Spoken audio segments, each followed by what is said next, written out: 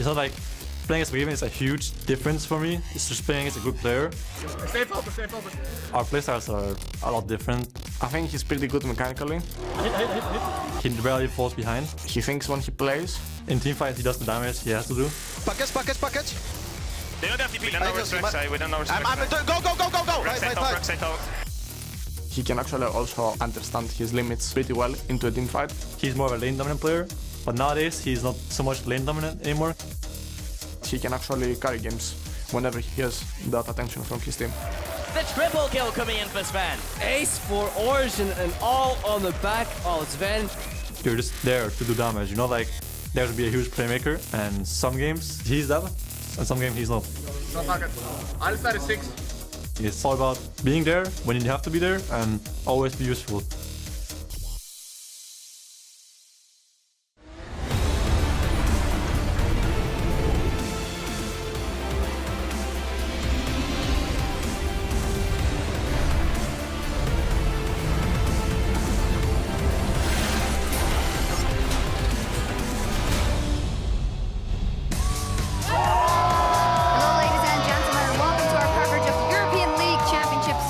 Moments ago, the fans were filing in. Trevor and I had a little bit of a fan meet with the people here inside, and the Elements are entering the building for the first match of the day as they are up against the Giants. There's Mr. Riles giving a cheeky look at the camera, and of course Pepinero had a great game yesterday, and there they are, the fans absolutely excited for the continuation of week 6 here in the European LCS, absolutely ready to go.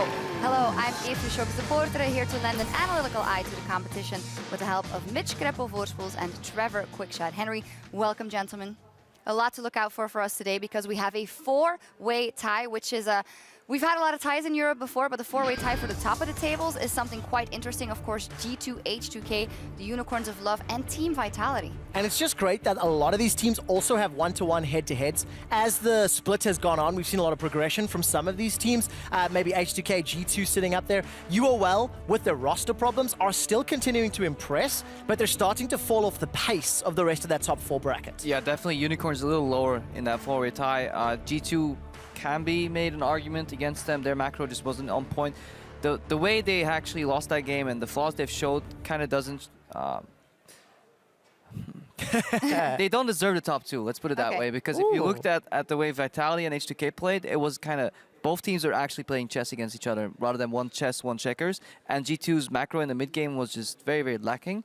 And they play their style well, but I think Vitality and H2K showed more flexibility. I'm excited to see how H2K bounce back now that Ryu's going to be back scrimming with the team. And I also want to see Vitality continue this consistent run, because coming into the split, Shook and Nukeduck, I didn't know how good they would be every single week. And the last 3, they've been phenomenal. Yeah, H2K and Vitality in our minds are tactical and maybe best teams in that top 4. Do you think that OG or Fnatic, who are just below that top 4, deserve to be in it? Well, I think at this moment? Top 4, no. Not by a long shot. Are they still in the top 6? Yes, obviously. We've got this very clear divide of top 6, bottom 4. I mean, Fnatic are 1 game behind. You know, their record 7-5 versus the 8-3. So, well, 7-4 rather versus 8-3. It's very, very close. What we're just seeing is too many mistakes from both Fnatic and Origin, week to week to week, and they're not growing the way they should be. Let's talk about a lot of mistakes. Yesterday, it was a messy day over here in the European LCS. Before that last game of the day, H2K versus Vitality, which was, of course, of high tactical level. All the teams that won had been at a deficit at 10, at 15, and at 20 minutes. It was just absolute chaos. What do you think happened to the teams? Europe's just the greatest region at playing from behind. What can I say? No, Kog'Maw happened for 1. Obviously, this pick is a really good late game carry. And I think, to sum it up, is a lot of these drafts played out.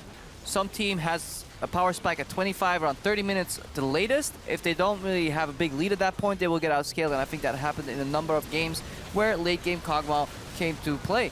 In the one game, Vitality versus H2K, it was actually super close, and late game Kog'Maw could actually almost carry that, despite playing with Lissandra and Malphite, who are quite notorious to have very early spikes in the game. And if you looked at some of the games that were won from behind, a lot of those was because of mistakes by one team or the other. G2 really giving the game away at Baron to Fnatic, allowed enough time to stall for Fnatic to come back into it. Gamsu just point and click with Maokai, and they can follow up. Later, or early in the day rather, Origin, they needlessly dragged out their game 20 minutes by misplaying a 2v2 in the bottom lane. They gave Elements literally 20 minutes of breathing room, but they bounced back and played the map. So I think more heads-up play, less individual mistakes, and we'll see some of those come from behind wins happen less. What do we see in terms of 6.3 besides that, besides Kog'Maw, of course, the prevalence? Corki could have been less picked as a flex, but we still saw him a lot. Yeah, we saw less Corki. We went over that yesterday, but I think the most important thing that we have to realize is that the Fishio was wrong. Let's just talk a little bit about that. 4 out of 5 games Gragas picked. Yeah, we'll talk to him in a little bit, but yeah, he came into the week saying, Gragas, I don't think is going to be played that much. 4 out of 5 games, he was picked or banned. I do think there's a little bit of fairness that 30% of all the bans yesterday were jungle bans. So obviously when that pool gets hit and gets limited, and Nidalee's first picked a couple times, we'll see Gragas up there. I still prefer seeing Gragas to the Nidalee. I feel Gragas offers a little bit more than what a Nidalee offers, just in terms of some of the kit that Stress was talking about, some of the disengage, the meatiness, as it were. I also prefer him going Cinderhulk, which we saw a couple times yesterday. So it's nice seeing him back in the jungle, and hopefully it stays that way. Yeah, you like the meaty junglers. I have grown a fondness of slender junglers like Nidalee, because I was the complete anti-Nidalee. I really didn't like the pick early, but the way people have been playing her later in the season, or maybe they've always been playing and I was wrong, is just that they're very farm-centric. They outpace their opponent by choosing to farm 2 or 3 extra camps while that opponent is going for a gank. If that gank doesn't work, you are now so far behind in the jungle in terms of tempo and map movements that Nidalee will just come in and take your farm away from you. And I think that's really cool. Decision tree kind of, you know, do you match the Nidalee in farm and get outpaced anyways, but less, or do you actually go for the risky gank? Stuff like that I think is fascinating to watch. Well, we'll see what the junglers go for today and how the play goes on the new patch as the fight for playoff contention continues, with Elements facing Giants in just a few minutes.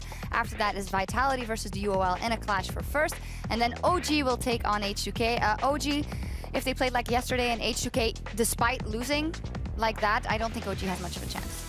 I think that's fair. I think H2K still looked good yesterday up against Vitality, and I think even with Ryu, that last engage, maybe being a little bit ahead of the rest of the team, they still look very good. Their macro game is still on point in terms of how they play the map. I'm very interested to just see how that bottom half of the table is also going to play out. The fact that Elements has to beat Giants if they want to start, put some distance between promo relegation and that safety spot in 7th. I want to see if Vitality can put some consistency to their honestly very clean gameplay overall, and some of these really, really fun combos like the Zillion Bard. Even though they didn't kind of knew about the Thresh interaction beforehand, they adapted a little bit around it, and they seem to play very controlled. And I think that controlled style should actually work against the Unicorns that are showing up right now, because they're kind of regressed a little bit and a little lost, and I think Vitality should be... We get to see how good Vitality is against Unicorns today. Yeah, whatever happens in that game later on, we'll also have Team Vitality's Cabochard joining us. So send us your questions for the hard carry top laner with the hashtag AskCabochard. And be sure to send your questions at LOL Esports, and we'll run your thoughts by our guests later today. For now, though, we're going to check in with the Fishio to hear he's here. his thoughts on the Vision game in 2016. What do you know? I'm here, guys. I heard everything. Today in the Telestrator, we're going to see how the LCS teams are warding, but not the Gragas junglers. We don't want to look at their warding at all. It's every other jungler instead. So we have collected data from the early game of every team, how they ward between 2 minutes and 10 minutes. And you can see here on your map how the thicker the dot is, the more wards have been placed, or the thicker the red color is, the more wards have been placed in that spot. And we have decided to highlight the 6 most common ward spots for teams in the early game. Obvious ones around the mid lane. We have the 2 here in the river, in the small bushes. Very clear. You get to see almost everything because you have 4 different paths leading to this ward. You can see if teams are roaming from lanes, if they come from the jungle, if they enter the jungle. You get all that information. So this is the most important ward almost in the entire early game. 2 other ones are at the Raptor camps. These are being placed by the enemy junglers because when they invade in and steal your camp, they very often place a ward. It's the same as this one. You have basically 4 different paths you're going to see. And it's just the most normal and efficient jungle path for any jungler to take when he enters the jungle and leaves the jungle, to walk through here, and you will spot him and get the information. The 2, should we say different wards, or maybe not too expected ward placements, are down in the bottom lane, Tribush, and then up here in the top lane as well. And these are very specific. First one, down the bottom lane, it's because when you're the blue side dual lane, you want to have a pink ward in that bush almost all game or all laning phase long, because you want to have that path for your jungler to gank. You want to obviously deny that vision from the enemy. The thing is, when you're fighting against two people, they can often fight you for these wards here. So they will go in and try and contest it. They want to place their own wards, so they have tri-bush warded, and then this bush here. Together, you block almost any jungle path, except for people who can jump over the wall. And that's why you have a dot here, because that's then the third placement you're going to have to spot every single gank coming towards the bottom lane. Top lane is somewhat the same. We have up here the tri-bush, where there's always going to be a pink ward from the enemy top lane, the red side top laner. That means when you are on blue side, you want to place your ward here in the river bush, because then combined with the ward down here, you're spotting everything. You have control of the river. You can see any gank happening, and the gank is going to happen in front of you. That makes it a lot easier then to flash away or dash away if needed. If people are ganking you from here, instead of them trying to like sneak around you and suddenly surprising you if you're pushed too far up. So that's the two common places on the side lanes, and it's very, very important to remember those, because we're going to see in the clip now how Gilius and his team have these spots here warded. You see this bush here, that's the river bush, that's being warded up. Down here in mid lane, he knows, okay, there's no ward here. There has to be a ward around mid lane, and that's where the pink is placed. So he's hugging the wall, and that actually means he can dodge around it. He doesn't get spotted. It's a very clever ganking path. He steals away a camp, and he's looking to gank the Tahm Kench up in top lane. We're 5 minutes in, by the way. We talked about that pink ward in the tri-bush here from the enemy team. He knows that as well, so he's going to jump to the golems to dodge around this ward for as long as possible, and then he's going to sneak around it, and he won't get spotted until here when he passes the tree, and that makes it so difficult for Kikis now to react. Again, he doesn't have a flash, he's already been ganked once. It's an easy kill now for Elements, and it's Gilius and his team having the correct wards in the river to then know, okay, there's only 2 places that can be wards from G2, and then he just dodges around them very, very efficiently, and he sets up a gank, and he gets a kill. And talk about the junglers, we're going to look at how blue side junglers are warding in the early game, specifically just the blue side junglers only. We're still 2 minutes to 10 minutes, so we're in the early game. A lot of the wards are the same, but you see a lot of focus in the enemy jungle. And the reason we have 2 spots here, we talked about the Raptor one, you're spotting everything, 4 different paths walking in. The second one is in front of the red buff, and this is very often a pink ward. And that's because as a jungler, you know what the most efficient jungle path is for the enemy jungler. And that's going from your camp straight down to another camp, and then move over to the other lane. That means the jungler will not check this bush when he walks by.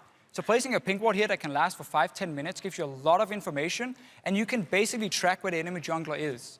Same goes for the blue side jungle, which we're going to jump to now. So down where the blue buff is of the red side team, obviously. And that's where you're going to have to see the same kind of situation. This bush right here is also often being pink warded for the exact same reason. The most efficient jungle path is moving this way into your jungle, take your wolves, take your blue buff, take your grump. That means you don't check this bush. And often the ward here will then spot you walking by, giving the needed information to predict a gank or just know where the team is sending their members so you can then make a play on the other side of the map. Around the blue buff is very obvious, 4 different paths coming in, even 5 actually, so you spot all of them. And then we have the specific ward down here in the lane behind the grump. That's in lane swaps. Because when the tier 1 tower dies in a lane swap, this ward right here buys you more time to understand and know how long can my top laner sit and farm. Because they will always freeze the wave and get as much farm as possible. So when they see where the enemy is sending their dual lane after the lane swap, or they see how fast they're going to come down to stop you, you know if you can get 3-4 extra CS, or you need to just back away instantly. So it's a very clever ward. It's just safety, and it allows you sometimes to be a little bit faster on the play. Last spot we're going to look at where the blue side junglers are warding is around the mid lane. Because we notice a very specific trend from the LCS junglers, where the junglers will always, almost always, ward on the bottom side in this mid lane push. That's because they prefer to start on the top side of the map, due to the fact that your dual lane often wants to do a camp at level 1 on the bottom side. So they will start top, get a leash from the top laner, then path down towards the bottom side jungle, and then in like 3 minutes, you're going to walk in and you're going to ward right here. Second thing is just the way the map is built. It is a lot easier to do your camp and then walk straight over here, ward in the bush, and then walk down towards the bottom side. top lane, you can see you have to like kind of move around a little bit, move in towards the mid lane, then move back out. It's not efficient, and every jungler wants to spend every second on something useful, not walking into place, a little ward. So that's a nice little trend from junglers, but it does mean someone else has to ward up here, and that's going to be the mid laners. So we're going to see how they are putting so much focus on warding the top side bush, and especially very close to the wall, because this is blue side. So the blue side mid laner will walk close to the wall over here to make sure he never face checks anything. You don't want to walk straight into the bush. He walks around it, and then he walks over the wall. So they're placed around here in this area, and not so often down here because the jungler is taking care of it. Look for it in the LCS. If you see the jungler come to lane, and you don't notice him ever really go to the side and ward, there's very high chance this is not warded from the blue side, and that could be an opening and a good ganking path. So this is how the LCS teams are warding, specifically the blue side in the early game. Hopefully some of it is useful for you guys in solo queue. Remember, wards, they do save lives. I know they don't look very sexy in game, but they are super, super important. And now, we're just gonna toss it over to the casters, but before that, we're just gonna listen to Adam talking about how Giants can turn the season around. Like, we had a lot of problems, and we weren't the strongest team. So we needed synergy and team communication and everything. And it's kind of hard when you're from the bottom and it doesn't motivate you to keep losing. But now it pays off. As you can see, now we won. We want to win every game, and we focus for each game. And now we just have to keep working, and then I think we can come back into the game. Richard Polscam here with my dynamic Q partner in crime, James Stress O'Leary, to bring you our first contest of the day between Giants and Elements. It is. Let's get right into the lineups. I'm ready, Pulse. I know all about warding. Let's go. Let's check out these two teams. And first off, on the blue side for Giants, it is top lane Atom, jungle Betong Yoka, mid lane Peppy, AD carry Adri with support Godfred, and coach Lozark. Now their opponents, it's a lively crowd today, so I'm expecting a fair amount of interaction. On the red side, it's Elements. In the top lane, Who is it? Jungler is Gilius, mid lane is Ica, Mr. Alice is the AD carry, support is Sprattle with their coach on stage, Nif. And honestly, you look at this matchup, I think the biggest story coming into today is for the Giants. Their mid laner, Peppy, yesterday actually looked a lot better than he has in previous weeks. He actually showed up on the Lux and got those 2 kills to start the game. Unfortunately, it wasn't enough for Giants, but still looking like his old form, perhaps. But even throughout the rest of the game, 100% kill participation in a lost game. 6-3 and 6-0-3. Yeah. That was a really hard stat to read up for some reason. Look, there was a lot of knowledge about wards. I'm getting ready. I'm so ready for this game. But Peppy, you know, he farmed very well in that game, got the early kills. Unfortunately, Giants couldn't get that Cogmore composition to work for them.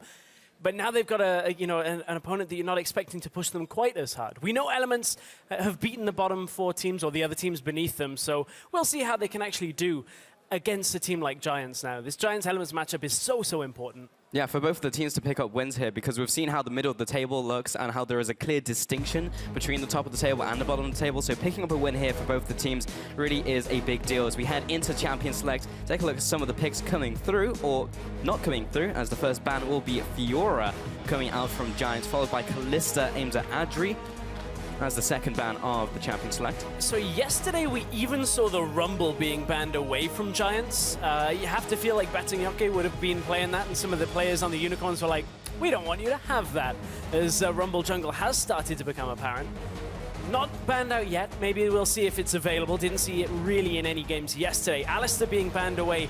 Now that Callista's off the table as well, but we know Sprattle's had these good Alistair games. His stat lines have been typically right up there. He even nearly got MVP, I believe it was. He was on the OP5 in week 2 for his Alistair. Yeah, in fact, Alistair was the most banned champion against Elements, so it makes sense. The last ban will be Morgana again. Aimed at Ica this time, can also be as a flex, but Ica has been playing a lot of Morgana recently.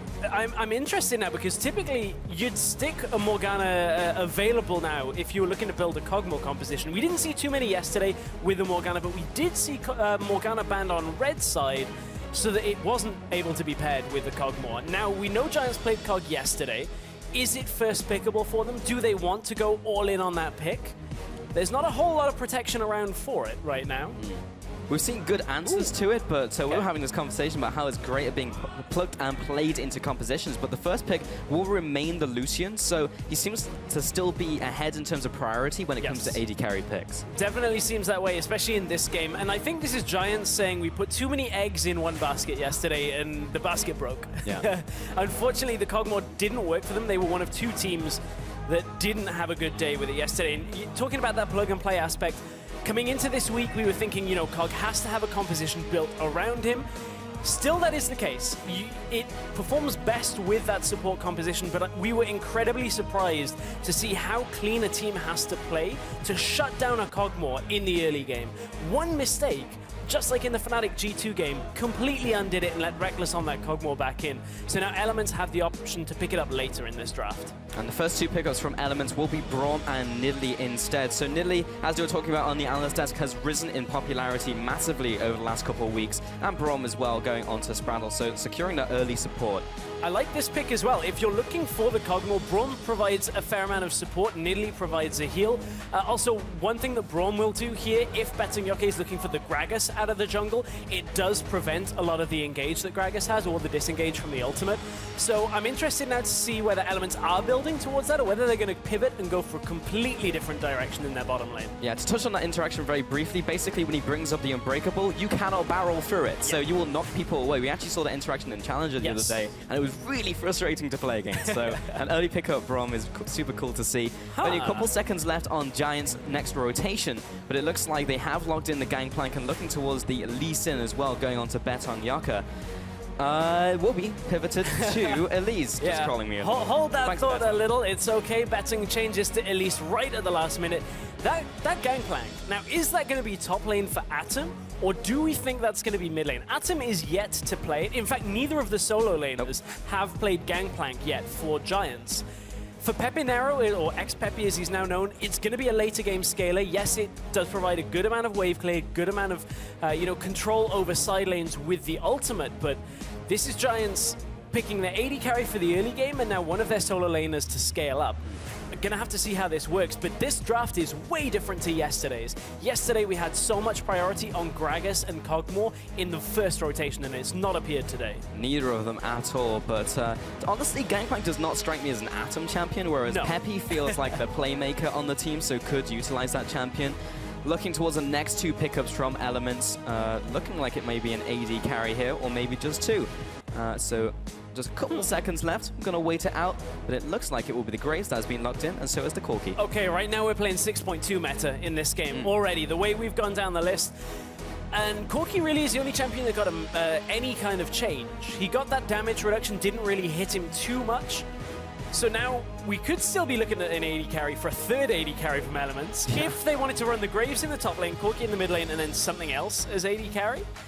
I do think that they'll probably just take the Corki into Lucian matchup, though. The funny thing is, Graves took a huge hit on 6-3, and then Kappa played him in the top lane, was just like, better nerf him harder next time, Kappa, and he just had an amazing game. So even the fact that he's still a priority pick is really cool to see, but it will probably be the top lane is what I'm expecting here, especially with Nidalee being locked in.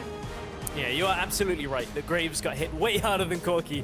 The additional animation on his Q was quite frustrating, actually, and the damage, Speaking of dynamic Q partner in crime, Pulse, there was a game where you didn't realize, are we going to see it? Are we going to see it? We are! Yes! Okay, so the dreams has been played in the LCK in the top lane into multiple AD carry compositions. Obviously, it's incredibly tanky and also returns a lot of damage. The problem is, he now has to try and utilize that, the weird gank paths, the timings where you can use Powerball to roll into a lane and catch people unawares. We're going to have to see how Atom can cope with that. Oh, I am so excited about this pick, Stress. You may have to hold me back during the game from just talking about him all day. But Barla's also picked up. I spoke to Kasing yesterday, and there's a lot of interesting interactions on that champion, specifically the one we saw with Thresh. But definitely, I love watching Bard play in this one. We saw it with the Zillion combination, but this time we have Gangplank in the mid lane. Most likely, since we have the Rammus locked in. Don't expect to see AP Rammus mid lane nowadays. But yeah, waiting on that very last pickup from Elements here. and just going to wait for this one to tick down. This has been definitely a long champion select from Whoa! That pivoting is, to the hang Azir. on. The Emperor of Shurima has arrived, ladies and gentlemen. Is that our first Azir of the split? I've been waiting for somebody to pick up Azir. It may be the second. Peppy has played it once before. Okay, yes, you are right. Yes, he has played it. But Azir is a champion that has gone so far down the list of priority mid laners. Again, it does provide a scaling component. Obviously, an engage/disengage setup. They're running poke from the Nidalee, from the Corki. They've got protection from the Braum as well. So Elements, I feel like they have this weird kind of composition where with a Corki grouping with the Nidalee, they should be okay. But if they play around the Rammus, that's going to be the key thing for them this game, in my opinion. Yeah, what an answer to Rammus, by the way, because he completely counters out heavy AD compositions. Yes. You pick a big AP mid laner in the mid lane with Azir, and you can push him back when he power balls into you. It's just like, I love the pick. And it's a scaling mid laner as well. It's not like a LeBlanc or something that will have presence in the early game, in the early mid game, and then if you don't start really killing the tanks, that it just falls off. So I like that pick. I actually was thinking what is available in the mid lane. Did not put my mind to Azir, but there we go. The Emperor of Shurima. Okay, you can see the full compositions and the players utilizing the champions on the Rift. So join us in the discussion on Twitter. Tweet at LOL Esports with hashtag GIAWin and hashtag ELWin. And we'll be getting into this game very shortly. There is so much on the line for both these teams, and they are pulling out all of the stops with all of these picks coming out here. And the crowd is definitely behind at least one of the players in this game, Stress. Steve has the crowd chants behind him as we get into game. Giants up against Elements. Well, Steve's got his work cut out for him in a Graves versus Rammus matchup. I don't know whether that's a matchup I'd really want to play. That's I would like to play if I well, was Rammus. I can't auto you, and I can't auto minions behind the minions that are in front of me. So there's not a whole lot of options here. Then get taunted, and no more farming for any of you. But anyway, we'll see how Steve can utilize the end of the line and the rest of his kit. But you have to feel like it could be a tough one. Better, okay? Maybe by the Winter's Bite. They're going to follow up. There's a spear. Peppy is there to help out his ally just a little, but Elements will still get the invade opportunity. Place down some of these deep wards that DeFisher was talking about a little earlier, specifically the ones that will maybe see out a lane swap up. So there you see 2 wards coming out, so that will spot both the base gate and also the lane. So there is no way for someone to pass through there and get to lane. Another one that I like is they actually warded mid lane at the very same time in the lane as well. What that was doing was just tracking where the rest of Giants were kind of fleeing from their side of the map, just to read in case you get the information of where the duo lane crosses through, anything like that. So it's just an interesting ward that we don't always see, but that is Fervor of Battle Azir. Fervor of Battle Azir, also Fervor of Yeah. Battle Graves, Bond of Stone Rammus, so there's a lot to talk about here. But yeah, Azir basically, because he auto-attacks a lot, he'll be stacking that one up in the mid lane. Top lane, a lot of top lane Graves have been going for Thunderlords recently, but moving to Fervor, because your skills, when they hit multiple targets, you stack it up incredibly quickly. And when you hit multiple targets, it hits on every single one that you hit. So it's a different playstyle, it's just a different way of playing the champion, but it deals just as much as damage of Thunderlord. They also deal Fervor of Battle bonus damage on the soldiers as well. It's one of the exceptions here. So as Ica gets that Fervor stacked up, the later the game goes, it's just going to chunk through. But it is Scalar versus Scalar in the early game here for Peppy and Ica. So as much as Ica is taking damage right now, he's probably just going to heal that up. I don't expect either of them to go overly aggressive, both running teleport as well, so nothing like Ignite kill pressure either. I feel like this is one of the more mechanically intense champions we've seen Ica on, because when we used to see Azir a lot, he's a difficult champion to play. You can't just pick up Azir and play him well. Godfred's looking for odd timing. Yeah, he's looking for this gang to happen, going through the minion wave, looking for a place to stun him against the wall, does not connect the Cosmic Binding, and Ica comes in with a punish onto Peppy. Both of them took a little bit of punishment there, but Ica is low on the mana reserves. Yeah, actually a bit of a backfire there from Godfred. Didn't quite read the timing of the minion wave, was maybe looking to use the Cosmic Binding off the front minion and get that lockdown, but just read it. The second one comes in and it blocks any chance of a Q, so no real ability to get that mid lane kill. Now they've grouped on the bottom. It's 4 from Elements here. 3 from Godfred. Oh, the minions are doing so much work right now, though. Blocks the spear out from Gilius as well. So Atom's going to be down here. This will mitigate, just the fact we've seen some lane swap-ups will mitigate the kind of matchups we were going to see with Rammus, etc. But it will get him later into the game without feeling maybe as much punishment from Graves, who will just auto-push him in. And now he has the support from Godfred and Betong Yake. At this point in the game, though, you can see Adri at the top side of the map is being given the solo lane experience, being given the solo...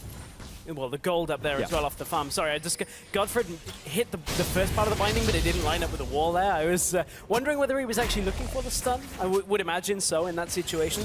But Adri is shoved up.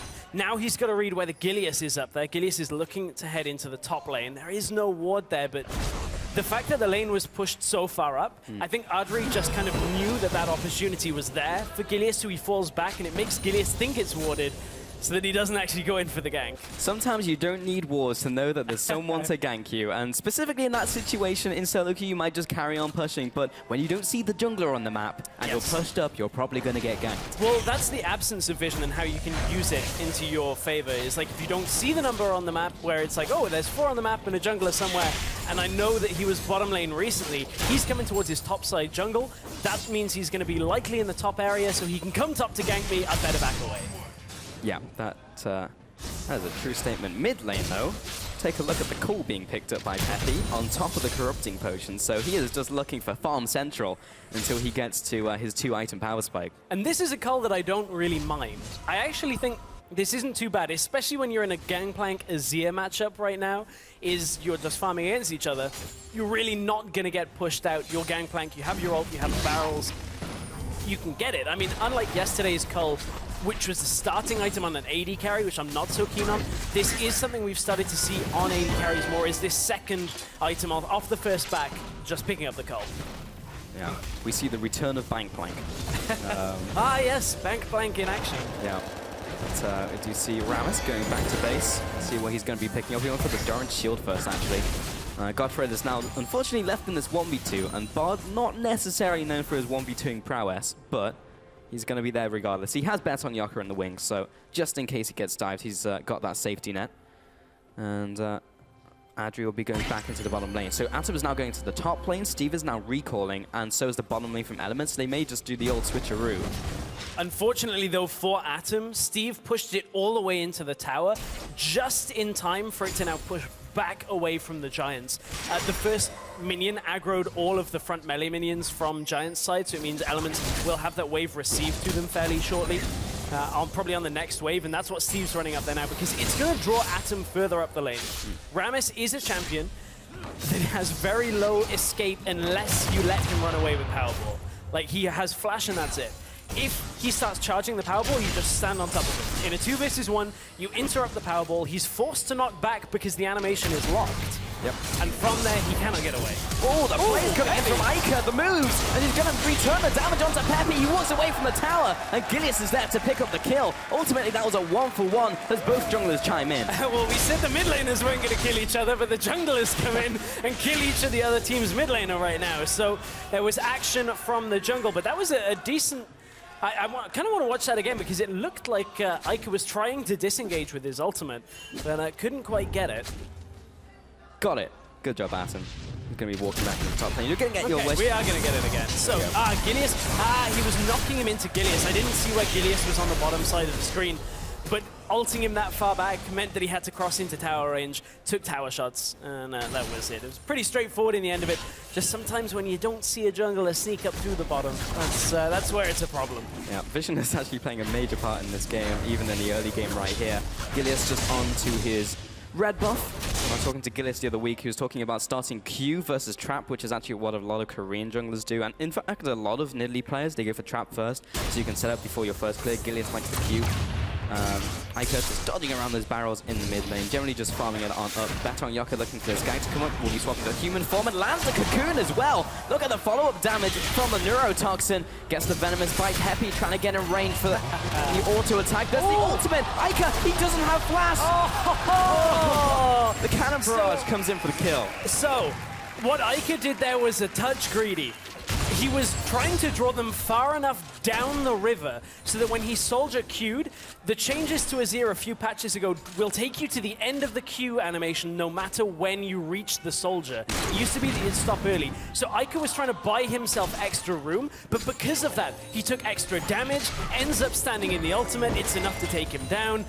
A little bit unfortunate for Ica, but he should have soldiered earlier. Should have soldiered earlier. Wise words, Strash. Stretch.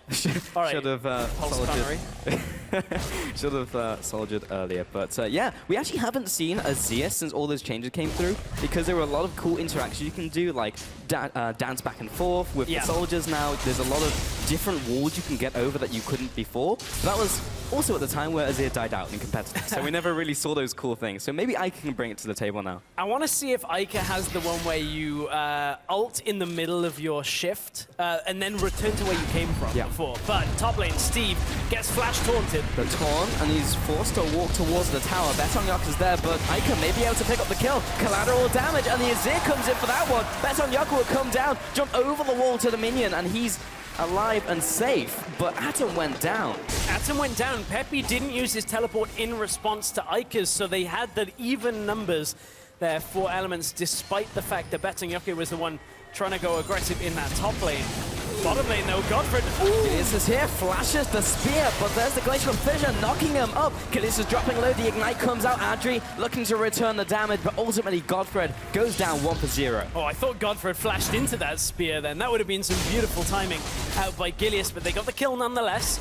Godfred had to use his ult and both summoners in that bottom lane, and now Adri is there on his own against Sprattle and Mr. Rales, who, while the farm is even between these two, Mr. Rales and Sprattle will be happy that they're getting these kind of picks, because all they need is to get Corki to the point you can group with the Nidalee, and as long as the Azir is doing okay, you know he's there for the later game. Problem is, Ica has died twice so far this game. He has, but he will continue to scale, and that's kind of something they didn't have versus Origin yesterday, where they played the early game so exceptionally well, and then just didn't really have the game plan past like mid-game and late game to respond to Origin, who took that great team fight. This time with Azir, they have all the tools to go for a good team fight, as well as the poke on top of that with Nidalee Corki. And the ward you just saw Steve place is the ward that when you're expecting a gank, but don't want to go to the tri-bush because it's not safe, that's the one you place. Because it's just enough time that if your flash is available, you should be able to survive. But it's safe enough that you don't have to face check anybody, because otherwise Betongyak would have just gone aggressive there. Indeed, and Peppy is currently 45 stacks remaining on his core, so he's going to be cashing that one in fairly soon. Over half the way there. That's Blue Wolf going over to him as well to keep that farm income going in the mid lane. Even went for the Sheen first, because first item will be Triforce, but sometimes you see them go for the phase, so you get the extra movement speed when you kill minions and you just kind of back away and carry on farming. But a little bit extra damage there when he decides to harass. And Gilius coming in for the counter jungle as well. Godfred was coming up, so I think he got vision of them, just tagged them on the way down. So they know exactly where elements are, but they are securing a lot of vision in the bottom side. Oh yes, they have a lot of wards down there. Not only wards, the other side of it is that Gilius has been doing fairly consistently this game is placing traps in the common ward spots that you saw Deficio talking about a few minutes ago. He's actually been placing them on, you can see one right behind that red buff on bottom side. Just so that if anybody was going in there to check a ward, they proc the trap and you get the vision of them. So it's punishing people checking the ward spots that aren't normally cleared out very easily. It's the next level Pulse, the next level mind game.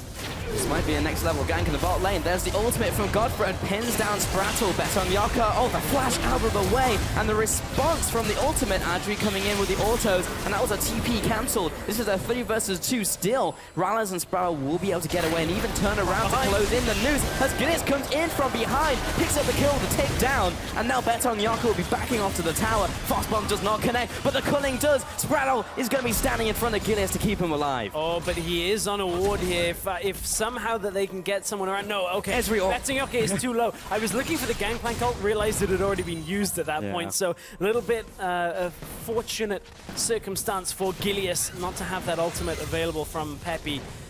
But that means Elements will take this tower. It looked to be a bit rough when Steve cancelled his teleport because Sprattle and Rallies were still going forward. They were still looking for that engagement, all because Gilius was coming from the backside of the lane through that bottom side jungle, because that's what the vision control that they established It's two things from Elements. One, the vision control, and two, how well Gilius has been playing this game. Yes. How many counter ganks have we seen so far? We have seen a lot of counter ganks, and this is another example of where Gilius, so for the beginning of this, he's actually in mid lane.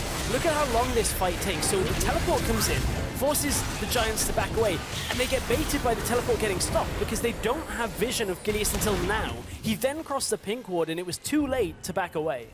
Steve in the top lane almost under attack, and what's that? We have Gilius here for the counter gank. Mid lane though, looks like we're gonna have Ica looking for another play to flash the ult, and Peppy will just flash the whole combo. That was a flash for flash, but the ultimate used from Ica there. Gilius maybe a little over aggressive now, will have to flash defensively back to his side of the map, and then doesn't have that one for the next 5 minutes. Now Giants will go back into the jungle and carry on farming. Godfred's actually gonna help out with this one as his bottom tower is dead.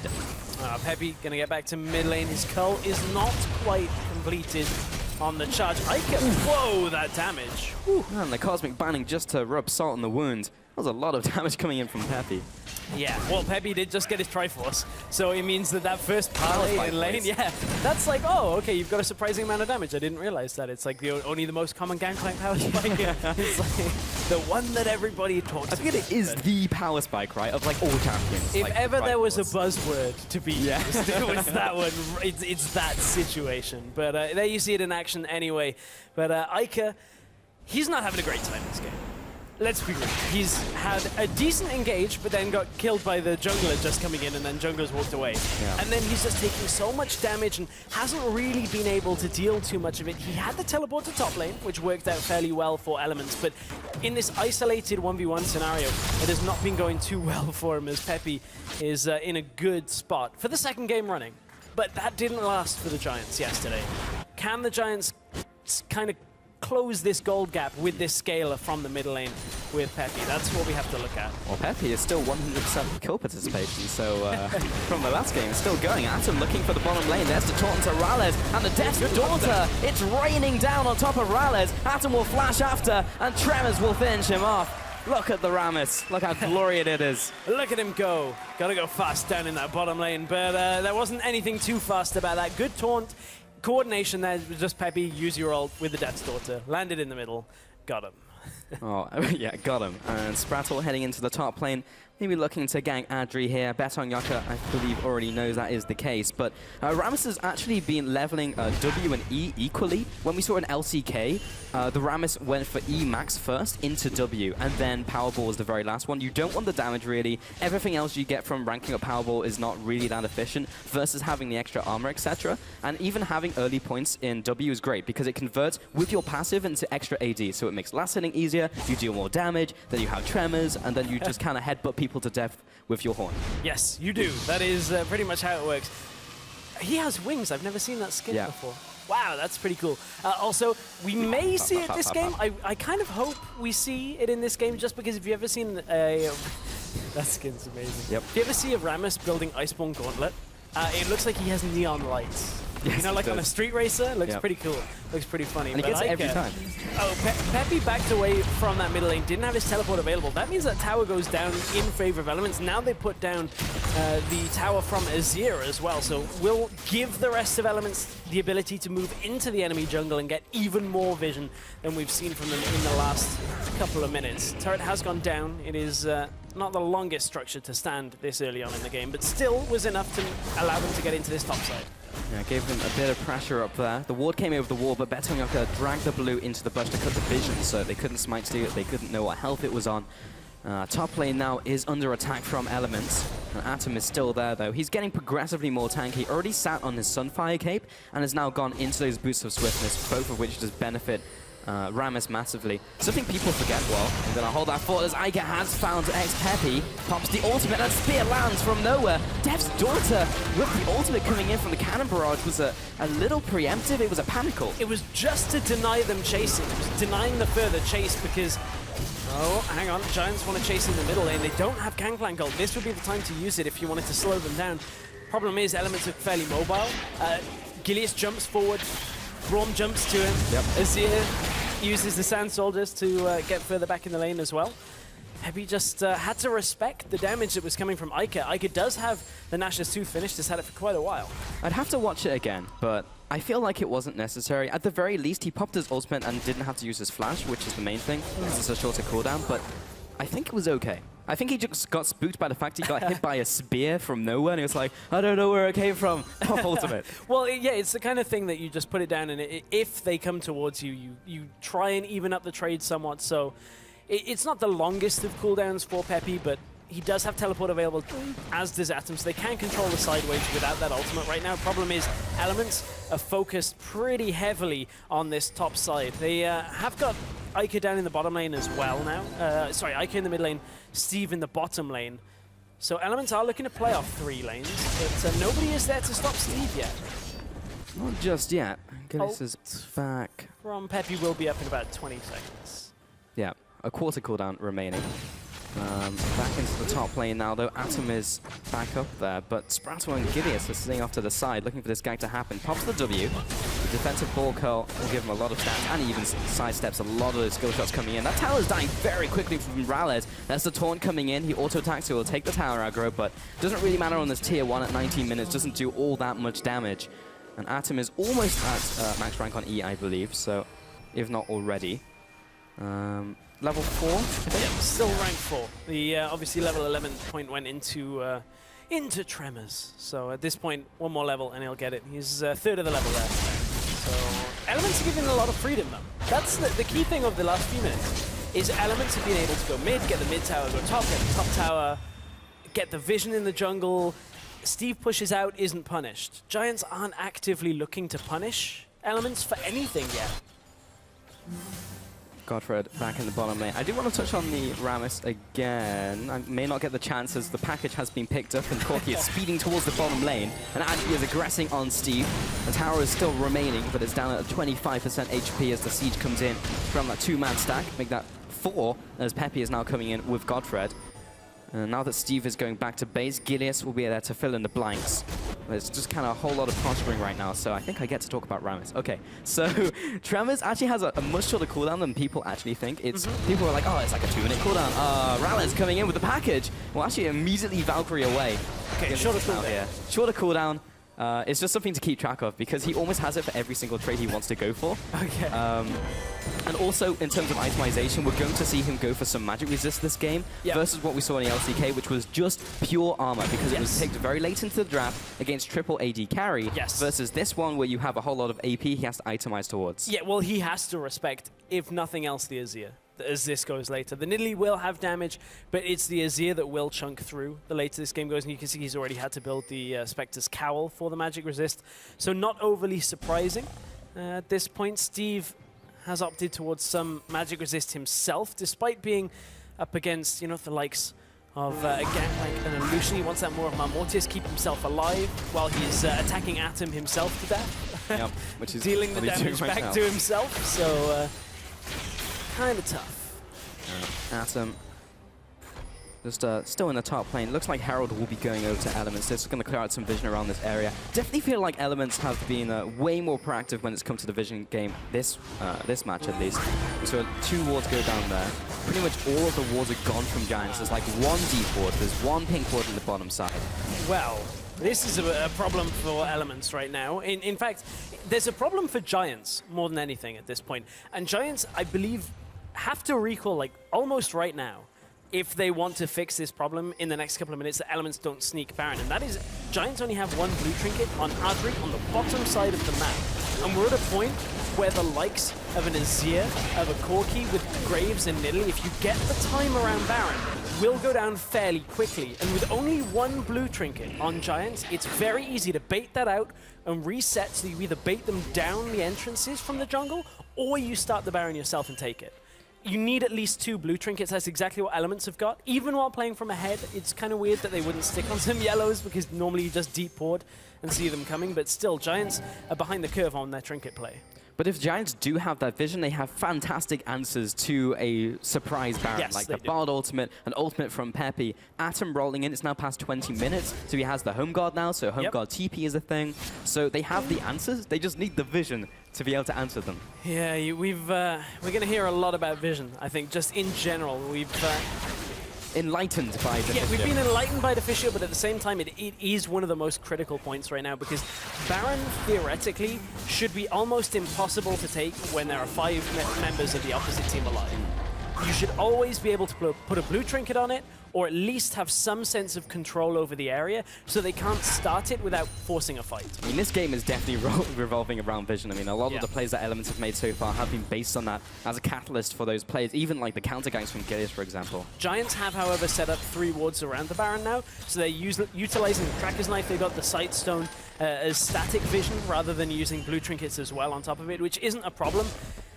But obviously having that blue trinket to just reveal an area is a lot better just on the fly for when somebody is taking the Baron. Once these wards die and once the Rift Scuttler runs out, that vision is gone from Giants and it's hard to re-establish. They're going to try and contest this vision. Ica has found Betong Yaka, gets a couple swings off with the Sand Soldier before Betong Yaka backs off here real quick. XPeppy back in this middle lane. Already has 1 point in the ultimate in terms of Silver Serpents and Sentiment to upgrade it. Trying to get these barrel mechanics off.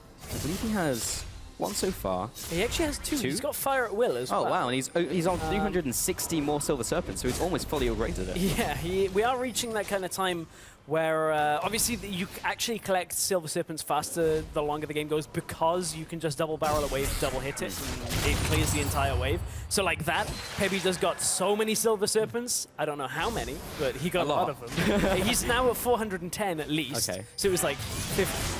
Yes. Since we started talking about I think we mathed it. Roughly. There we go. But yes, there's kind of like this moment in the game where it's just like speeds up exponentially. Yes. When you get like 1-2 items and you can instantly clear that wave, as you already mentioned. Because early game you get a little bit less, it takes you longer to get your first upgrade. So long. Once you get your first one, it's like you have 3 in the next like 2 minutes. Because you've got to parlay individual minions, because your barrel actually isn't strong enough until you get Trinity Force to even clear the ranged ones. You're like, oh, I gotta harass them with my Grasp of the Undying. And it's like, oh, but I just missed some gold there, so. Yeah, a lot of hard decisions that Gangplank has to make in the early game. It's not really that hard. But he has his ultimate back available, sitting on the Hex Ring Canal. Adam is rolling into the bot lane. He's gonna give Steve a bump, and he's gonna taunt him. And Steve is not doing a lot of damage to Atom, who's popped the defensive ball curl, and is still chasing after him. There's the Tremors as well. You can run, you can hide, but you will get your Hex Rinker popped. Yeah, he got his Maw popped at that point. So one thing that Steve is hoping the Maw does for him is because of the damage that is returned from both Thornmail and Rammus W counts as magic damage, he's like, well, I'm going to make my damage stronger, and then my resistance is stronger to make the damage that's returning from me weaker. This is how it's going to try and work. But we just saw it in action. Doesn't work too effectively because Atom still can just run up to you, taunt you, and then use Tremors, and that's a lot of damage itself. So a rookie mistake some Rammus players will do is they'll pop a W and keep hitting you, and then they'll pop like Powerball for the instant burst and the CC, but it actually drops down your ball curl. So you lose the auto attack damage you're getting, so you want to do it towards the end of the duration. Because if you pop W and then pop Q, you just lost an entire spell and all that auto attack damage. So if you're an aspiring Rammus player, don't do that. If you are, which I'm sure some of you are now after seeing it. Hasn't had the explosive effect, hasn't been going lane to lane, you know, with these the Powerball, which is so difficult to kind of account for the extra movement speed. So we haven't seen Atom have a massive effect on this game yet. Not yet, but where are you going? Well, there's nothing to jump to. Betting's just allowing it to de-aggro. Yeah. But yeah, one of the main points of Rammus top lane is he doesn't die. Like, you get into late game and you just don't do damage to Rammus anymore. Well, we'll see what Ica says about that. Yeah, that is true. He's on 288 farm right now, which is kind of a lot for 26 minutes into the game, just turning on 27. But on the other side, XPeppy has even more, so the mid laners have been going to town on the minions. Yeah. The minion death counts have been significantly risen in this game alone. It's a very tempered game. Between these two teams, Giants and Elements. You know what, I was thinking of using the word tempered, and then I was like, I hope he doesn't say use the bad joke. Here we go, replay of the last time. It's the same Get him, Adam. Again. Unfortunately, Rammus waddles at a very slow speed, so you can't really chase people. Didn't get the Maw pop though. This time it works out, man. It's he got the worth for Steve. He got the ult, that short ult cooldown you were talking about. It's always like 2/3 remaining already. Just used it. So good. Elements looking to group once again in this top side, playing off mid lane with Iker and bottom lane from Steve. Iker's pushed up and nobody's really there to stop him. Adri is umming and ahhing about whether he wants to go across the mid lane or back up to top. Decides on top lane, or decides on mid lane for now. But, Say that again. Yeah, so lots of poking, lots of tower objecting going on in this game. Objecting? I object to this tower. Objection! Thanks, That's what Element Mr. Right is doing right now. Yeah, I'm sure we can get that at some point. I always imagine Azir as like, you know, Phoenix Wright in some way. I don't know why. He seems like the type of character who would do that. Oh, Atom. He's trying to skirt around all the minions so he could give Steve a good old bump, but unfortunately minions are there, so it's not going to happen today. Give Steve a good old bump in this bottom lane. That's what Atom was looking for. Let's gotta go fast in this game so far. Just a lot of, well, we'll just wait till you make a mistake. Yeah, gotta go at the speed limit. Yeah, there's definitely no real laws being broken there. So we don't really need Phoenix Wright in this game at all. But we've got Elements, they're going to back away. Giants still haven't addressed their blue trinket problem. Elements haven't pressed them on it, so they've kind of had the easy way out right now. Yeah. But normally, as we were talking, you'll only stick to yellow trinkets if you are ahead, because they're easier to protect when ahead, difficult to protect while behind. I still want to see Iker do some funny mechanics with the soldiers and shifting sands. We haven't seen it. I know. We've just seen the standard mechanics with like just Rima Shuffle, and it's just like, oh, we know that already. Show us something new. Yeah. Like, yeah, I want to see the U-turn one. That's There's something good. I've been referring to as the dash dance, which is a Smash term, but because you jump back and forth really quickly, and then you kind of fake out your opponents. I've seen that a little in you know, high solo queue and like Challenger, etc., but haven't seen it in competitive just yet. The mind games. Mind games, yeah. I mean, it's a little less effective here because you have to use cooldowns and they go on reset. It's not quite like wave dancing. It's not quite the same, but can't do it as free-flowing. But again, Steve pushing bottom lane. Atom will go down there to try and take care of him. He's rolling his way down. Has a Banshees now as well. That's what that Spectre's Cowl went into, so looking at it, it's going to stop the spears, stop potential Azir engage. They can pop it just with a Raleigh rocket. Also means Steve can't just queue out. Although, I guess it would pop it on the way out, and then he'd take the damage on the way back.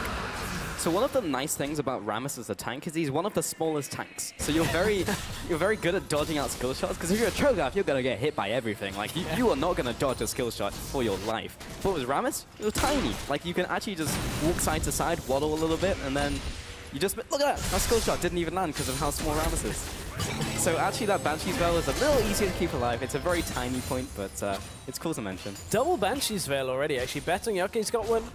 Really trying to just stop anything coming from Gilius and the likes of the rest of Elements when it comes to any of their engage. Means Betonyoke can be a little bit more aggressive here. Ooh, didn't even get hit by the soldier, so didn't pop it there. Elements are on the back foot. Teleport's coming in. Home guard play. And the battle hits 3 people.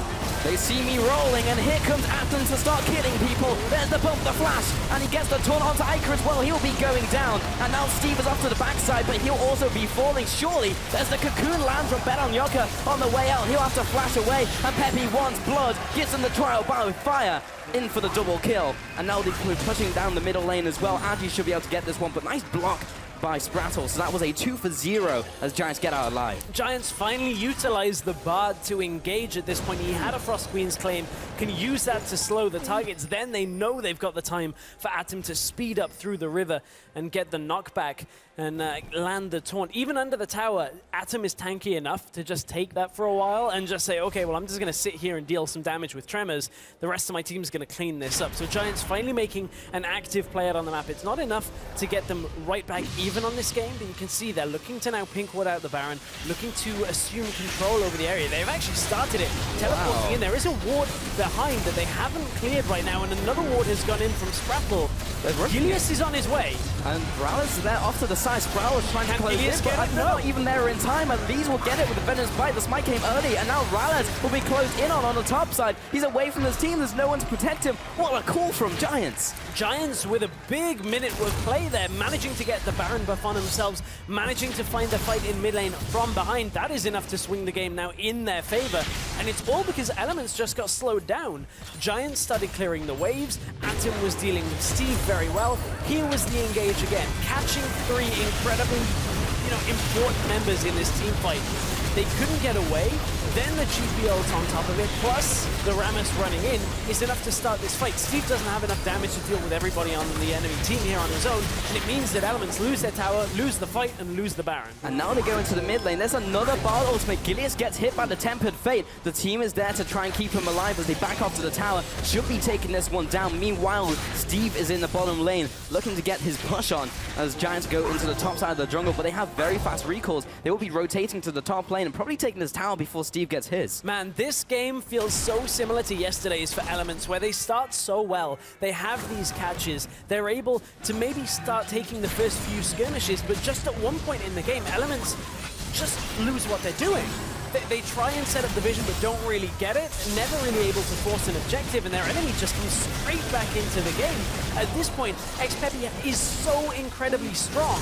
The problem is, Steve's in the bottom lane. He gets the taunt onto Iga, and he goes down instantly. The top tower falls, and Giants' push continues. 3 versus 5, but Steve is getting work done in the bottom lane.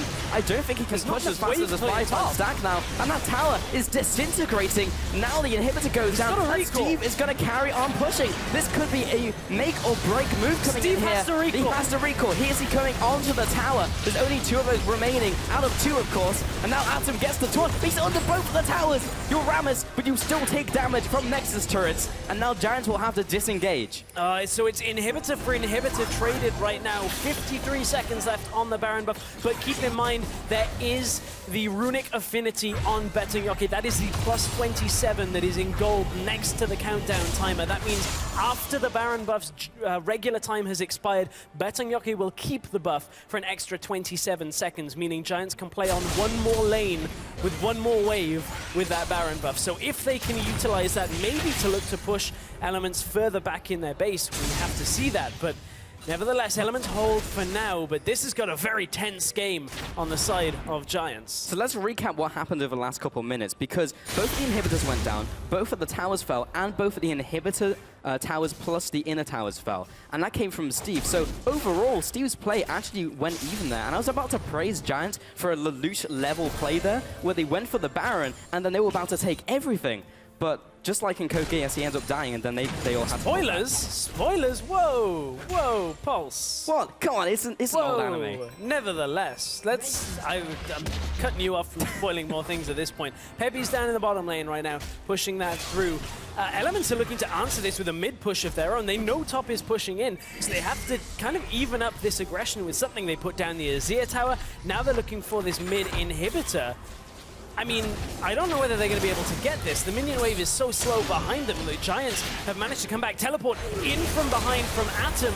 He's looking for an engage here. Elements may have pushed their luck too far up. Betonyoke maybe called out. Here comes Atom, though. There's the ultimate, and the tower is still standing. That will be dealing a lot of damage in this trade. Atom will have to back away as he gets pounded by that Sun Disc, and now he has to go back to base. Godfrey is also chunked out from that one, and Elements keep up the pressure, even after that Baron play.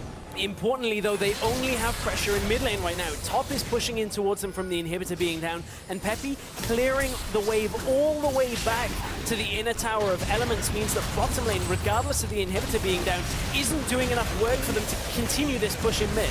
The Sun Disc is down, and now Elements have to get out of here. Sprattle does not have the ultimate for disengage, and Andrew's getting the poke out. They just need to stop the recalls because a tower will go down. The flash, Atom hits them with the Powerball. That's another kill onto Ica. Rallis is trying to kite away, but Atom is looking for another victim to taunt, and Sprattle will be going down here for the double kill coming in for Peppy, and the top tower has fallen. Elements are losing their base, and they are bleeding out.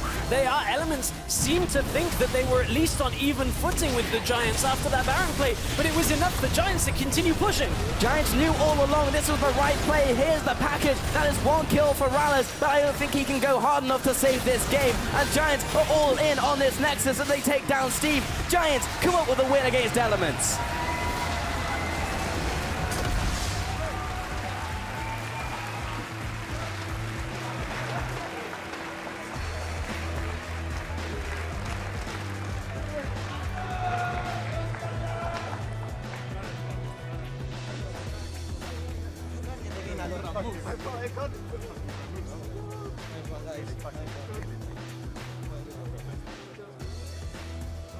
The faces on Elements look absolutely crushed, but Giants with an incredible win. Lozark even coming in there and just looks so happy after that win. And I've got to say, like, Giants have been incredibly upbeat even before these games, despite their record, and now the wins are coming in.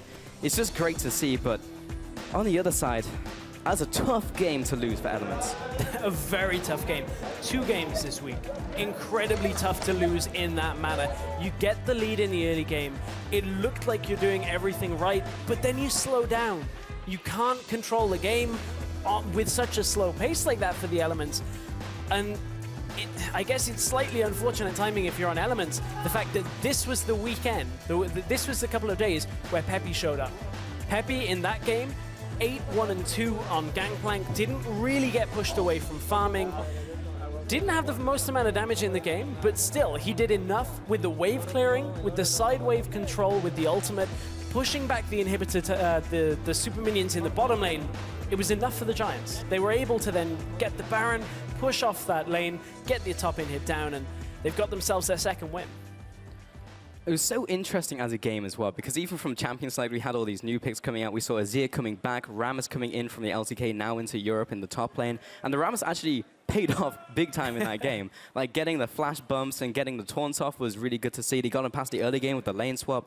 And it was just really well executed, you know, coming into this game. And they had it as an answer with the build-up in Champion Select coming in from Elements. And Elements thought they had their own answer, but you can't stop the Rammus. No, you couldn't stop the Rammus. I don't think it was the winning factor for this game. I don't think Rammus did anything that was too much more than other champions could have done. Obviously had a favorable matchup against the Graves, so being able to deny Steve a couple of times in the bottom lane was actually quite a unique thing for Rammus, but still, I think it was a solid game when it comes to the end half of the game for Giants. I don't think it was too poor. There were mistakes from both teams that slipped into it, but I mean, Giants will be happy to get their second win now, because that's going to be the biggest sigh of relief. Now that they've started winning, showing better games, maybe they now do believe that they can get that 7th place, because that's what these two teams realistically need to have as their goal in mind. Get out of relegations, stay in the LCS. I think for the first time for me as well, I actually saw growth from Giants. Like, we have not made them make strong, proactive calls that are well thought out. Like that Baron play, maybe a little risky, but they knew where the people were on the map. And even though we were kind of we're talking about their vision control through the game, they still had the clarity to go for that play and make it work, get a pick on Ralez, and close out the game and make a big power play from it. So really impressive from the Giants, and we just need to see that keep up in the next couple of weeks as we send it to on stage with Pyra, who is going to be taking a look at that second win for Giants. Thank you very much, Pulse. I'm joined by the AD carry, Audrey. Congratulations. It's your second victory. It's very, very late in this play, supposed to be getting that, but you guys have been keeping upbeat. Talk to me about the mental fortitude that you guys have been able to keep to start winning games again. Yeah, I said it the first time when we won, but like, winning a game is pretty big for us because we had 2 players who hadn't won any. So now you can see we're making a lot of more decisive plays, we're being more aggressive, and I think that's directly related to winning a game because they get more confidence in themselves and all that. I'm really glad you talked about the decisiveness you guys have had. You displayed it this game, the big calls, the teleports in with Rammus, and also that Baron call that started your snowball to win. What really clicked with the team? It seems different that you guys are now making these decisions quicker, snappier.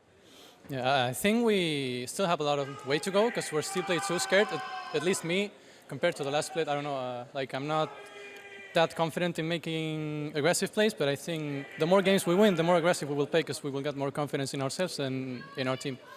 Well, I'm certainly hoping to see more of that. Now, you've got a tough schedule ahead, Vitality, H2K on the plate next week. What are your guys' plans looking forward to try and survive in the LCS? What games are you looking at that you absolutely must win, etc.? Well, I don't think we're being too optimistic and aiming for playoffs anymore. We're aiming pretty much to play relegations and win them, so we just have to be better than the other teams when the time comes. So I think improving is our main objective. Educational way to look at it. Well, thank you very much, Audrey, and congratulations, of course, on your win. Now, we've got to go on cooldown for 3.5, but before we go, we'll take a look at what Vizichachi thinks about facing off against Team Vitality. I think we are doing good right now. The team synergy is on point. However, we are making quite a few little mistakes that can lose us the game easily. Last time we just put him onto a champion that I feel comfortable playing against if he resorts to something standard, because I think his champion pool is not that wide right now. He usually plays like 4 or 5 champions max. So it's easy to make him play one of them. And then I just find something that's comfortable for me, and then we can just deal with him.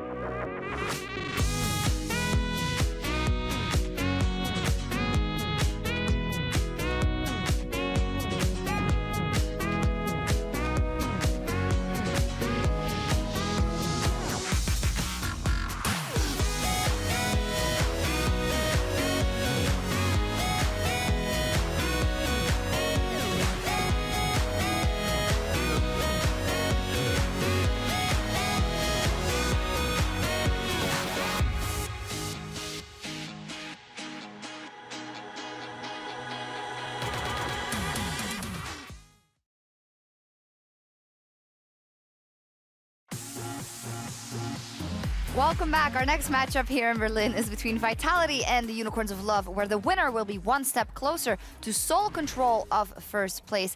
UOL yesterday, they booked a win. They came into the week playing Giants, but it wasn't the Unicorns of Love that we've seen in the first 5 weeks. Very passive. Yeah, and it's something I feel like Unicorns have been doing more and more. You know, passive early games. Sometimes Rudy has also been caught out and dying a few times against like Yankers, if you remember, like 2 weeks ago. Overall, I think the early game has gotten a bit weaker for them, and we saw that yesterday when they had to honestly push the advantage against late game comp from Giants. They were just sitting around and playing super scared. Yeah, you hit it really hard in the game that UOL didn't play around their very strong duo lane. The fact that Steelback and Hilly had the opportunity to push, they decided to freeze the lane, which is something actually we're not seeing really anybody do. Shouldn't do it. These days. Disappointed Dad Deficio hates it. There it is again. And, you know, somebody that the two of us were both very happy with as the game progresses, Vizicachi. He really had great engages on that Poppy. Despite the fact it took 20, 25 minutes for him to find those opportunities, every single time he teleported in, I felt like Chachi found either Pepe or Adri and pinned them against the wall. It was very impressive play. Definitely was, and when we were looking at UOL coming into the week, you know, they are in the top half of the table, near that top 1, but what is so good about them, they have the longest average game time, so it's not there. They die a lot, so it's not there, but it's those individual players and sometimes those great things that come out. I really like that point, because I think the game yesterday was won due to individual better players than Giants. Because we talk about Steelback so often, stepping up being a fantastic carry for this team now. He went 11-0. And when you had some of these messy games coming into late game, you need these players to step up, and he did. Specifically, Hillesang had some great hooks, and I feel like it wasn't Unicorns as a team winning. It was more individually, every player just did extremely well, and that's why they could take the late game fights. This time around, Sencox also said that he thought Steelback is the shining light on the side of the Unicorns of Love. In this one, though, they're going up against Vitality. Yesterday, Vitality played H2K in what was the longest game we've seen so far, but also, in our opinion, the highest level of League of Legends we've seen in the ULCS so far. It was just exciting to see two teams that know how to use their team composition, did not make a huge amount of mistakes, and maybe they played a little passive for some people's taste, but you cannot discard the fact that both teams played very, very well. I love the honesty from Kissing in the post-game interview, where it was like, we actually didn't know about the interaction with Thresh Lantern. We had this zillion bomb off the Bard ultimate. I love the fact that they, first of all, put together this team comp. They practiced it. They came onto the stage to pick up a win against H2K, which they still got. And they did it through adversity and like not knowing a weakness in their own comp. It says a lot about the mentality and the approach of Vitality, a team who were a little tilty when the players played on previous teams. But now it's a team who's just been getting better and better. And like the last 2 weeks, it's been the best League of Legends we've seen from this team. It's somewhat what we expected and hoped for when the season started and we saw these players being put together on the same lineup. And that's what we're seeing now. Great macro play, good individual players, Cabochard carrying in the top lane. I like the Zillion Bard comp they run. Shans is not afraid in the pick and ban phase of pulling out new stuff, and that makes them very exciting to watch. Yesterday, UOL won their game because they had better individual players. That is not a true statement in this game. And I think Vitality have equal, if not better, success, or largely better, macro and strategy game. So this is going to be a tough game for UOL. Yeah, I know you have loved the play of the Unicorn so far, so I know the players are ready, but do you think they can win this one? Yes, they can win, but I think Vitality will be the favorites because they're playing so well at the moment. Oh, so diplomatic. Well, the stage is set, so let's head inside and get into the game.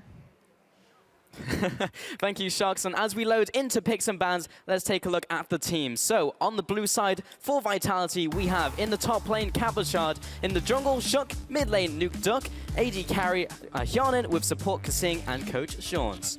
And the team on the other side, the always fan favorites by the feel of it, is the red side. It's the Unicorns of Love. It is in the top lane, Visage, Archie. Jungle, hi, it's Rudy. Mid lane is Fox. AD carry, Steelback. Support, Hillesang. And their coach, Sheep.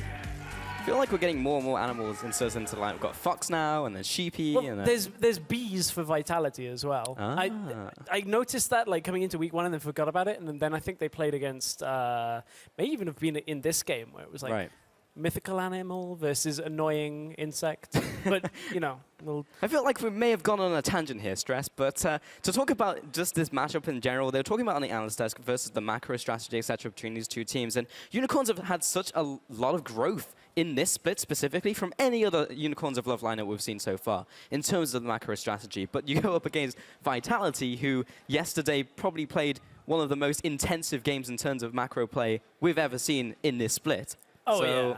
I don't know. It will be interesting to see how they stack up. I mean, all of the tweets from like Vitality and H2K were like, "Oh my god, that game was so stressful. Like, I was so tense. 60 minutes. It's been a long time since we've had a 60-minute game happen in Europe that's tense like that. But this one, this is gonna be a different beast because Vitality, they'll try and play like yesterday, but Unicorns, they love to fight. There are gonna be more fights in this game than there were in yesterday's between Vitality and H2K. Definitely will be a different beast, as Unicorns are mythical beasts, but let's get into this champion select. Poppy will be the first ban, followed by Kindred coming in from Vitality. Nidalee taking away one of those top-tier junglers from the champion pool, comes out as that ban from Unicorns of Love.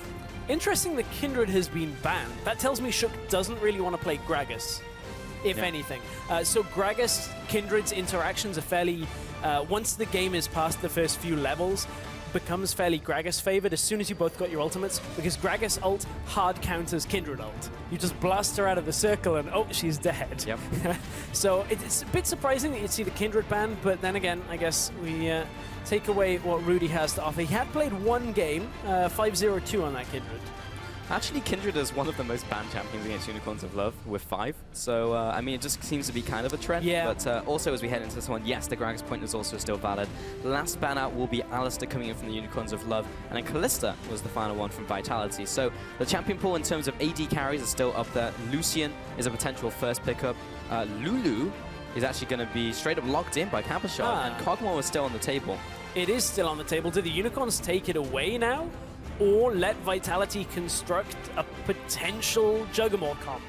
I mean, if you have the Lulu, if you have everything in place. So Juggernaut now is slightly different. Juggernaut used to be very movement-based and how you continue moving forward, always attacking targets. Now as you put all the shields on him, it's not the same comp, to be honest. Same components are going, but he has to just stand still. Yeah, you try and make Kog'Maw into a Nexus turret. That is your goal. And the double pickup, so there's the AD carry priority going in for Lucian, along with the Thresh coming in for Hylissang. So locking in that bot lane already into this draft from the Unicorns and waiting for the response from Vitality. They definitely have the chance to go with that composition, and they, in fact, straight up, they just lock the Kog'Maw. But I really like this setup. Lucian Thresh on the side of the Unicorn says, we're going to try and find a 2v2, and we're going to try and bully you out early. It is kind of tough because if they pick something along the lines of a Soraka for Kog'Maw, the range that Kog'Maw has plus the sustain from Soraka tends to be okay and you don't get bullied out too hard, but Thresh Lucian will make it difficult for Kog'Maw to farm safely at all times in that lane. They might be able to punish that phase in the laning phase, because that's what we've not really seen so far from the Kog'Maws that have been played. Yeah. You just can't punish him during that time when he's trying to build up the Gwynsues. When those two items aren't that great, Blasting One and Pickaxe are not good itemization paths for an item. And we were talking this about this before the show, about how we saw Reckless with Cull, and yes, Cull kind of synergizes well with Kog'Maw. You were alluding to the whole on-hit health coming back off Kog'Maw's W, but still, we saw yesterday the Kog'Maw going Cull bullied out fairly early on, and I think the same could happen here if Vitality get drawn into a 2v2 that they do not want. Still have to wait for the support to see exactly what they're looking for, but there is the potential for it. Well, they're hovering over the potential Zillion, and because mid lane is potentially also up, we could see the old but then it's Zillion, and I know it's Kissing, but yeah, he used to play that a lot back in the day. That was a long time ago now, actually. But yeah, back in those I-Series lands, but now waiting for these final two pickups coming in here. As you were just pointing to, yeah, Victor and Gragas back in this draft, so we'll be going on to Rudy most likely for the jungle. Yeah, so a fairly standard 1-2 for the mid and the jungle pickup here, but we're still waiting to see exactly how Vitality are going to close out their comp. Do they go for more Engage? Because right now they've only got a Lee Sin for Engage. Do they go for... Whoa, okay, this is a weird comp. Because Tahm Kench provides protection, but will stop the damage coming from Kog'Maw. Yeah. And that is a really weird support pick here. As far as I'm aware, there's no weird interaction where you can swallow him and he still auto-attacks, because it is auto-attacking and you can't do that out of Tahm Kench. So rather than aiming for extra shields, they're going for the Tahm Kench. It'll give them a little bit more presence on the map, because the ultimate, they have the Quinn to split push as well. So this is a comp that isn't only focused around Kog'Maw once again. So the reason I think the Tahm Kench is good is because you have downtime before getting your maximum DPS off with the W. Yeah. It's up for 6 seconds, down for 7 with no CDR at max rank on W. So you swallow him during that time when he's not dishing out the damage, and you puke him back out again when he can start puking. Yeah, that's very true. So you can kind of have this situation where it's like whack-a-mole when he's strong, and you like negate. Yeah, you negate the weak period there of the Kog'Maw, but that takes a little bit of coordination. It's going to be all on Jan and telling Kissing exactly when he has to utilize it on himself. Well, the comps have been chosen. Now it's time for the rematch between UOL and Vitality, where both teams have their eyes on the #1 spot. We know the situation, or like met the situation already several times. UOL are looking set to go 2-0 over Fnatic. We know what is the right thing to do. We don't need anyone else to tell us. I'm fine. I'm fine too. Kill front line. Yeah. So I guess like Hylissang is able to drive the jungler pretty well on the map. Good job, boys. I did nothing, but Alex is so good, by the way. I guess that's the reason they're good. That's the game! 48.5 Unicorns of Love! We didn't pay attention to the Nashor, and they could sneak one. And Shook turns into the pit! Still turns into the pit! That's something we learned from. Go end S5, end S5. And we are onto the Rift with Vitality versus Unicorns of Love coming into this one. This will be an incredibly hype matchup, especially with these picks being locked in. So much coordination will be required from both teams to make it happen. We have had so many good games this week already, just on paper, and yeah, we're spoiled for choice. Instantly into this matchup, I'm having flashbacks to the Unicorns. I believe it was versus Fnatic, the game where they stood their bottom lane under the tower top lane so that they couldn't have been seen. They could lock the 2v2 if it came into a lane swap scenario. Vitality, on the other hand, going into the bottom lane, putting the wards down. Gonna give trying them to some spot stern out words. stern words. But at this point, will Vitality then just kind of instinct lane swap right now? Because they haven't got any vision when it comes to the actual information of where Vitality, or where the Unicorns have their duo lane.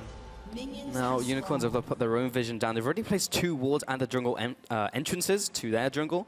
And Unicorns will probably start on this side of the map. There's a ward over the wall. This is 124, 25, so these are more like greedy wards because you get them down for longer, gives you more information, but then you're in the enemy jungle for longer, so. Yeah, so at this point, I'm pretty sure this ward is just checking to see whether you're going to see the duo lane run in for like a late start in the laning phase, but you can see Vitality are down in the bottom side jungle anyway. They're starting the blue buff. Man, okay. So this is purely from the fact that they've not seen anybody come in through those wards. They've not seen anybody in lane. What they did was take the small camp, only one of the Sentinels as well. So it's just enough to give them an experience lead as they go into that bottom lane. Nobody up there against them. It does, however, mean Unicorns, they're going to be slightly behind the level game. Yeah, Rudy's going to be taking this one away there. We can see the keystones. Are we looking at anything out of the ordinary here? Stress, further a battle for both AD carries.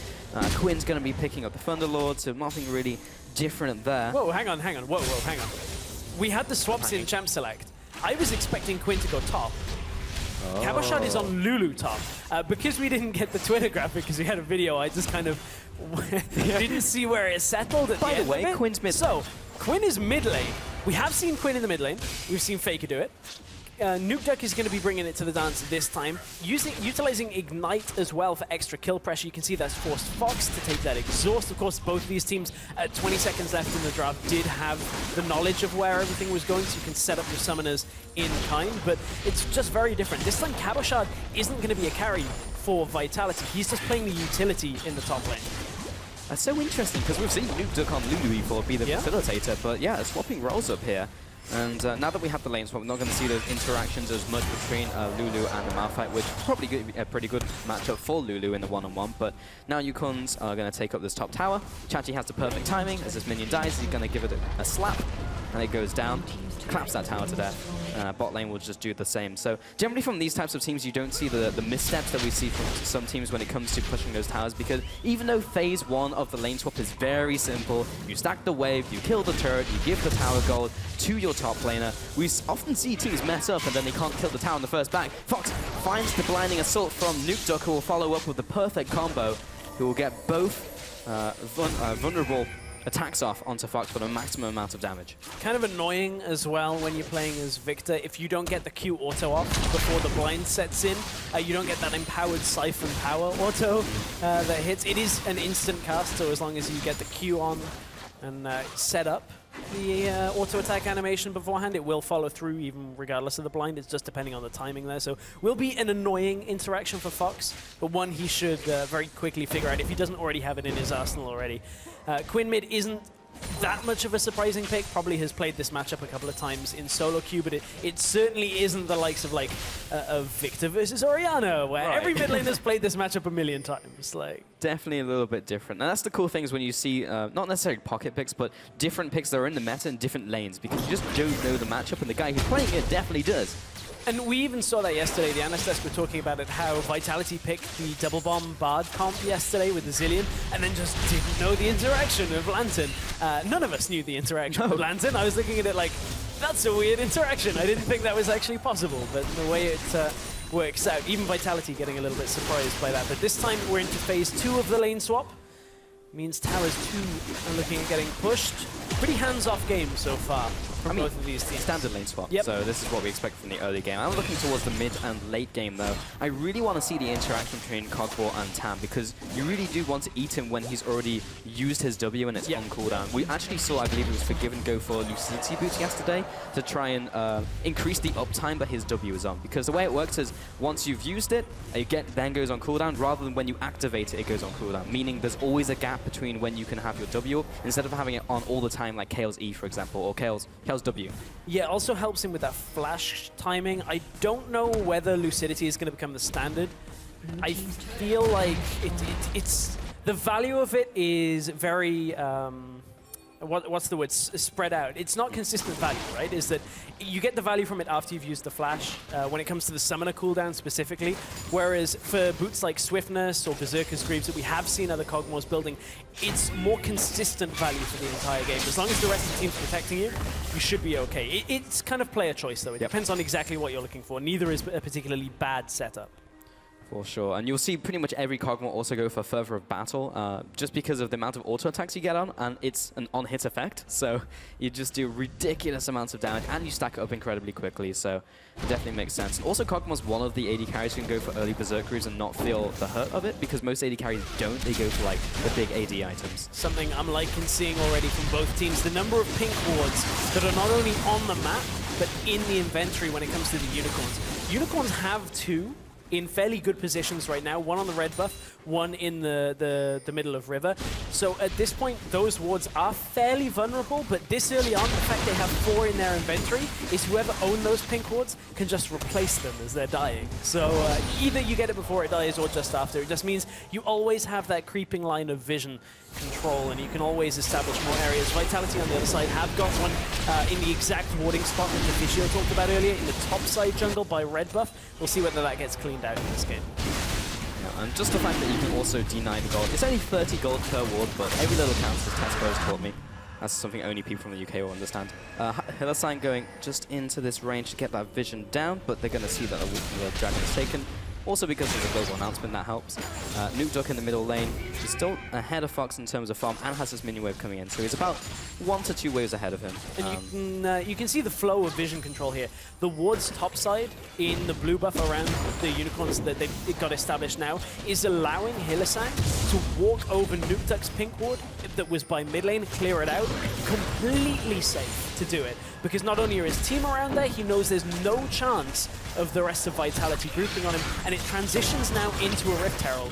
Vitality got the Dragon, Unicorns make a very similar play a minute or so later, get themselves the Rift Herald. This is a very tactical back and forth game, once again based on vision.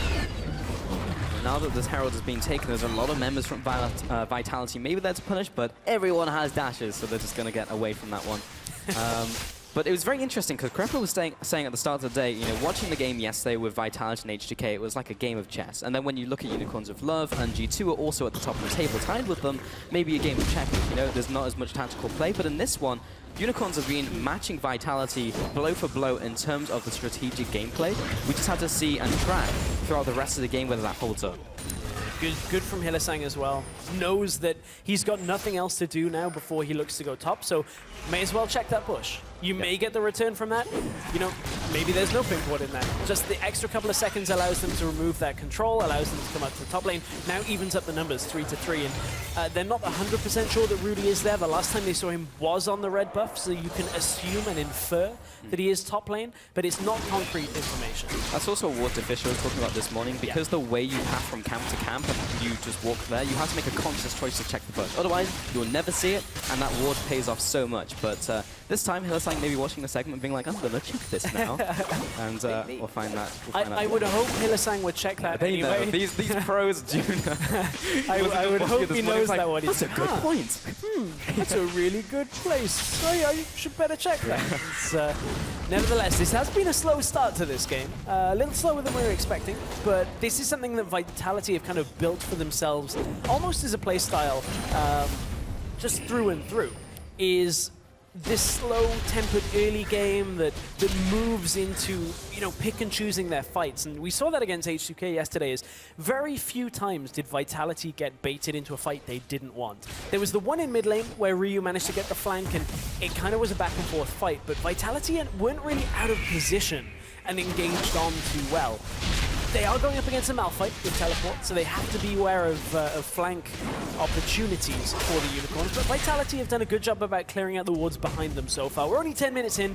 Those kind of ganks become effective a little bit later in the game. It's interesting you talk about how slow this early game has been, but Unicorns and Vitality have the two slowest game times other than H2K in the entire league. So when both these two teams come together, then you get a slow game, in the early game at least. But as we saw yesterday, it definitely heats up around mid-game and late game when you have all the tools available to you to make those plays. So it's not going to stay like this for the rest of the game, that's for certain. It's just these teams getting into the right place, and when someone makes a slip-up and a misplay, then you can act on it, and it's down to the other team to make the reactive play on that.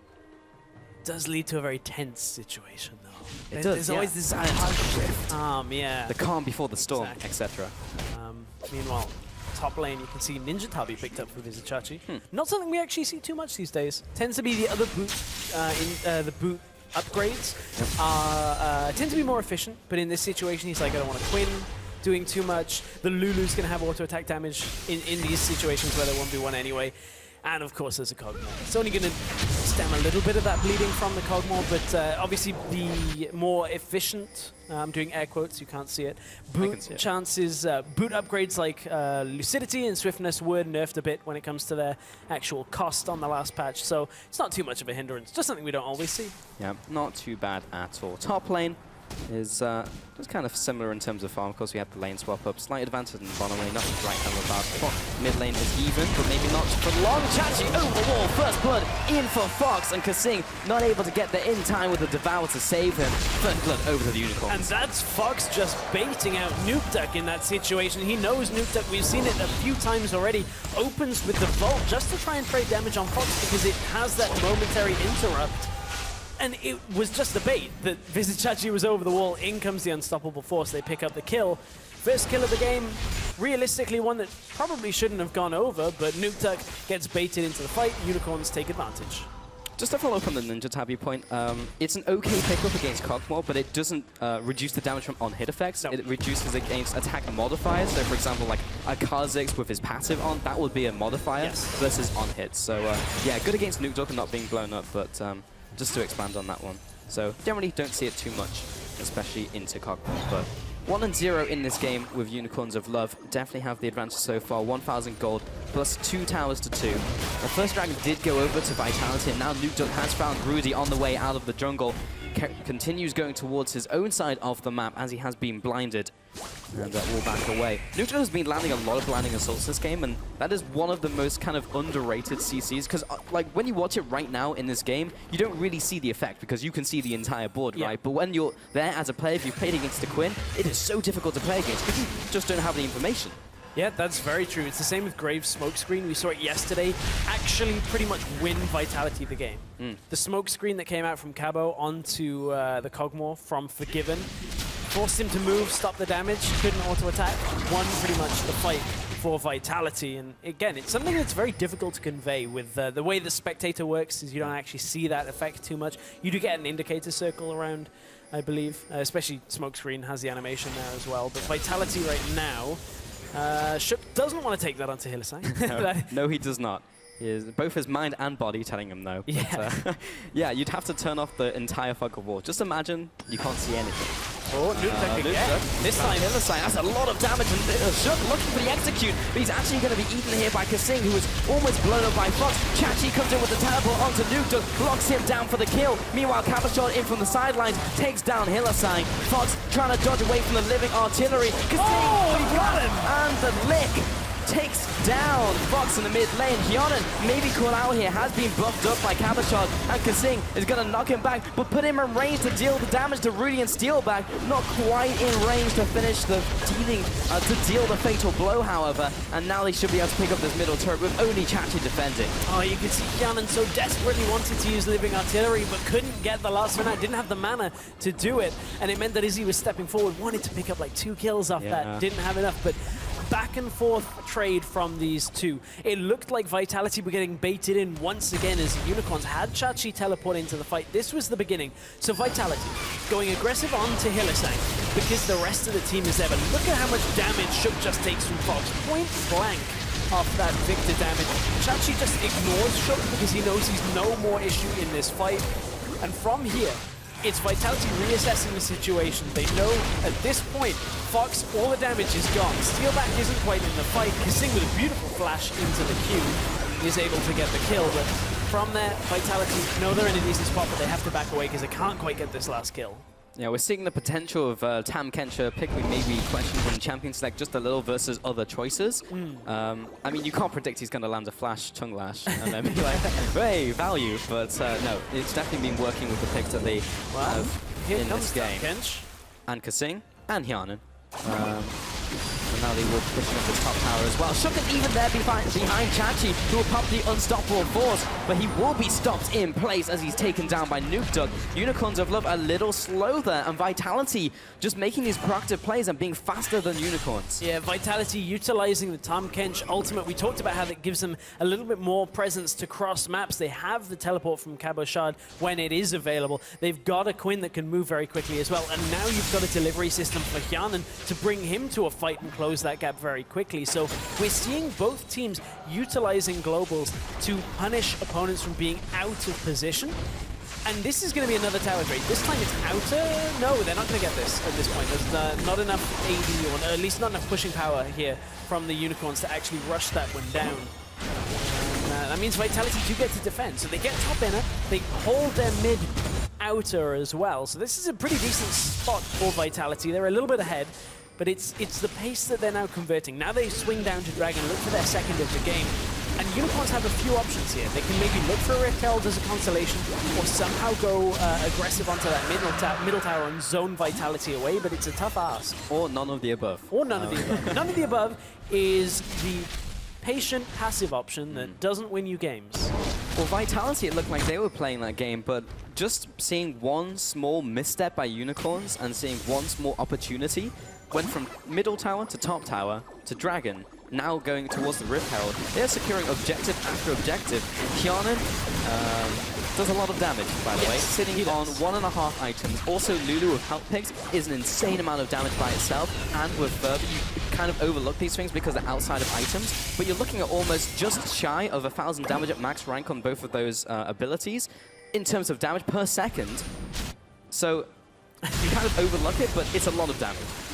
We're up at 3.8 attack speed once the Grinsu stacks and with that W on from Kog'Maw. So we're getting there. We're getting to that point where it's like 5 attack speed. Looks ridiculous. Yep. But, also the fact they got the Lulu here for the added damage onto the auto attacks as well is fairly significant. You can't really overlook that.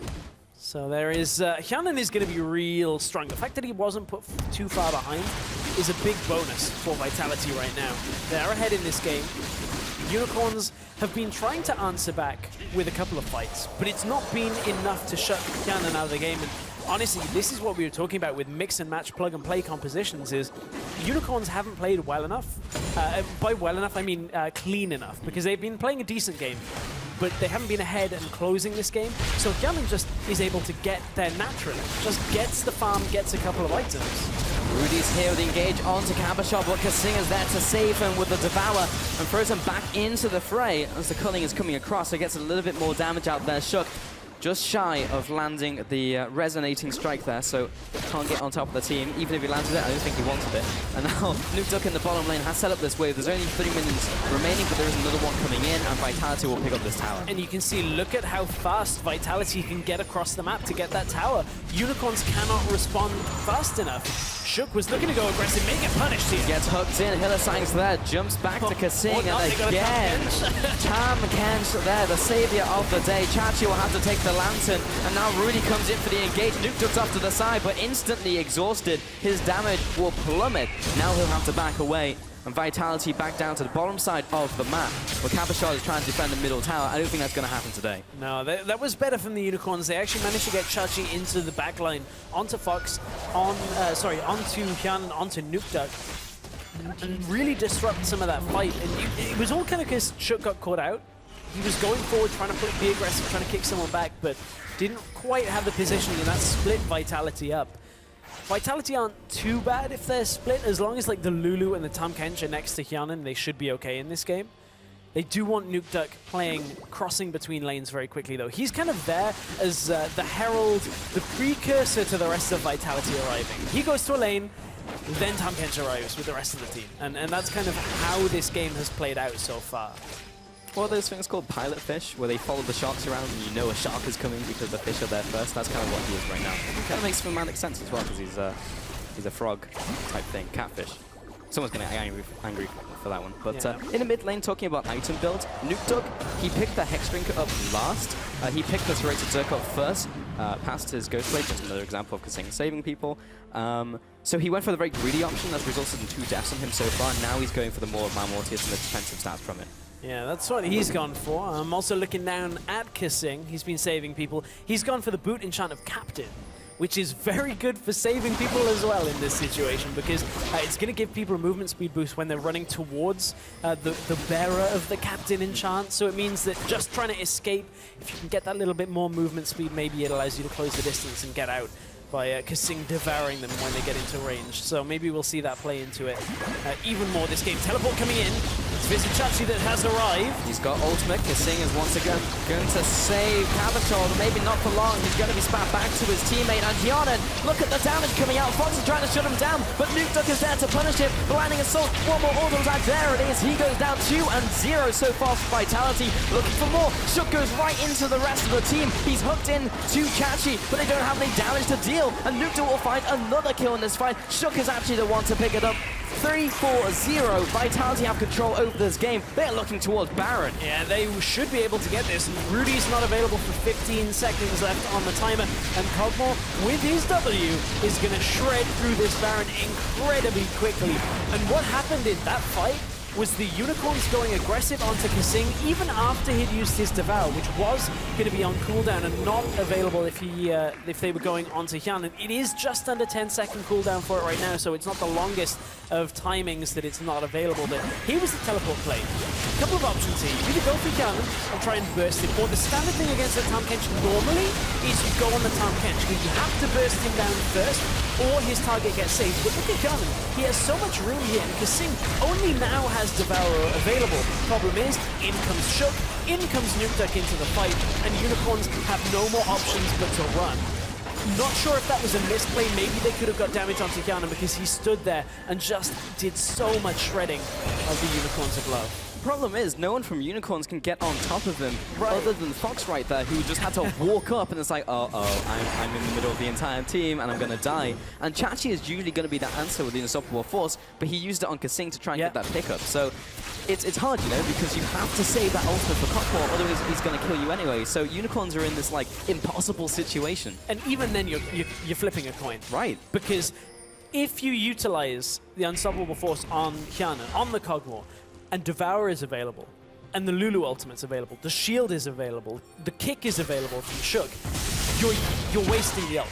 There is almost no option, really, other than maybe use it on Nukeduck in mid lane. You can just go to pick a mid lane. Chachi says, if you're happy and you know it, clap your hands, and gets the kill for himself. There's Vitality are now rooted out in the bottom lane. But they have so few options. They have to somehow find a situation where all of these things are not a factor. Oh man, I'm actually thinking of, Shook maybe getting caught out here. Nope, Kasing. He's out. Hyuna now moving on to Chachi as well, but I think they should be able to disengage. When you were talking about, just clap your hands, I was thinking of Malphite as like a kindergarten teacher. He'd be the worst, by the way. But we're already going with the Abyssal Void right underneath this tower to defend it. Is so that a kindergarten cop? That is the question. I don't know. I mean, I haven't seen either of them matches, really. Wait, you rag on me for not watching Code Geass and you haven't seen Kindergarten Cop? I'm disappointed. I'm so disappointed, Pulse. There's a lot of disappointment on the desk today. But, there is. Well, this game so far isn't disappointing on the early game strategy. It's kind of disappointing when we were like, there's going to be a lot of fights. Well, it's been some skirmishes. There have been a few, but no real kind of insane team fights right now. We've seen Jan have some presence with 2 items now on COG. It's because we've seen so many Punishers, so you don't really get a fight. You get someone who's running away for their lives and trying to, perform damage control, and that's what we've seen for most of this game. Mid lane, you've got the engagements, like, oh, this is not going well, run, and then that's the fight. Well, I mean, for mid lane, it honestly is the only thing that hasn't been going so great for Vitality. When it comes to how they were actually being effective on the map, he's the only one that's died 3 times on Nuke. Unicorns are the only 3 kills he's got. Devour onto visit Chachi. Absolutely repulsive. I don't feel like Rocks would taste very good, but Chachi is out of there. However, it was only a 500 gold Baron power play. Oh my. Which isn't the be-all end-all, just means that Unicorns of Love have cleared the waves fairly effectively, stopped Vitality from actually pushing objectives, and what it means was Unicorns of Love just accrued the 1,000 gold to make up part of that 1,500 that Baron gave, so it's not the biggest problem for Vitality that they didn't extend their lead by too much more. What's such a funny champion? Look at this. Kiana's just trying to still step forward, just get dragged into the team, but they simply don't have the damage. Finishes them off with the resonating strike. Chachi in from the side. Lance deals well on the Kasing, but there's no follow-up there, and that's the ultimate unable to get to the backline. Now Kiana is there with W active, and Chachi is being torn up as he backs underneath this tower. Fox looking for the ultimate. Chunks a couple people down to half health, but half health is not a kill. Nuke Duck off to the side is using behind enemy lines, so he should be able to get into this fight very quickly, looking for a potential punish play. Kiana once again with the W to flash forward aggressively into tower, but it all works out for the double kill coming in for Hyanan, and now Rudy will be under pressure. He'll be taken out by Shut, and this tower will be falling in the middle lane, and just like that, Unicorns of Love are coming apart at the seams. Look at the mechanics! The vault over the wall, that was fantastic to see from Nuke Duck. Nuke Duck managed to survive there, getting over the wall. The tower did actually kill Hyanan after he flashed forward, so at that point they don't have the massive tower pushing potential, but they have the numbers right now. By Chachi is gone. Good luck here, Asai. You'll need it, because I don't think you can really defend this 4-man push against this inhibitor. Most likely that's all they're going to get, but now they'll rotate to the top lane and get that inhibitor tower as well. They won't be able to finish the game off this, but this will be a huge body blow for the Unicorns. Yeah, it didn't matter about the Baron power play. They waited till after it was gone. Kasing goes mine, utilizes the Devour after the tongue lash interaction there. I love that interaction. It wastes so much mana, though. You can only do it when you're recalling. As is the interaction of Kianan blowing up Fox here, because that was the attack speed. Kianan does die, as you see. I mean, at this point, the fight's all but over. Vitality, they're like, good, we'll give it to our second marksman of Quinn, and she can go in. It's not a problem, but Vitality have honestly been in control for the majority of this game. I mean, Unicorns, the first phase of the lane swap, the second phase seemed to be on par, but then they just kept getting punished. I mean, Unicorns were attempting to punish Vitality for being out of position, but Vitality were just getting too many more objectives. The Dragons, the Rift Herald just started to add up. Vitality have definitely played this game well in terms of tempo. Another tongue lash interaction, but I would like to alert you to the fact, Stress, we have a Dusk Blade of Drakthar being picked up on Nuke Duck in the mid lane. Okay, so for those of you who maybe haven't played since 6.3, Dusk Blade of Drakthar is an item that pretty much gives you a mini Z ultimate. It is a passive effect, so it happens on the auto attack, so you don't get to choose directly when to use it. It's going to be the first auto attack every 2 minutes is the cooldown on it. Will apply like a death mark. What it'll do is actually deal after 2 seconds damage equal to about 25% of the target's health plus a base amount. It's 90 plus 25% of the target's missing health. So if you're a champion like Quinn, who, when you're in auto-attack range of a champion, goes in for an all-in, that's when you'll see it utilized, is that auto plus follow-up with the damage is going to pop the target after 2 seconds. Here comes a potential flank from Duskblade Nuke Duck. He's hanging around in the middle lane. 5-man stack here from Unicorns. The front line on the front line.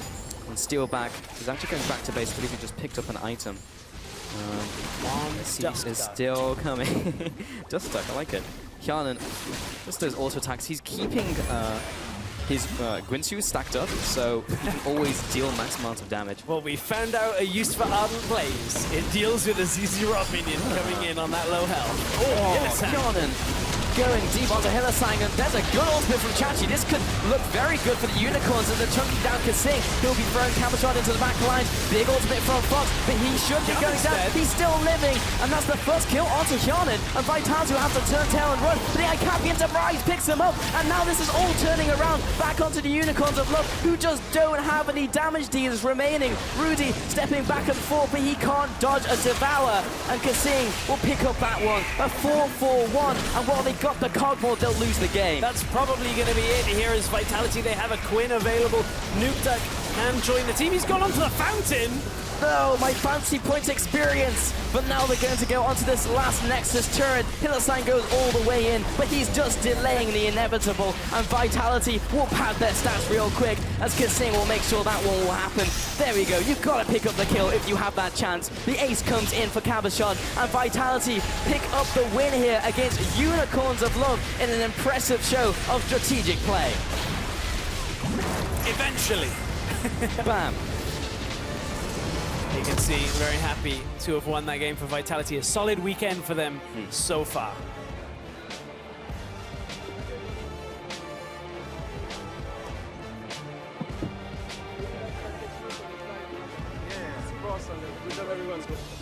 We'll probably maybe looking for a closer game as we get through this one. But Unicorns held strong for the first 10-15 minutes when we saw all of the lane swap shenanigans go on, but past that point Vitality saw one opening and then took objective after objective after objective, and that goal differential and the map pressure they created was too big for the Unicorns to come back into the game. Yeah, eventually Vitality started playing the checkers game as well. Said King Me won at chess and checkers with the speed clock going off, and Vitality just a very crisp game, honestly. They had enough options to protect the Cogmore for the most part. It was only in the late game that Hjarnan was going aggressive, flashing forward when he knew he was strong enough that even if he flashes forward, he's dealt enough damage that Nuke Duck comes in and mops up the fight.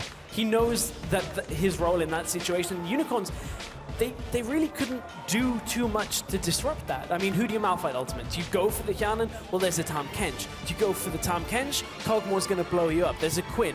There's a Lee Sin. There are so many things to at least peel off that backline that Unicorns of Love with this engage composition with a fair amount of damage from Lucian and Victor just couldn't get the engages they needed. That's the problem with Cogmore, man. If you don't blow him up at the start of the fight, which is impossible with Lulu Tahm Kench, then you've basically won it already if you are the team with the Cogmore. And we knew that Vitality were drafting a Cogmore composition because they started off with the Lulu. So do you actually think they just got outdrafted in Champions League? Because we saw what was coming and they drafted around it, but should they have just banned out either the Lulu or the Cogmore or the tools to facilitate it? So funnily enough, it wasn't the Lulu was decent, but it wasn't what kind of undid this. I think I don't know whether I'd say outdrafted, because it's not that Unicorns had a bad composition. I just don't think the composition had enough to deal with the Cogmore specifically. Does any composition? Well, that's something that I'm a little bit beginning to see more than I expected. I was expecting to see more Cogmore compositions fall apart in the early game. We haven't seen that. We've seen very standard games, and Cogmore's run wild. Yeah, he ran wild, and we're going to take a look at more insight into that game as Pyra is on stage to look at Vitality's win. Thank you very much, Pulse. I'm standing with the AD carry of Vitality. It's Hjarnan. I'm making a habit of this today, it would appear. Congratulations on your win, but I want to go way down to that bot lane where you had that Kench-Kog'Maw combination. It's something I've been hoping to see, and you finally made it true. What made it so strong, in your opinion? I think we just go for it because it's like really safe lane, against Thresh especially. Like, we would prefer to have Thresh and Tahm Kench, or instead of Tahm Kench, I mean, because it's a bit stronger, but Tahm Kench is a bit like, you can survive. Super easy lane, but we went for lane swap and we just matched lanes. Like, we just did rotation around each other, so I don't think we fought until like 15 minutes or something like that. So it was really, really like we got scaling with a Lulu and then we just group. And then after that, it's like really, really hard for the enemy to do anything, because if Lucian tries to trade with me or something, I just get shielded up by Lulu. And the combo is just so strong, so I think Lulu is just really broken right now. Lulu broken in, of course, that combo as well. Mobile turret definitely very strong. So you guys are separated from the pack. You're in first place now. How are you going to carry that through all the way to playoffs and pick up that #1 seed? Just take every game as it comes, I guess. Like, just focus on the next game every time and week by week and just keep on trying to improve. I think that's just the main thing. Well, fantastic week and a fantastic win. Thanks again for joining me. For now, we're going to go and send it back to the analyst desk to take a further look and break that one down. Thank you very much. Well, Hjarnan broke down a lot of the comp there as well, and we were looking at it and seeing that UOL actually didn't play bad. They even played the team fights very well at some points, but what Vitality has drafted was just unkillable, and they executed perfectly. I agree, and I want to answer Pulse's question. I think Vitality completely outdrafted UOL. I also think Vitality has some of the most interesting pick and ban phases in the European LCS at the minute. They're playing some oddball team compositions from time to time. Yesterday, the Bard Zillion comp was a great one. That was very exciting. And if you look at the pick and ban for today's game, the number of flex picks, Lulu, Quinn, Tahm Kench, the mind games that are going on there in terms of who's going where. And, you know, that Quinn comes out, you assume that's going to be top lane. You assume Lulu's going to be mid lane. And in the umpteenth hour, Vitality say, nope, they pull a switcheroo, get favorable lanes in every single matchup. And there was nothing that UOL could do about it. Yeah, in the solo lanes, Vitality are better lanes because of the way they were drafting. Like, as soon as we saw Quinn, we were like, okay, Malphite last pick is going to happen no matter what. Counter pick into Quinn. It did happen. And then again, you swap it into Nuke Duck. So the way Vitality drafted the comp was, first of all, you have good mixed damage because you get physical damage from the Quinn in this case here. At the same time, you have strong solo laners, but you have a somewhat weak 2v2 early lane against a Thresh Lucian at least. But that's where the lane swap happened. And it's just tower trade, lane swap, but then you open up the map for Quinn. You have your Lulu then always just catching the wave, and then you just have this 2v2 safe lane now, where Tahm Kench can always just save his ally on a long lane and just run away with it, and you just survive for basically 15 minutes. And then you start team fighting, and it's almost impossible then for Unicorns to win. And it's another game where we're seeing a lane swap tower trade with a team that has Kog'Maw. Why are we still seeing this? If a team that has Kog'Maw, we know that he wants to get through the laning phase, we know he wants to get some items, and they're just being allowed to get Rage Blade almost uncontested, I think the third time this week already. It's a question that I think the teams have to figure out an answer to if Kog'Maw stays as relevant. It's just one of the problems when you're so used to always trade and just mirror. So like, okay, you know, we take the first tower, they take the first tower. Now we swap it around, we take another tower. You have to adjust then on the fly, and then say, no, we send our dual lane back to the lane where we just took the tower to take the 2v2 lane. That's one of the ways you can slow it down, but you still end up losing a little bit because you're returning to a lane where you can't push anything. That's obviously one of the issues, but it's just such a smart composition because you also got early game. Lee Sin gets locked in for Shook, so he has control of the early game together with Nuke Duck, and you just had everything in this comp, in my opinion. Yeah, did have everything. However, UOL did do some moves in the early game. It wasn't all lost, but then one of the team fights that look at it and look at that composition in action at one of the replays, they were just unkillable. They really were. And keep your eyes on Kasing and his Tahm Kench, because this is the guy that needs to get a cookie tonight. The number of times he saved his teammates. First of all, mitigating the unstoppable force there from Vizachachi's Malphite. And remember that no matter who gets caught out, the single target CC that can come down from the rest of your well will just allow Kasing, if he's positioning correctly, just save somebody. Hjarnan, in this particular team fight, was allowed to sit and auto-attack for 3-4 seconds as a mobile turret, just standing, placing himself down, because there was no threat. All of the engage from UOL had been used on the support and the top laner, and they're not even the real threats. I think Unicorns missed the timing just a little bit on when Tahm Kench would spit out Lulu, because they were planning on getting both with it, so there's no ulti from Lulu, because you can use CC and knock her up and then like burst down the Tahm Kench potentially. Missed it a little bit, and that obviously means you just get the Tahm Kench, who gets the Lulu ulti, who gets the Grey health and everything, and then the fight is over. But like Tahm Kench, he's such a good pick now as well. Like, Lulu is broken because whenever you first pick Lulu, you kind of tell the other team, if you don't, do anything about this, we're going to get Joggermore. Tahm Kench is more annoying, though, because they knew it was going to happen. They see Lulu first pick, they don't pick up Kog'Maw, they get Kog'Maw, and they get Tahm Kench, like, okay. And then Hjarnan is just going to sit and hit everything. And he never has to move, because if he ever is at threat of dying, Kasing just eats him. And like walks away with him. Like, he's his mobility, he's his legs basically just moving around, and he just sits there and shoots. Kudos to Sean's, kudos to Vitality for drafting the comp that wins the game. And the Kasing effect that is still real. Now, with the score between the UOL and Vitality settled for now, it's time for two more heavy hitters to get onto the Rift. We'll dive into the matchup between Origin and H2K when we return. Say it in Swedish. You shall not pass? Yeah. When you say stuff, directly translated to Swedish from English, it sounds really weird sometimes. You shall not pass in Norwegian. Huh? Du skal ikke passere. Shot in from the sidelines, takes down Hillerstein. Fox trying to dodge away from the living artillery. Got him! And the lick. Victor!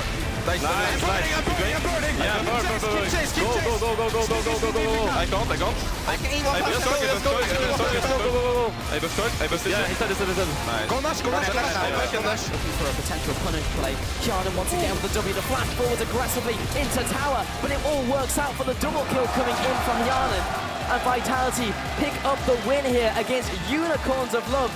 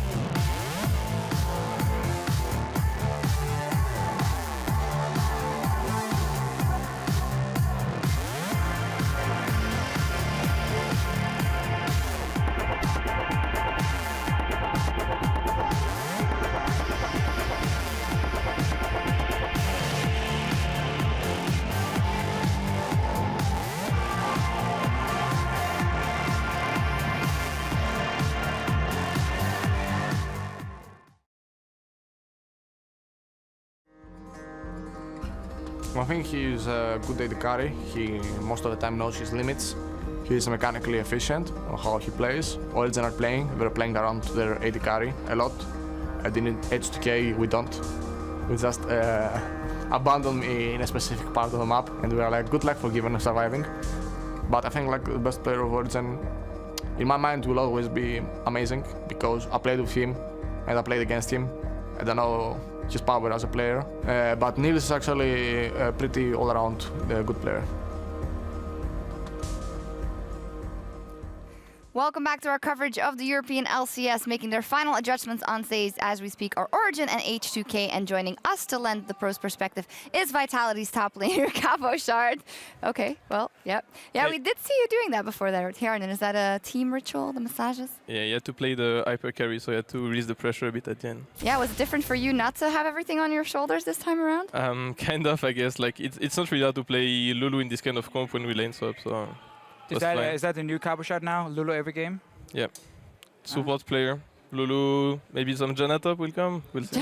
Sure. We'll see. You've done crazier things before. Let's take a look at this matchup, though, in OG. Origin, of course, not in their prime form yet, or maybe it won't come in the next weeks, we don't know. But yesterday they did book a win versus Elements, but it wasn't entirely convincing. Yeah, I feel like that's so many mistakes in the early game where they get caught out, died 2v2 bot lane into a gank, then Sven gets hit by a few bindings.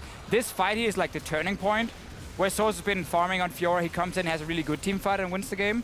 And obviously, I'm sure, Capo Shard, you've been that Fiora player before. Playing in the late game and just how strong the pick is, and Source played it well, and that's why they managed to win. I still don't feel like it's beautiful to look at. I feel like Origin is sloppy in the way they play and makes so many individual mistakes. Let's ask our guest. What do you think of Origin right now? I guess they are better than what they were like around week 3. But yeah, they're still not what they were, like, let's say at Worlds, or what we expect them to be. So we'll see going into playoff, like, how far they can, how good they can become, I guess.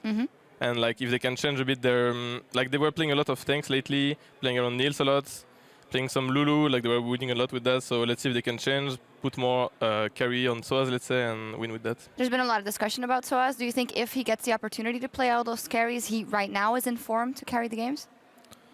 Yeah, Soaz has shown that he can carry, and like he's a great pro overall, so yeah, I guess so, yeah. All right, we'll see if that happens. They're up against H2K, though, a team that's been doing fantastically with and without Ryu, and now Ryu's back. However, yesterday, you guys had the longest game in the split so far against them, and it was just beautiful League of Legends to see. What do you guys take away from that? H2K is obviously still a really good team. Yeah, they definitely are. I think we played like correct the early game. We put the pressure correctly, just like gank forgiven, get 2 towers very early on. Then we got caught mid, and when they engaged us, we lose mid tower and like basically all our pressure, which made us like push the game more and more. And like when we were on 3rd Drake, we were like, okay, let's go for 5 Drake and slow down the game. That's why at the end of the game it was just 60 minutes. What do you actually think is one of their weaknesses of H2K? Because we always highlight the beautiful macro play. We never really talk about what they do wrong. What do you think they do wrong? Yeah, they're complete, I guess, but I don't think on top lane, for example, he can carry as much. Like, he's really good on tanks, and like he will play the supportive role correctly, but he won't play, you know, as much tank as Kikis, let's say, but still, like, he won't play very carry, so they're oriented around, let's say, mid-bot more. All right, well, we'll see what happens in this game. The teams are ready, so let's check in with Pulse and Crepo. Well, thank you, Sharks. And with the draft just moments away, let's check out those starting rosters. In the blue corner for Origin, it is Soaz in the top lane. They were just talking about on the analyst desk. Jungle, amazing. Mid lane, Power of Evil, ADC, Sven, with support Miffy and coach Bali. Yeah, and then in the red corner, overall, we have H2K, top lane, Oruwame, Jankos in the jungle. In the mid lane, no more selfies, sadly, for me. Ryu, AD carry, Forgiven Gray, Vander as support, and Coach Brawley. Forgiven Gray? Has he added an extra letter on? I guess he just changed the end of his name every... Hey, man, sometimes you just forgot about Gray, and turns out it's just Forgiven Gree. Oh, yeah. Well, that makes sense. But, yeah, just as an update, Peke will not be on stage and was only allowed to coach 3 games as an interim coach. So the new manager... Interim coach? Bali, these are some this is falling harsh apart, allegations here. But they will be helping out with the picks and bans today, and that will be Bali. Yeah. Well, who is involved in the Origin organization as, I believe, like more lifestyle assistants, helping just generally around. So manager, she's now stepping in here. So we just should assume that the majority of the draft will be done by the players. Definitely something to keep a track of as we get into the champion select. Fiora and Thresh will be the first 2 ones coming out from Origin. Kalista banned away from Sven right off the bat by H2K, followed by Lulu. Yep, pretty standard ban here. Forgiven doesn't play Kalista, Sven does. It's kind of a joke in itself. Lulu banned out, again, taking away the potential for Origin to draft an hyper carry composition tailored to Sven. That is something they've been strong at. If you look at their gold distribution as well, Sven gets a lot of gold or he earns a lot of gold. It doesn't matter how he gets it, he just has it. So if you can get a composition built around him, especially in a Kog'Maw meta, that may prove troublesome for HDK. A lot of the wins have definitely been around Sven. He's been the backbone of Origin, consistently doing well. Maybe other than yesterday, he was getting hit by a lot of stray bannings by Ica, for example. So we'll have to see how he does today, but it definitely seemed like a blip on the radar because overall, he's been fantastic. Kog'Maw was the final ban, so we're not going to see that on either of these AD carries today. But the first pick was insta-locked in, Nidalee coming in there for amazing. Yeah, I wonder if HDK is going with the traditional answer, which is Corki Lucian on this rotation. It used to be, obviously Corki has seen some nerfs, so the flex potential is a little bit down. I mean, he is strong in both roles still, but he's weaker, so there may not actually be merit to just picking him. Maybe just pick up the Lucian here for Forgiven, get the Alistar on Vander away from Mithy. Could be a good rotation. There's just a lot of power picks over here. It's all dependent on what H2K have as goal in mind. I mean, you hit the nail on the head. There's so many power picks available. It just depends where H2K want to prioritize as we're waiting on those first two picks. And they are waiting so long for it because there is so much to go for. Potential Lucian could be coming in here, and that makes sense. Yeah, Lucian and Alistar. Nailed it, Crepo. Yeah, once in a while, the prediction, and then of course it's like, yeah, I totally knew this was coming. The other times where you mispredict, you just, yeah, it looks like the other team is picking right now. No, yeah, Soaz has to find a champion. I wonder what Origin's gonna hide, what they're gonna pick. Obviously, they can look for some flex picks too. Corki's available, Gangplank still on the table. Would be risky though. H2K who generally play well with strong lanes to pick a Gangplank into that and go for a scaling component, especially when you have a Nidalee jungle who kind of likes stronger lanes. We've seen Soaz get a lot of enemy jungle attention too, so kind of puts the Gangplank in the dumpster if it's top. So it is likely that we see Gangplank mid here, I feel, and then Corki on the bottom lane, but the counter argument to that is then PoE doesn't strike me as a Gangplank player. Yeah. And Soaz used to be a fantastic Gangplank player. I mean, Soaz has already played one Gangplank game so far. We've never really seen how he will pick up the Gangplank in the mid lane, but we'll see how it does. Of course, we saw Peppy earlier today pick that one up and do exceptionally well. Now waiting for the response in from H2K. There's still a lot on the table in terms of junglers. Elise has been taken away. Nidalee has been picked up. Kindred, Gragas are open. I think it's important that H2K hide the Rio's pick here, so they can have a strong counter pick in the mid lane.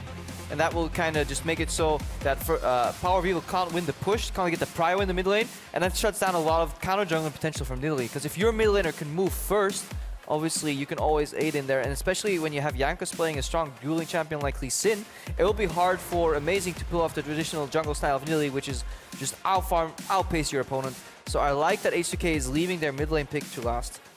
And the other pickup was Nautilus along with the Lee Sin coming in for Jankos. So we're going to see Oda Wamley actually take Nautilus into the top lane most likely. It's so interesting because recently we've seen Nautilus come back into the top lane. We've seen him pick up the ZZ Rod and the banner build. So we'll see what he does in this game.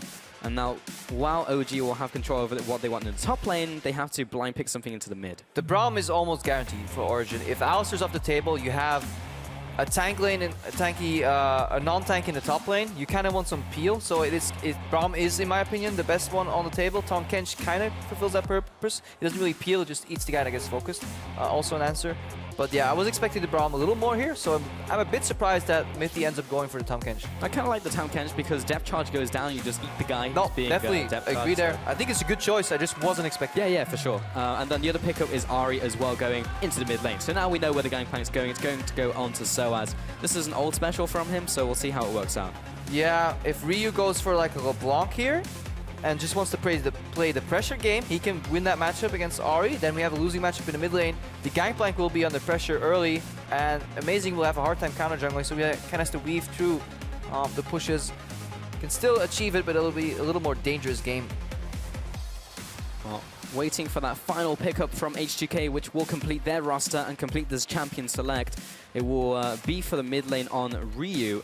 We have to see if he goes back to carries because, I mean, when we've been looking at Selfie, he's gone for like Lissandra, Jace, for example, kind of filling in the blanks for the team, being this band-aid, whereas Ryu was that shot caller, he was making proactive plays, maybe didn't see as much of that yesterday as we really wanted to. The team definitely trying to find their groove back with Ryu, and now the last pickup will be LeBlanc, so put him on a playmaker. Yeah, just LeBlanc does well into the Ahri because it's so hard There's a way to nullify every engagement on LeBlanc in theory, but that means you have to charm every single distortion. And distortion, not only it's hard to predict when he's going to use it, he can use it into any direction. So there's too many variables. And then you only nullify the distortion. Yep. It's so hard to play that matchup, so LeBlanc has the pressure edge early. And later on, especially like level 5, you can W in, get the chain off, and you don't need to damage yourself because your jungle can just start connecting once the chain lands. So a lot of outplay potential there.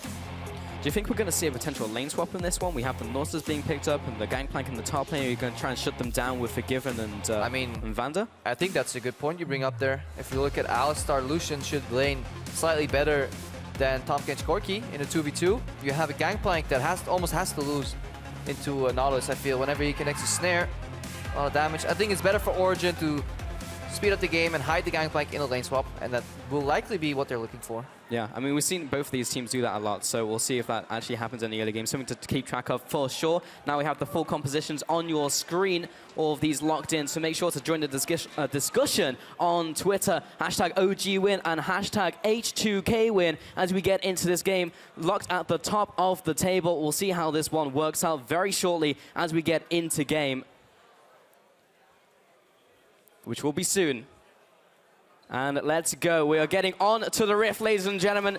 So hello. Join us on Twitter, join us in the studio, get hype, we're getting into game. I didn't notice you there, turning around for the crowd. How's it going? Turn up for what? This game about to get going. Origin, they need to prove something here. If they really want to solidify any position above 6th, they really need to start getting some wins because the end of the season is upon us soon. Yep. Every win matters a lot for these two teams. OG kind of sat in the middle of the table. We saw them almost struggle yesterday. We'll see if they can take on the top of the table. So far, not a great track record. Okay, OG are doing the classic, let's fake a line of scrimmage, send our top lane or jungle standard positions, and then go around from the top lane. Hopefully, they were hoping for somebody to duel Soaz on his way in. They collapse. H2K went for deep vision. We see a flash here, and Ryu has to dash out or flash out because his dash was on cooldown. Both teams stuck the wrong part of town. Yeah, Forgiven as well. Took a tower shot, so did Odawane. This is not going well for H2K. A potential punch from OG. More flashes being used. Distortion out by Ryu. H2K lost a lot of resources on that. Yeah, H2K put so much priority on getting that division, and Origin were just a death ball running around, poking Ryu first, Odawane later. Summer is used left, right, and center, and this kind of loses them a lot of pressure, and this pressure is fundamental at keeping the Nidalee outside of their jungle. So this may actually trickle down and have a snowball effect on the game. Potential tempo being opened up in this game. Sven and Miffy on the top side of the map. So what are H2K going to do here? We're going to see Soaz go towards the bottom side, not double jungling just yet. Vander's going to spot him out as he moves back into the mid lane with Power of Evil. And that's what Soaz wanted. Just in the event that there was a predict lane swap by H2K here in the end, Soaz would obviously have to path to the bottom lane to start laning 1v1. Doesn't want to lose his teleport because in that matchup, you need teleport to equalize. He sees Vander, he's really happy. It's like, okay guys, we're actually playing a lane swap right now. Go a little later on the double jungle. Doesn't matter because Nidalee's clear is so quick. So this is what Origin wanted and what H2K wanted to avoid. So looking at the keystones, pretty standard up and down the board. Of course, Miffy going for Bond of Stone, top lane going for Grasp and Dying, fantastic on Gangplank, and also Odawane, as they will be, at least Odawane will be stacking health and hitting people with the parlay. Empowered Grasp and Dying is great in lane. Now in bottom lane, we're just seeing the standard setups and the tower push coming in. Soaz as well, as Gangplank is actually really good at pushing towers because of Trial by Fire, and he can hit a barrel, get it back, Trial by Fire, and it's true damage on the tower. Trial by Fire. Love the name, by the way. Yeah, it's definitely some cool ability names. I really want to cast the Jhin, though. Here's the best ability names. Look at that that exquisite wave clear mechanics there. You know, the reverse Valkyrie, mini Rumble ultimate into some barrels popping. Definitely a very mini Rumble ultimate. I don't think you can get the same value out of it, but... Oh, Ryu getting charmed in the middle lane. There's the distortion afterwards, and sidesteps both of them. As the sidestep comes in for Power of Evil, really nice mind games. Yeah, because Ryu's down a summoner, PoE is playing with absolute freedom in this lane. He has Ignite available, so does Ryu, but there's a flash. If ever Power of Evil misplays, he can always flash out. Ryu does not have that option. Ryu needs to continuously realize that if he distortions in, that is his only gap closer. So the entire matchup shifts right now. So interesting in the middle lane. All rippling from that first play we saw in from Origin, getting a slice advantage. It's something you really just don't pick up on until you really see it. And if you see the wave like here, you can backtrace what happened. PoE did push in the first 2 waves, pushed it into tower and bounced it, and he's in the ideal position to be in, because look at Amazing. He's now pathing down, no wards on the left side for Ryu, so pressure is being put on the crucial matchup in the mid lane for jungle influence. Amazing is waiting for it. Ryu's going to be backing to the tower. Perfectly predicts his movement path. Will chase after, looking for the takedown. The auto attack, the spear. It does not land, and Ryu gets out alive. He cancelled his auto attack. That would likely have been the kill. 1 auto, 2 more red buff ticks. Not quite sure, but it would have been close. Amazing stuttering on the stutter step right there. Doesn't quite get that kill. That could have been really big for the game. Yeah, ultimately, it's still pressure going down. Power of Evil managed to free farm that wave, essentially, while Ryu had to go back to base. And you will see a CS advantage open up over the next couple seconds as Ryu comes back into lane. Now, because of that play happening mid lane and they knew Amazing was low, Vander and Jankos will head into the enemy jungle, knowing they'll be uncontested. Yeah, and Origin really happy with this kind of reverse swap coming out now. Again, they don't want to leave Gangplank in any of these lanes just yet. Just want to get him as much gold as early as they can. But there will be a crucial phase right after this when both side lanes are elongated, and you kind of need to see if Soaz can survive. If Origin can manipulate the waves into a freeze somewhere, hide Soaz there, and then make the other lanes kind of fight 4v5 or survive, that's the ideal scenario. They want to enable him. And so often this season, we've seen Soaz not being enabled, being put in the dumpster by the enemies by just being 2v1'd or misplaying individually. I want to see what Soaz does in this game as well, like, because he'll be in the side lane, he'll be looking to duel people like he was with the Fiora as well, and he was just stuck in one mindset. It's like, I am going to split push this game, and if I get ahead, then great. If I fall behind, then not great. And luckily, over time, Poppy couldn't really pressure him, so he was able to get ahead. Yeah, wave bounced in the bot lane to Soaz. They choose to freeze or push it. He's likely doing a bit of a risky play here, but we know that HTK plays a very lane pressure style, so they will never catch the freeze if Soaz bounces back, as we see the Rift Tower being taken here. Soaz just giving that lane bottom, yeah, a little bit of a push, but just making sure that he gets as much CS as he can, and then he'll disappear, go somewhere else. Back into the shadows, and then will appear elsewhere very shortly. Amazing just going through his jungle once again, and is definitely ahead of Jankos in terms of farm and experience. Mid lane, Ryu jumping on Power of Evil, putting a little bit of damage down, but Power of Evil again with the side steps, and all these skill shots are just not landing. Yeah, just taking control of this matchup, and now the hardest part of the matchup is kind of over for Power of Evil, because he can always reinitiate at least with ulti and make some creative plays. The CS is only even though, like only 6 ahead here for Power of Evil, and just this flash level 1 for Ryu, it matters so much. Just influences every play you can potentially do. I think the CS is going to open up a little more because there was a minion wave to resolve, so but even so. Here comes Vander and Jankos. The synergy we can see between the support and the jungle still following through. No, that's definitely worth bringing up here. Vander and Jankos together, just one of the best, if not currently the best jungle support combination out there. They just operate with sheer pressure, and they enable either Ryu, but most of the time they enable Forgiven. Look at the wards Forgiven now has at his disposal, and this is why Soaz was also not freezing that lane earlier, because he knew Forgiven was coming. And Forgiven will just siege. PoE though going in, sidestep from Ryu. Yeah, very nice by Ryu. Last ultimate will be just putting a bit more down to now Ryu hits level 6. OG responds with the push in the top lane. Yeah, and they just ignore the deep vision. They say HTK, we know you have control of our jungle in the bottom lane. We can't ever contest anything around these towers. We just keep trading turrets. HTK a little quicker though, and Odoamne will be able to hold this wave. So now, because of the Rift Herald, OG will have to back off. They're losing some damage here. Chips on their inhibitor turret. If it doesn't go down, it's fine. It's unlikely that HTK will be here again soon. These minions are disintegrating though. They have another minion wave coming in, but there's no point really going for another push now that Power of Evil has arrived, and Soaz is also there as well. Dragon may be on the cards for H2K as an exit objective. Miffy and Sven still pressuring the top lane. Big wave here, but now with people disappearing from the map, it's no longer safe to be in the top side. Yeah, very, very turret-oriented early game here. No fights, no first blood just yet. 0-0 on the board. But this has all accelerated the game, which means Gangplank is happy. He's almost level 6 right now, which is another failsafe. You getting dove, walk away, ulti the wave. Soaz is in a good spot here. We have said that often here in the European LCS. Yeah, Soaz playing from ahead this time. Ryu moving into the middle lane, just picked up blue buff, looking for Abyssal Scepter on Power of Evil, maybe even the same from Ryu, picking up the Negatron Cloak, so may even see both of those. Yeah, the one downside is though that Amazing, because he was so busy helping on the turret pushes, has not been able to use Nidalee's kit to really get a farm lead. He's even farmed, even CS with Jankos. Now going for the counter jungle here, we have package on Ven, could see some explosions. There's a lot of contesting going overhead, but there's the package as well from Sven. Going on to Forgiven, has been pulverized up. Jumps away with the second Valkyrie.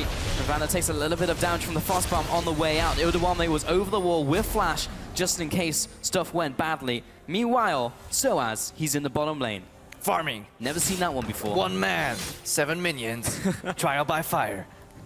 But yeah, really hesitation there on the side of Udawame, or calculated approach. He was really close to flashing over the wall, but his team told him, no, we can't really get a kill here, save your flash. But OG, the fact that they managed to aggressively steal the enemy red buff with good use of package, good use of counter jungle Nidalee, and have their gangplank farm on the bottom lane, it almost seems like they wanted a cake and 82, but they succeeded. Yeah, in the mid lane, so many small things are happening in these trades. Like you see the side steps from both Ryu and Power of Evil, which is just stopping the all-in from happening. Yeah, and it's not what's happening here. Like there's multiple layers. You know, he knows that Power of Evil will likely sidestep it. Therefore, maybe he will aim to the left side. Power of Evil is then like, yeah, I know you're gonna predict that. So an outplay in this matchup can literally be standing still. Yeah. That's how crazy some of these matchups get. Especially if you look at bot lane Thresh, for example, too. Standing still can be an outplay. Really crazy to think about. Vanda may be caught out. He doesn't have Unbreakable Will. He does have Flash. May have to use it. OG are cutting off both the escape routes, but now the re-engage comes in from H2K. Ryu from the mid lane looking to take down Amazing. There's the kick. And now over the wall, they will follow with the Riptide. Miffy may be caught out, but he's got the Grey Health. The Dredge line lands onto the Catfish, but will not net the kill. Now Soaz closing in from behind, but maybe more like caught out by Ryu. He is walking the dog, but he will manage to get away over the wall into the open arms of Forgiven. Definitely walk the plank on that one. Yeah, Origin chasing that 1 kill on the Alistar support, but they forget that H2K was just looking at the play and collapsing around them. Soaz goes for the teleport flank, but the fight turns away from him. Really good aggressive pulverized flash there from Vander, forces PoE over the wall, and then suddenly Amazing found himself isolated alone. A little bit of an overchase at a point where Origin simply wasn't strong enough, and now another pick onto Miffy. Catfish not looking too good in this one. Ryu hops forwards, lands the chains, but here's the punish from Amazing, or the re-punish from H2K, as Amazing was just dead. He comes into the middle lane, go back to base. Yeah, things looking grim here. Origin calm and collected that. Red buff steal plus side lane farm gave the indication of absolute control over the game, and suddenly they lose it because you don't need to give H2K much and they will take it all. Vander acted like he was caught and turned that play around, and he was just buying time for his team to figure out what the play was, and they all committed to it. Really good synergy here by H2K. This is where it all starts. Vander moving, has flash. At any point can he flash, by the way. He could flash upwards right here, but he's Careless Charm. And look, the team is talking, can we turn? Teleport top, so they say turn, turn, turn, turn. Teleport comes in now, and Amazing finds himself isolated. Just keep your eyes on Soaz on the top of the screen. He gets 1 barrel destroyed, and Odoamne just does a great job with a counter TP on the Warden River. And just soaks up damage, uses his CC, and Soaz is alone. It was actually really cool to see Vander hold his flash and headbutt, then he could secure the kill on Amazing, and then of course Soaz just an easy kill after that. Just because he was off to the sides, and OG did not have that team fight in the bag. 0-3 in this game are Origin. I definitely feel like H2K and Vitality, you were talking about it before, but you take an inch, they take a mile. And they just find these small advances and small ways to open up the game that it's just so other teams just don't see. Yeah, and you can call it shot calling, as we see Miffy here getting picked off again. Ryu likely will finish him off straight off the bat, and you can call it shot calling, but it's more of a shared mindset. Yeah. Players know what the goal is. If you look at Jankos and Vander, they share the same mindset, vision-wise. Then the team right there, they initiate the turn and everybody's working together on the correct target. And they kind of bait Origin into making a misplay. It wasn't H2K initiating that play. That's the beauty of it. Great teams will lure you into a false sense of security, make it seem that you're making a good play, and suddenly they turn it all around and you just step into your untimely demise. Power of Evil off just below this dragon. Looking for the potential steal, comes out with Charm and a lot of damage onto Vander. He still had his ultimate, still had exhaust, and Jankos will pick up that dragon, so have that one that first one of the game. Yeah, gotta be careful though. The return from REQ obviously being true damage. You panic pop your ulti, you will still die. PoE not willing to commit. Could have technically committed with ulti and ignite. Yeah. Coulda, woulda, shoulda. Dragon goes to H2K. I mean, Jankos didn't have kick either, so it was a potential good play, but so hard to call in the heat of the moment. Amazing, just going to take the crab on the top side of the map. Both abyssals have been completed as a dark seal from Power of Evil at 13 minutes into the game. So he's looking to go big this game, or go home real hard. Yep. Looking at the win conditions though for Origin. No. Not the Rift Herald, that's an option. Soaz is still in the game. Even though that teleport cost him a lot of momentum, Odoamne's teleport was created too. He's up about 20 CS right now that Odoamne will equalize. And he's just looking at getting his Triforce as soon as he can. And the gold lead is only 1,000 here, but H2K have a way of kind of setting up the towers and then taking them all in a sweeping fashion, and suddenly you find yourself behind 4,000. What was just 1,000 right here. So we'll need an aggressive defense from Origin. H2K like playing dominoes, you know, just setting them up so they can topple them all at the same time. Power of Evil pushing down the bottom lane now. I mean, he doesn't have TP, so this could be potentially risky, especially without vision control. It's good though, you have to do it. Side lane control and going to push it out is important. Little hesitation though. Yeah. He's lurking. He's very, very afraid right now. If you look at the minimap, his movement patterns indicate that they're not quite sure what to do. Look at how afraid Power of Evil is moving up. Unless he's waiting for somebody to be picked off, which is unlikely. He has been wasting a lot of time there. I mean, from his perspective, there are 3 people off the map and they don't have wards in the bottom side, so they just don't have the information straight up. So he's playing it cautious, but now he arrives and he didn't actually really push the wave that much. He maybe got like 4 creeps on the wave that was also pushing. So a little bit of communication error there.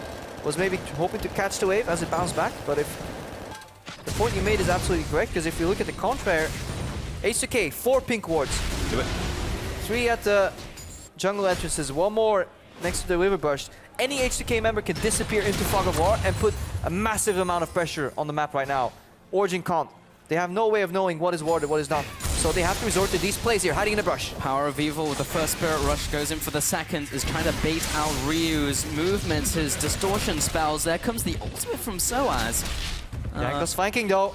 Comes in from the side, he's got the ultimate, he's got the flash, the ult into Ryu, lands the sigil, and it's all just mind games now, but he manages to catch the fox and he goes down. Jankos will be the one with that kill, 5-0 now.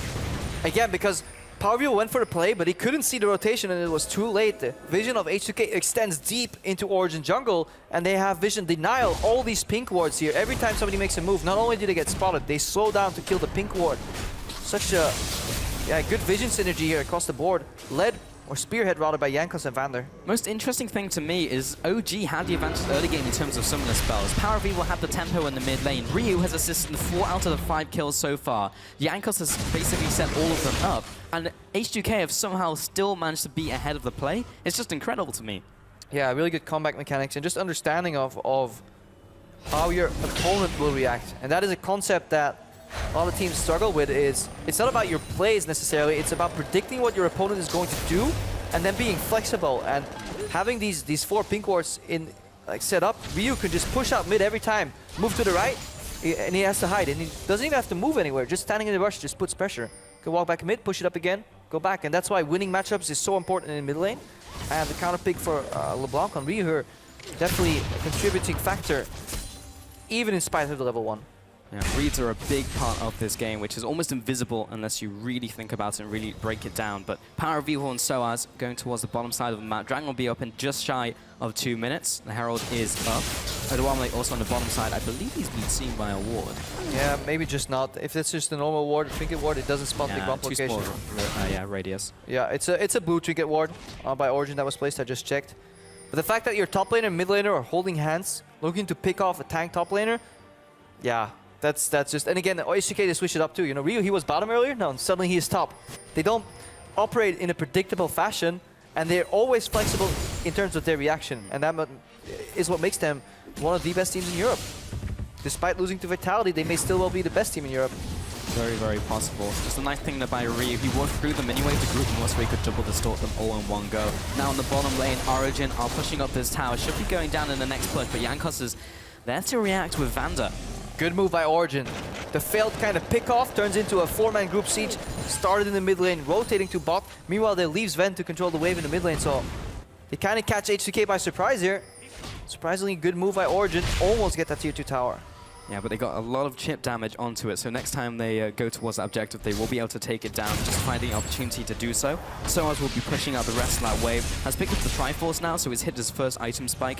Haven't seen if he's picked up anything in his ultimate yet, but no doubt he should have those Silver Serpents. And now is the kind of time we really start to accelerate how many Serpents he gets mid lane. Sven almost picked off by Jankos, but still had the Valkyrie. Alright, so taking up that blue buff now. In terms of the rest of item builds, we're hitting spikes all over the board. Sven also picking up his Triforce, got 2 item spike onto Forgiven, in fact, with the Essence Reaver and the Rapid Fire Cannon.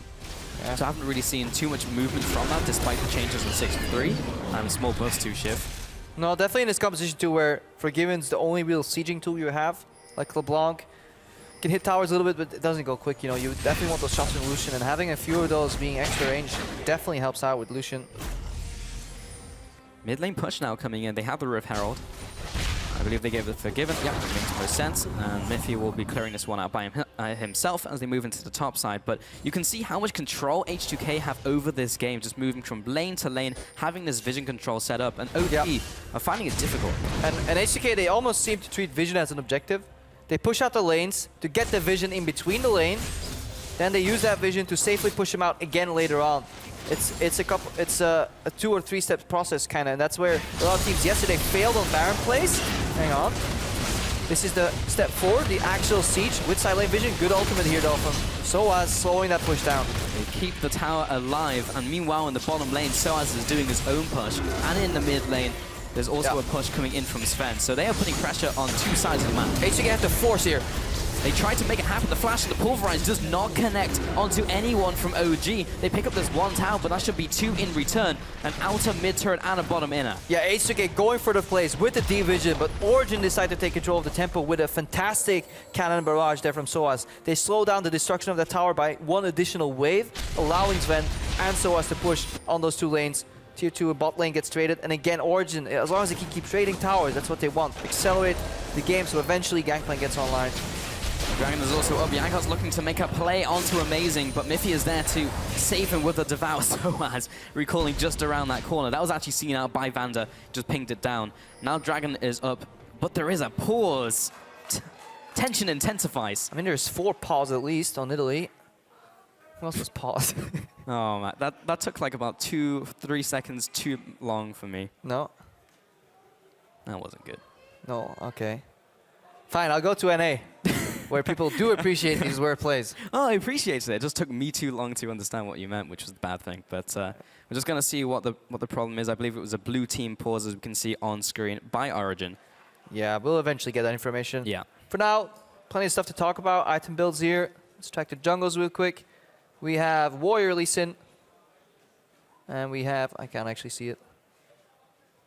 Let's just... Is it a Runeglaive? Has to be a Runeglaive, right? Yes, yeah, it's in Italy. Of course it's a Runeglaive. Yeah. Well, I'm even double checking. It's Warrior. It's Warrior in Italy. Roll a second, so that's a very big scaling... scaling build from Amazing, so definitely investing into the late game. So as an update, the problem that OG have is they see Vander with his ultimate on. It's just the animation. He doesn't have ultimate all the time. So currently that is being investigated into. So we should have an update on that one very shortly. But about 21 minutes into the game, we're going to see if that was literally just a visual bug. So. Yep. So all Origin members are reconnected to the game right now. Hopefully they can do that right now. I mean, the fix is always turn it off and on again. Yeah, the introduction of team timers, though, definitely help a lot in that. Because back in the day when you had all these timers in chat, you were like, no, referee, I would like not like to reconnect because I have like 7 million blue buffs and red buffs time. But now you can obviously do that. Origin reconnecting, hopefully fixing that visual error that you have. You can play off sound, but you obviously want to know exactly when he's ulting and when he's no longer has it available. Yeah, it is a big deal when it comes to competitive play because something Kobe was talking about actually is how you react to sounds more quickly than you do to visual cues. Oh, definitely so. Yeah.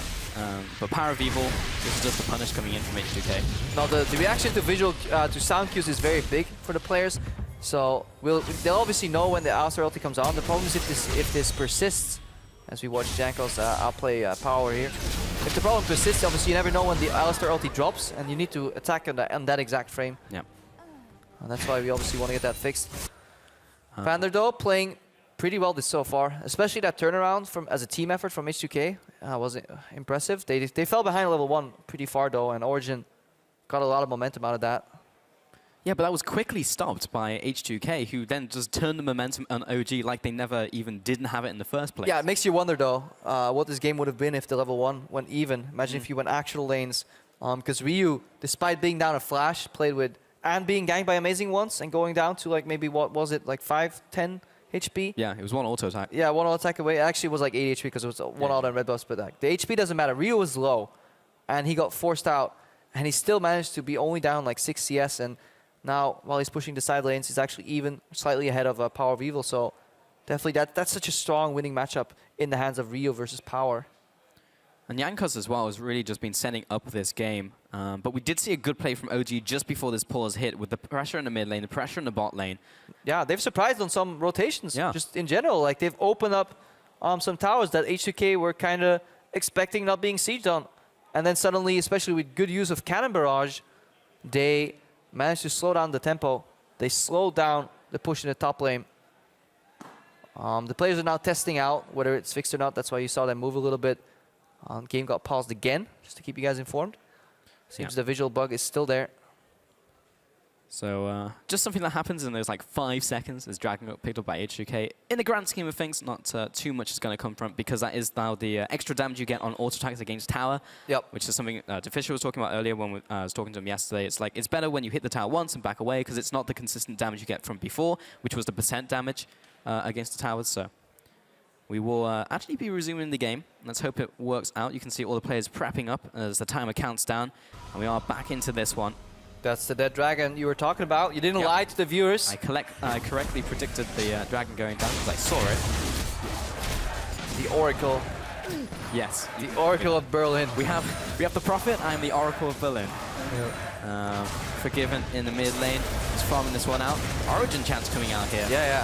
Fan favorites definitely being Origin here. Yeah. Looking at what H2K is setting up, triple push here, but they don't have the most wave clear. They have one instance, which is the culling, and at that point, they need to pull Ryu away and put him in the flank, and then flank with the Nautilus ulti. This is something we saw Splice kind of forget to do. Try and flank with their double teleport. Ryu obviously running Ignite, but they're looking for a double pincer here. Origin pinging the sides. They know that Nautilus can TP.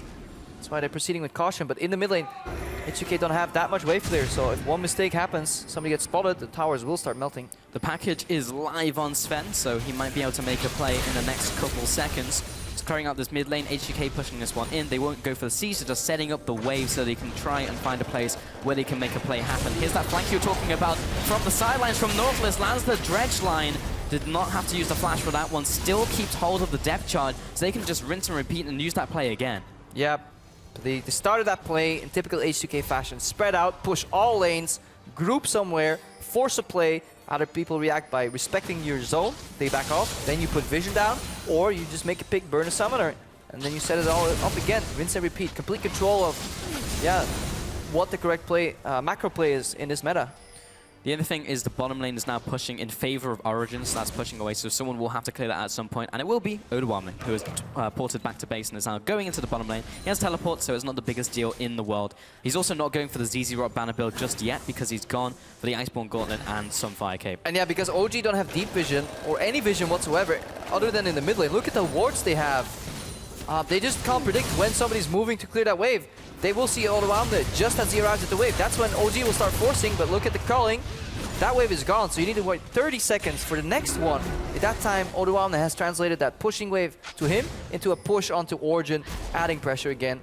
And that's because of the lack of vision here. You can't make those plays as easily against a team with good deep vision, because they'll spot you moving to the lanes quicker and play more aggressive. Constant pressure coming out from H2K. Now the top lane's pushing, so someone will have to put that one out as well. Here comes the teleport though, trying to force the issue. Power of Evil, the Q connects, and Jankos will follow up on top of the Tam Kench. There's a depth charge onto the tank though. Do they have enough damage to finish him up? Greyhound comes in, and they should be able to take down Miffy. There it is. But the ultimate out from Soaz could be big as the retreating Vander and Odawame. They are at critical levels of HP. Ultimately, that is a 1-for-0 for H2K. Yeah, and in 4v5, H2K H2K confirmed that they really do not like Tahm Kench. Completely focus him down. Soaz was not in that fight though. Tried to help out with his ultimate. Decided not to teleport in. So now there's TP advantage traded for the support. If Origin can hold, they can turn this around in a minute from now.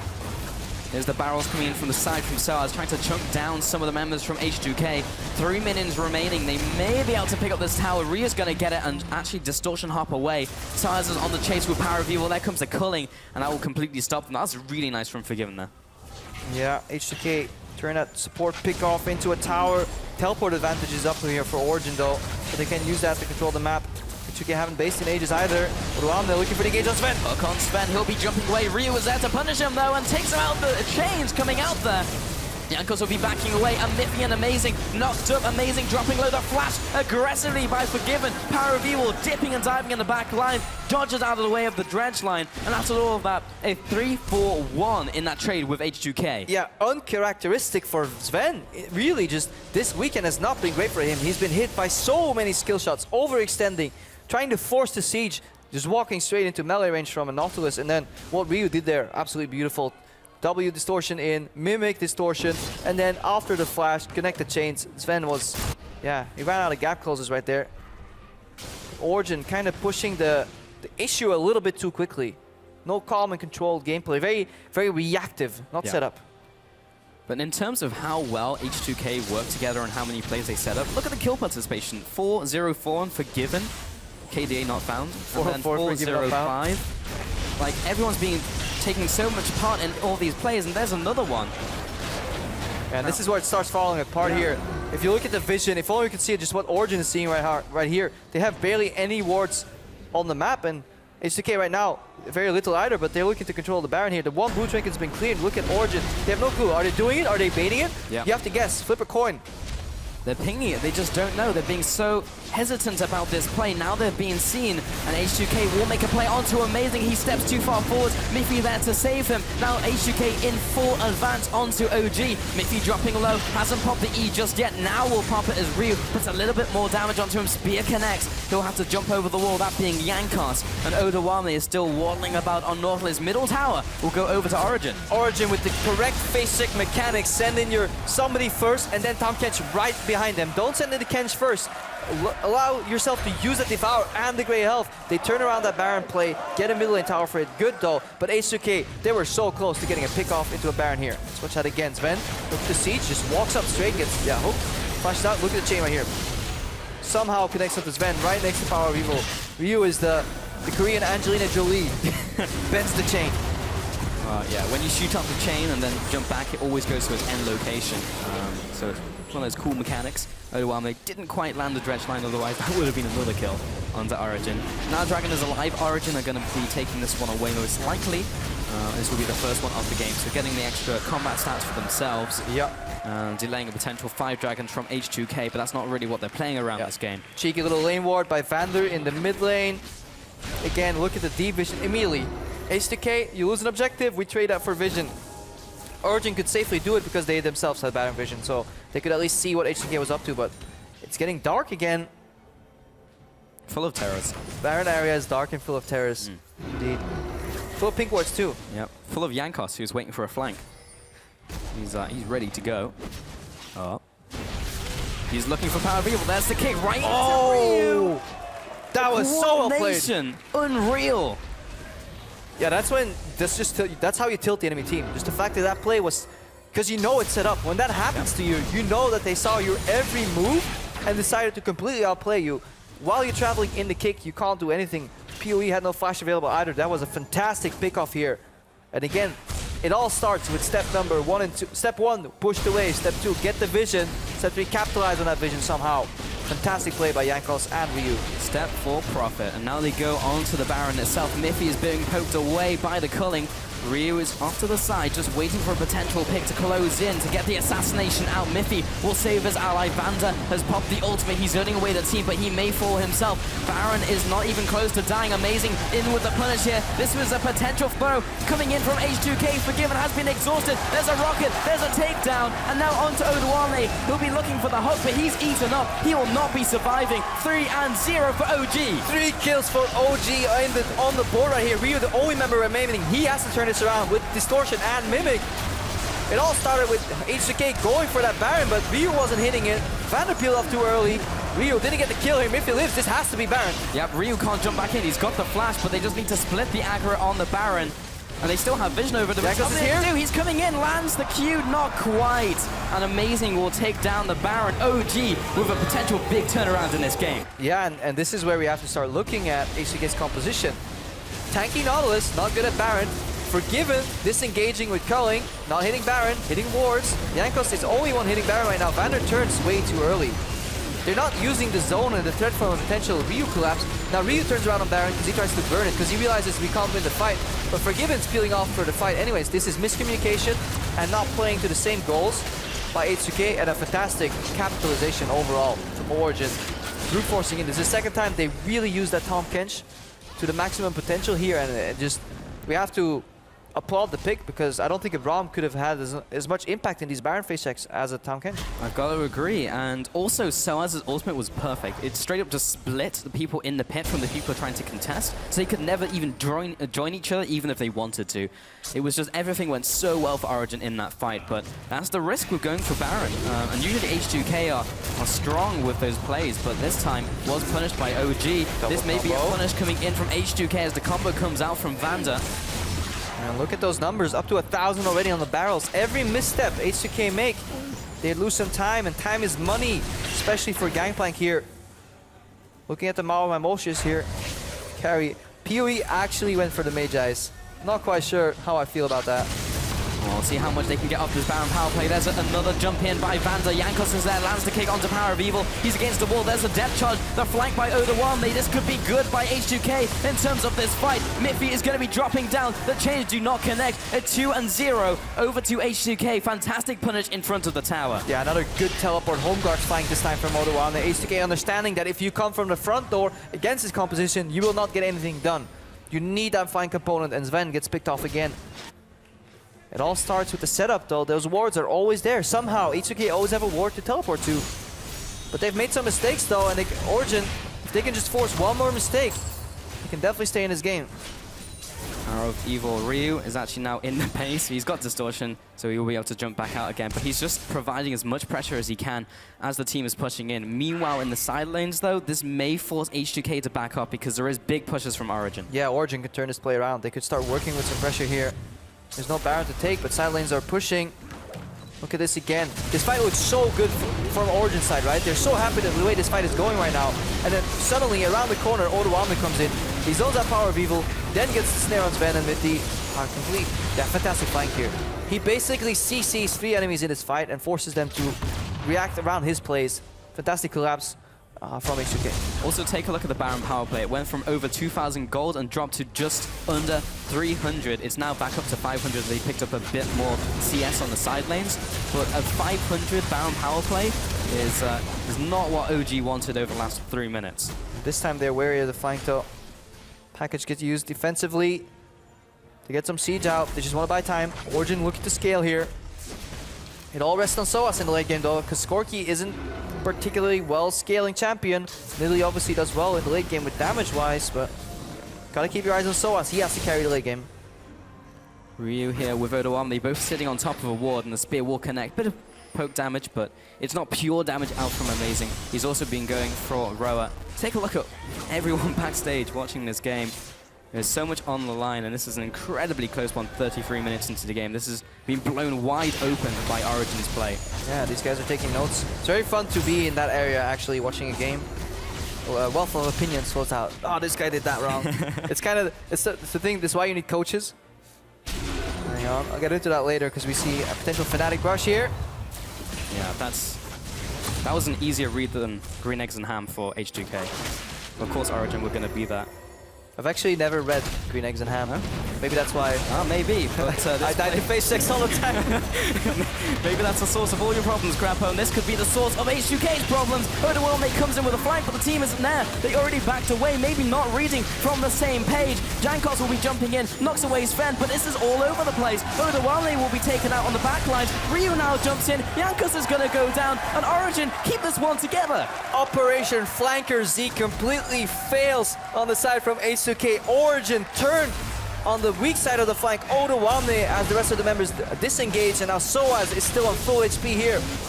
Is on half HP here, as Origin is looking to set up the siege. Oof, Ryu over the wall, didn't land anything else other than the sigil, but gets the bounce from the Luden's proc there. H2K repel the push in the mid lane, still have those 2 kills, so that means Amazing will be able to go for this dragon. Baron is up in just under 2 minutes. Now is the time that OG needs to utilize that pressure they just got to establish that vision. All right, how does this end up working? So H2K are working with the information that Origin is in his exact location, so they know.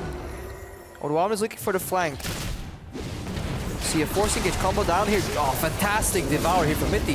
It seems like H2K is hitting their head on the same stone repetitively, because every failed play has been involving a really key devour from Mithy. With all those face checks on Baron, devour from Mithy.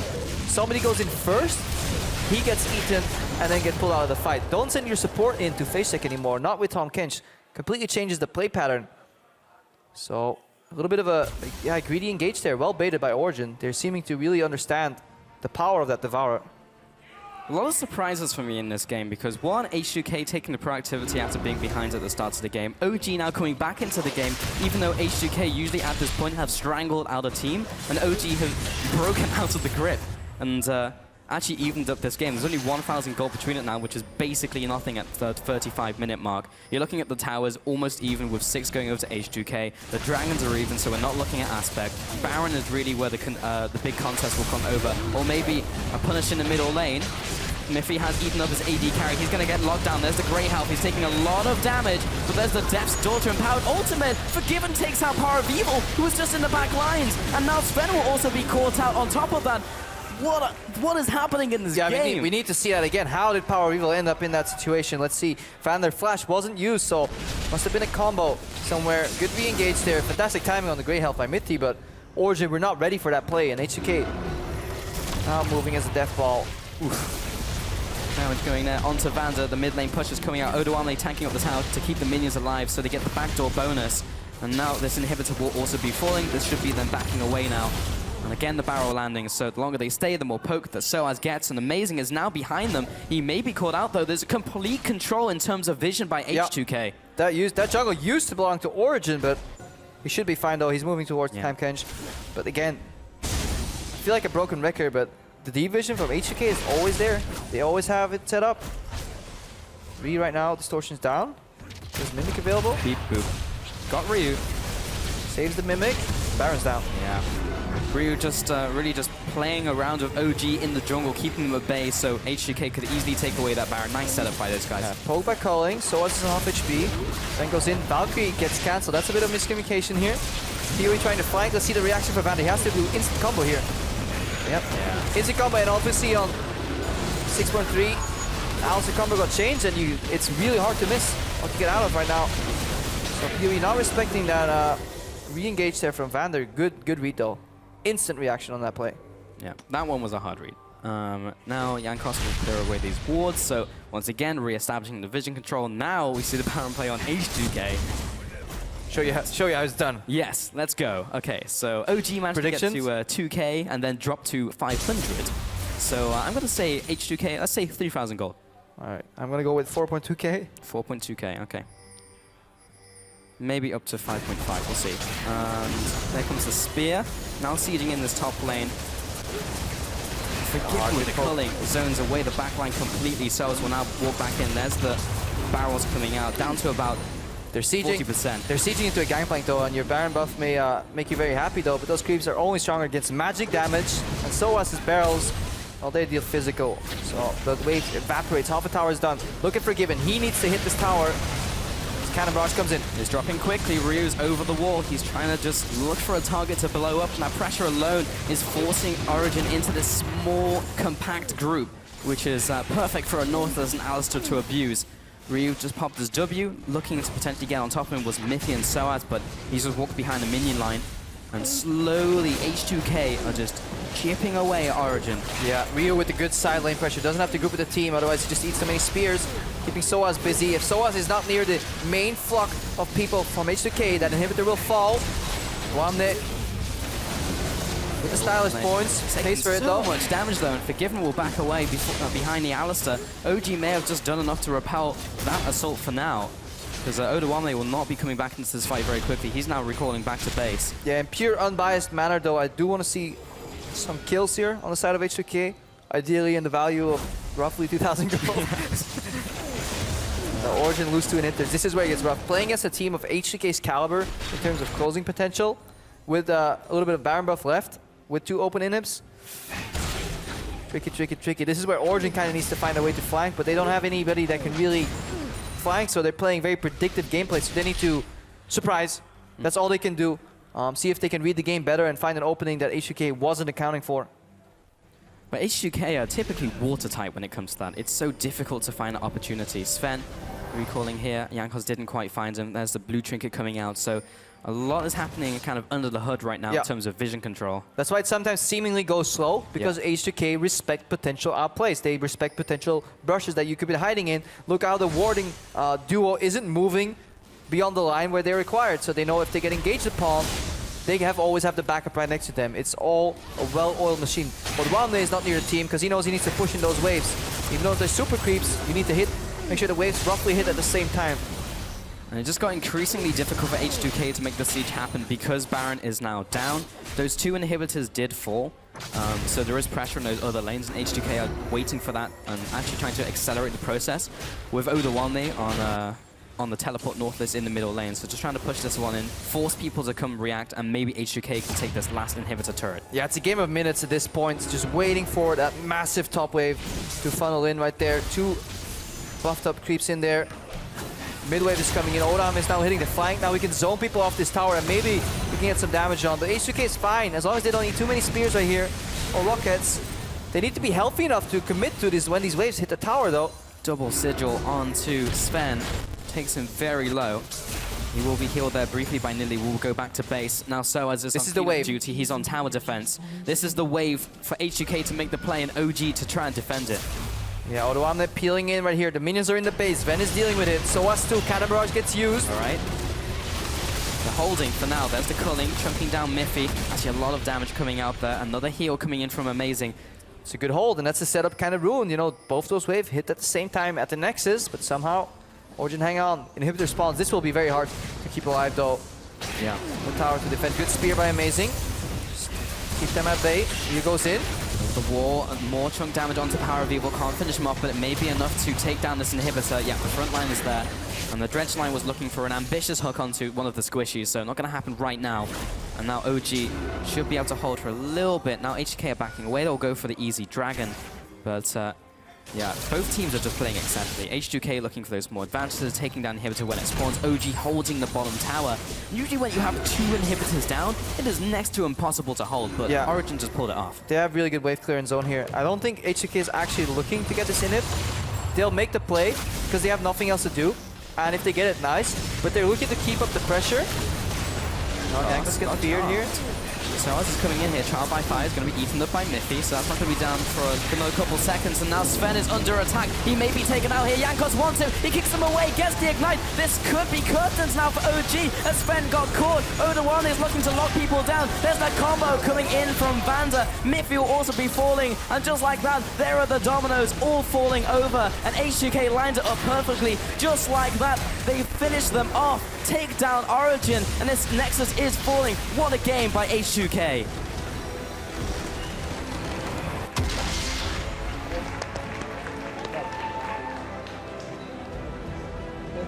Yeah, hugs all around, well deserved, and seems to have taken a lot of them. H2K is not happy with this win. Yeah. Okay, Vander is happy with this win. Yeah. But I think they can be happy about that one. There were a couple mistakes maybe mid-game. H2 what? H2K! H2 what? H2K! H2 what? H2K! H2 what? But when he joins the team, now he's happy. But yeah, a couple mistakes in the mid-game. Origin did manage to punish, but ultimately, good game by H2K. Yeah, let's leave the analysis though. Just let's talk about that chant. H2 what? H2K. I think teams need more creative chants. I'm really glad H2K is innovating in the chanting game. It used to be 1, 2, 3 team name. But right now it's H2 what? I like the evolution. Gets the crowd involved. Yeah, it's the first step to really, once we get these licensing deals down, to have intro music. Team comes on.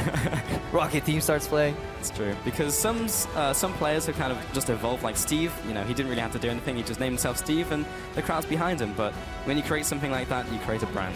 Yeah. My brand. That man right there on the screen, though, absolute genius. When it comes to League of Legends macro, Prawley. We had the chance to sit down with him this week a little bit in a feature that hopefully will release next week for Coaches Week. And I just must say my respect for Prawley has definitely increased in that brief window where I listened to him. Even though some of his statements I didn't necessarily agree with, but the amount of vigor and passion that he had around it and how he can execute his particular coaching style is, yeah, you just have to respect it. And I think he is just not talked about enough, because you can plug and play any player into H2K and you will have a good macro team. They change so many players, and how often do we see it when a team changes their core, their fundamentals, and they just stick to the same playstyle? It's just so impressive. And if you look at the structure that H2K has, it is pretty much only Prawley, so we can't but praise him. I mean, the team that's only come slightly close is like Unicorns with the junglers coming in, but not to the same extent that H2K have done. Really impressive by Prawley and the team keeping it together. We're going to step on stage with Quickshot to talk about H2K's OP win. Thank you very much, Pulse. I'm joined here by Odoamne. First of all, congratulations on the win. Let's talk about the game. How did you guys end up winning the game? What was the turning point when you closed it out? Well, we were ahead pretty much the whole game. We had some good fights in the early game. Our lane swap was okay. Our level 1 was really bad though, so we threw in the mid game a bit, but as the game went, we realized why we made the mistakes and what we need to change, and we just pretty much started playing our comp the way it was supposed to be played, so it just ended up working well for us. Can you give us a little bit more insight on what happened at the Baron throw? Because it was a turning point where fans in the audience and viewers are thinking, well, this is where Origin have a chance to pull it back. Well, we started Baron and we were like, okay, just start Baron and we turn. And then instead of just waiting for them to pretty much start face checking the Baron pit and then we turn, we just tried to turn max range, and then Forgiven got poked super hard, and then it was just really bad. The idea was fine for us to turn. I think we would have won there the game if we played it properly, but it's just we executed really, really poorly. It's great to hear an honest response in terms of, judging what went wrong. Ryu had a fantastic game on LeBlanc. Yesterday's Lissandra was good. What's it like having Ryu back on the squad now? And, adjusting to obviously Selfie out, Ryu in? I mean, having Ryu back is great. It's just we all feel more confident playing with him because it's our main roster. When I played with Selfie, it was a bit awkward just because we just got hit by a shock because we have to play with a different person and his play style is completely different and he doesn't bring as much as Ryu to the team. So now we're just trying to get the hang of it again because he's been with us only for 1 week, and now we're just trying to start playing the same as we did before, because right now we kind of play different on stage than we do in practice. Well, it makes perfect sense. Got to readjust to somebody who's not been practicing with you. Anyways, congratulations on the win. It was a confident closeout. For now, we're going to head back to Shocks at the analyst desk. Thank you very much. Well, good to hear from Odoamne there. They're 1-1 on the week. Of course, you guys beat them yesterday. Let's start by taking a look at the picks and bans. As you guys mentioned, during the game, H2K chose for a composition that was much easier to execute than what OG wanted to go for. Yeah, I mean, what H2K had is a tank top laner who can engage team fights. You have a strong mid laner who can split push and pick off targets. And then you have a very safe bottom lane in Lucian Alistar. So it's overall a very easy comp to play and very safe in many ways. And I really liked it because I feel like Origin lacks some coordination. And also, when Origin plays these comps that can be fairly difficult to execute, in the mid game, it often seems like they don't know what to do. And when you play against a comp like this, we were just waiting for Odoamne to TP flank like multiple times and then pluck his ulti on Sven and then go for the engage. Yeah. Do you think that OG should have drafted differently? Yeah, I think the draft wasn't optimal. Like, when they have 3 APs, like jungle, mid, and AD carry, and they only have AD on top lane, after the lane swap, GP is going to be a bit behind. And like when Lee Sin hits Solari, the power spike in teamfights is actually really good for H2K, and they can just like force every teamfight super easily and not lose them, even though both GP and Corki were hitting power spike with Trinity Force. Yeah. Oduwamne alluded to it there that he wasn't too happy with their lane swap entirely or their level 1. You guys wanted to take another look at the flank that happened after, which was, of course, very good by them. Yeah, this is what Capo just talked about, how Origin wanted to wait for like for the 24's power spikes, and they didn't. For some reason here, we can just roll the clip. We see how Origin are forcing this fight, basically. They're trying to stop the push from H2K on top side, and then you have a teleport flank from Soas, who is not a farm gangplank at all. Like, in your opinion, Capo Shot, is this like the worst play you can make as Origin? Well, it's really not needed, and like, yeah, they just don't need to do it. H2K are hitting the power spike, Origin are not. They should not do that. Yeah, shouldn't do it, and it's part of actually what we expected coming into this game. OG maybe not making the right tactical decisions. Yeah, and again, it's been a big difference between H2K and Origin, or Vitality and Origin, that the current top teams have a lot better macro understanding, and I would almost say like better shot calling. Yeah. Because a play like this seems so forced for absolutely no reason. It's almost like a panic call. Oh, they're pushing top. What do we do? Let's TP. Let's just fight them. And then they realize, oh, we didn't have Trinity Forces. We're against like a Nautilus early game who gets fairly tank already at level 6. And then you lose the fight. And when this comes fall behind, like in my opinion, the Origin composition relies on being able to trade towers, use the Gangplank ulti to then clear the wave when the other team is trying to mirror what you're doing, and then wait for like 25 minutes. You have GP on 2 items, you have your Ahri who's strong enough to actually catch targets, and then you bait like Baron, and you set up picks. You can't do that when you take fights like this and start falling behind. However, H2K said, here is your window of opportunity. Sure. OG, let's take a look at the first replay. We actually got a package coming in, pun not intended, of the Baron moment that happened that got OG back in the game for just a couple of minutes. I feel like we saw this from H2K yesterday against Vitality. Like a lot of these risky Baron calls where they didn't miss timing it a little bit. What do you think about it, Capo? Well, like Oduwamne said, they wanted to turn, so if it's like the plan from the beginning, they should just like all commit to it. Right now they are doing it and trying to fight, so it just won't work, and then GP in this kind of fight is really, really good, so Origin could come back on this game. So if this were you guys doing this Baron here, how would the communication sound like? Is it like everyone yelling, finish Baron, go disengage? It's like one guy maybe talking, if you're you guys? So normally there is kind of like a line that you know if enemy goes through, that's really the point that you can engage on them. If the plan from the start is to turn and not do Nashor. And as long as they won't go through that line, you keep doing Nash, and at some point they will have to commit, and that's the moment like all the team has to go. Yeah, but H2K reacted almost immediately. We had that TP coming in from Oduwamne. If there's anything that you can count on, mostly it is Oduwamne and just a tactical play coming in there. Do you think the fact that here around Baron it wasn't perfect is still adjusting to Ryu coming back in, Cabo? Yeah, probably like knowing that Ryu is doing a lot of their shot calling. He just came back like 1 week, not even. So yeah, I guess it has an impact on that. Mm-hmm. I feel like there's a player on Origin side we kind of have to criticize a little bit, just not only from his performance today, but also yesterday. A guy we normally praise is Sven. Yep. So often for being one of the best AD carries we have in Europe. Yesterday he got hit by bindings, it set the team behind. They managed to win anyway against Elements. Today there were quite a few engages. They were landing straight onto Sven multiple times. And if Mythi wasn't there to save him with Tahm Kench every time, he died. Yep. So there's a lot of these engages that were too easy for H2K almost to pull off. Yeah. You're almost afraid to say it because it's so out of character. Yeah, it is, because this is a guy we praise so often, and he had a really bad week. That can happen. It can. Like, Cabershot had a terrible week. He played Lulu.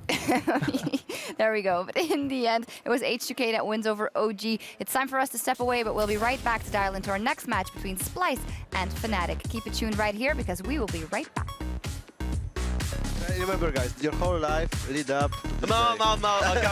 Okay, let's talk Yamato. Everything you did in your life led up to this moment. Yes, and this is only a step in the process. Now the re-engage comes in from H2K. Ryu from the mid lane looking to take down Amazing. There's the kick. Nice. We can keep on, I'm going. I'm super low. Tank edge. Front line. Down Ken. Ari ult from behind. I can do that. Amazing in with the punish here. This was a potential foe coming in from H2K. Forgiven has been exhausted. There's a rocket. There's a takedown. There's the Depth's Daughter empowered ultimate. Forgiven takes out Power of Evil, who was just in the back lines. And now Sven will also be caught out on top of that. Oduwamne is looking to lock people down. There's that combo coming in from Vanda. Mithy will also be falling. And H2K take down Origin. What a game by H2K.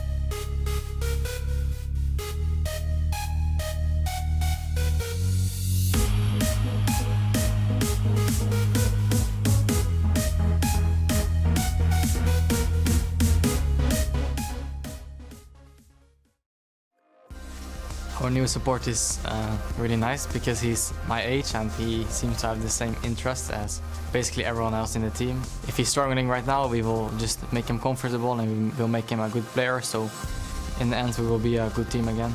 Our bot lane is together now, so it's like Swedish duo and they can just talk Swedish whenever they want to and just great synergy, which makes me feel really good too, because I know that my bot lane really wants to improve and win, so it makes me want to win even harder. Glad to see Cly already making impact. Welcome back, ladies and gentlemen. I'm Devin Pyrotennis Young, still here with Mitch Krepel-Vorspels, setting on stage right behind us are two next combatants, that is Splyce and Fnatic. Now, these two teams looked a little sloppy yesterday. Yeah, and before we look into kind of what happened before DC, I just want to touch on that little interview there from Fairhaven, highlighting seemingly like some underlying like social issues. He's talking about how he's really happy that that's the first. Yeah, he still got it. No, he's talking about how his bot lane wants to improve, how his support now has the same interests, and it seems very so that Fnatic, they need to be on the same social page, and hopefully they can now have the foundation to really build on that for the future. Well, they've said, you know, they need to take a little bit of time.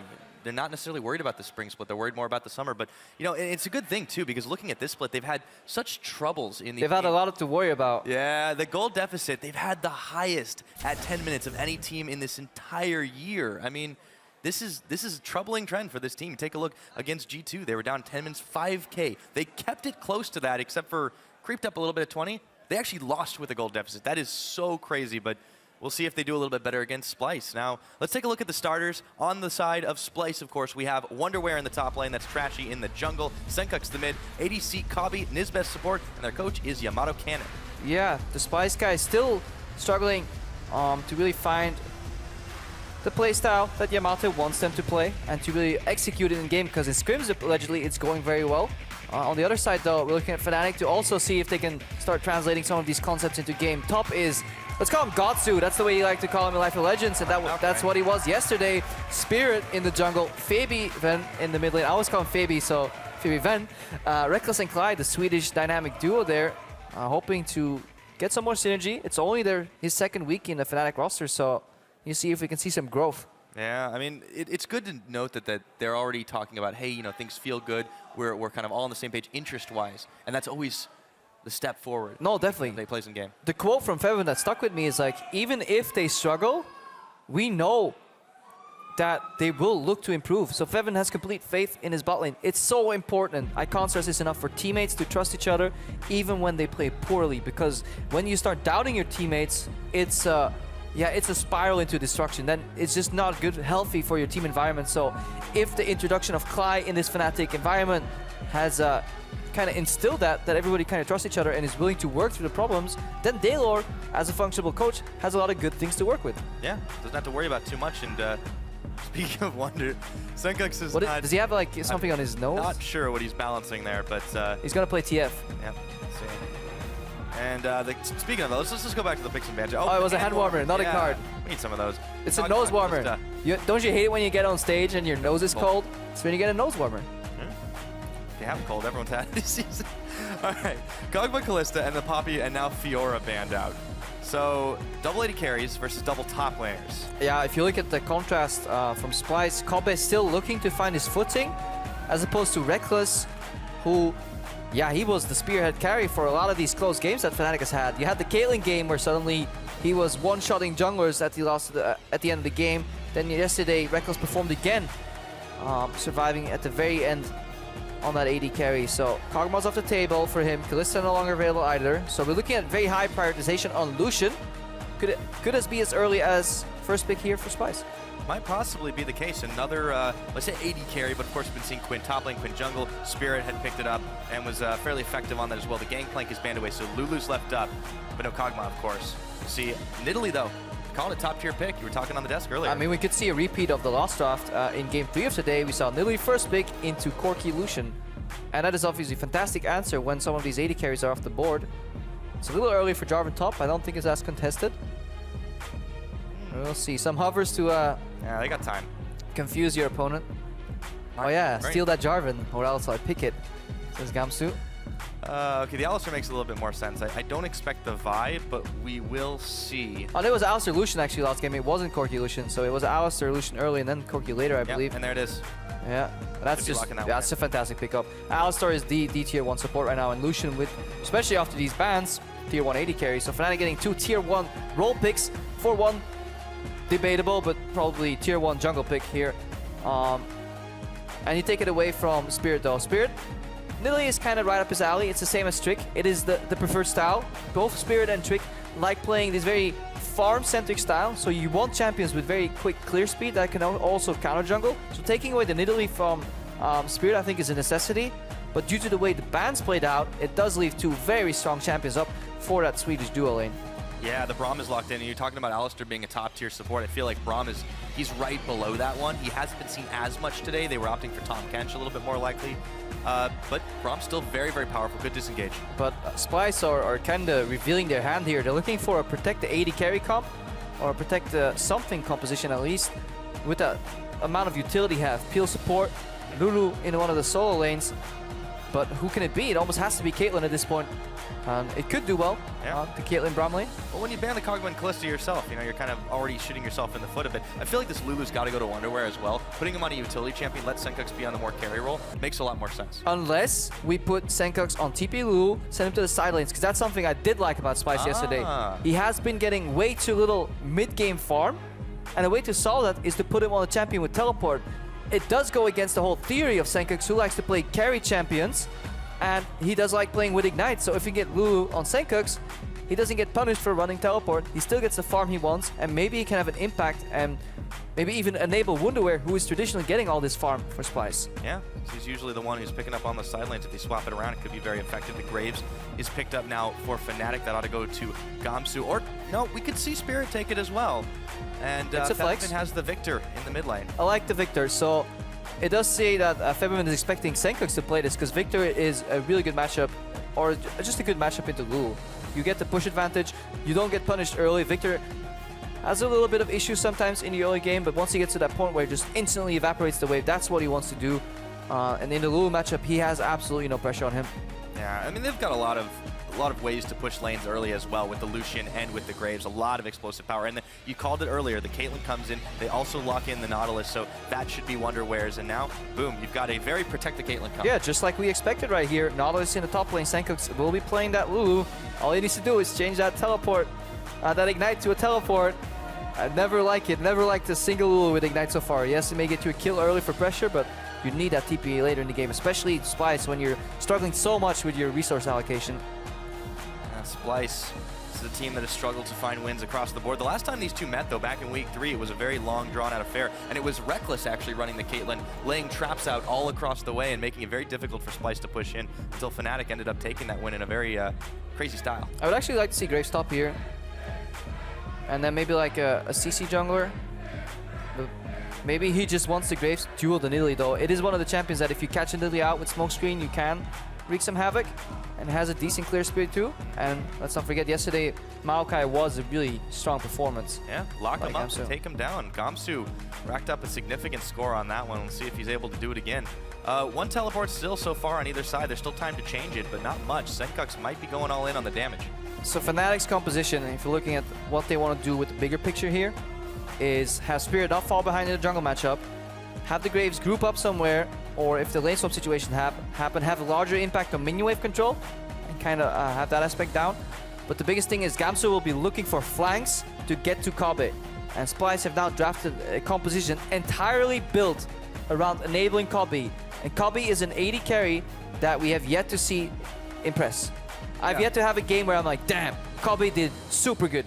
He carried. He straight up murdered everybody. Well, and it's not like he's not getting good pickups. You know, he's been able to play a number of Lucian games, a number of Corki games. He had that one Kalista game, weren't able to take the win on that one. And other than that, he's been defaulting to Ezreal. I mean, if there's a time to shine, now's got to be it. Yamato is putting his eggs in that basket. He and Daler shake hands to walk off the stage. See who comes out ahead in this one now. Don't forget to tweet your predictions and prophecies. At Esports is the place. Hashtag SpyWin or hashtag FNCWin are the votes. We'll see if Splice can come up with a victory later on in the season, or Fnatic get themselves another one on the board and look closer to breaking into that top 4. See if it happens here as we get ready to load up onto the Rift. I can't wait to see how it works. All the eggs in the basket for Splice. Fnatic, a lot of fans in the audience as ever. Very popular, very storied esports organization here in Europe as we get ready to go.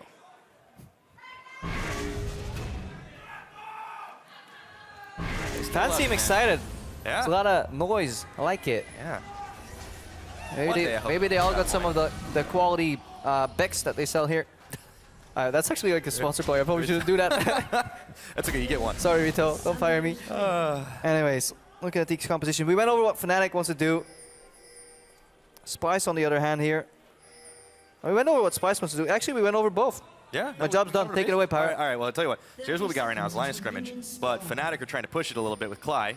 Going in very early, aggressive Alistar play.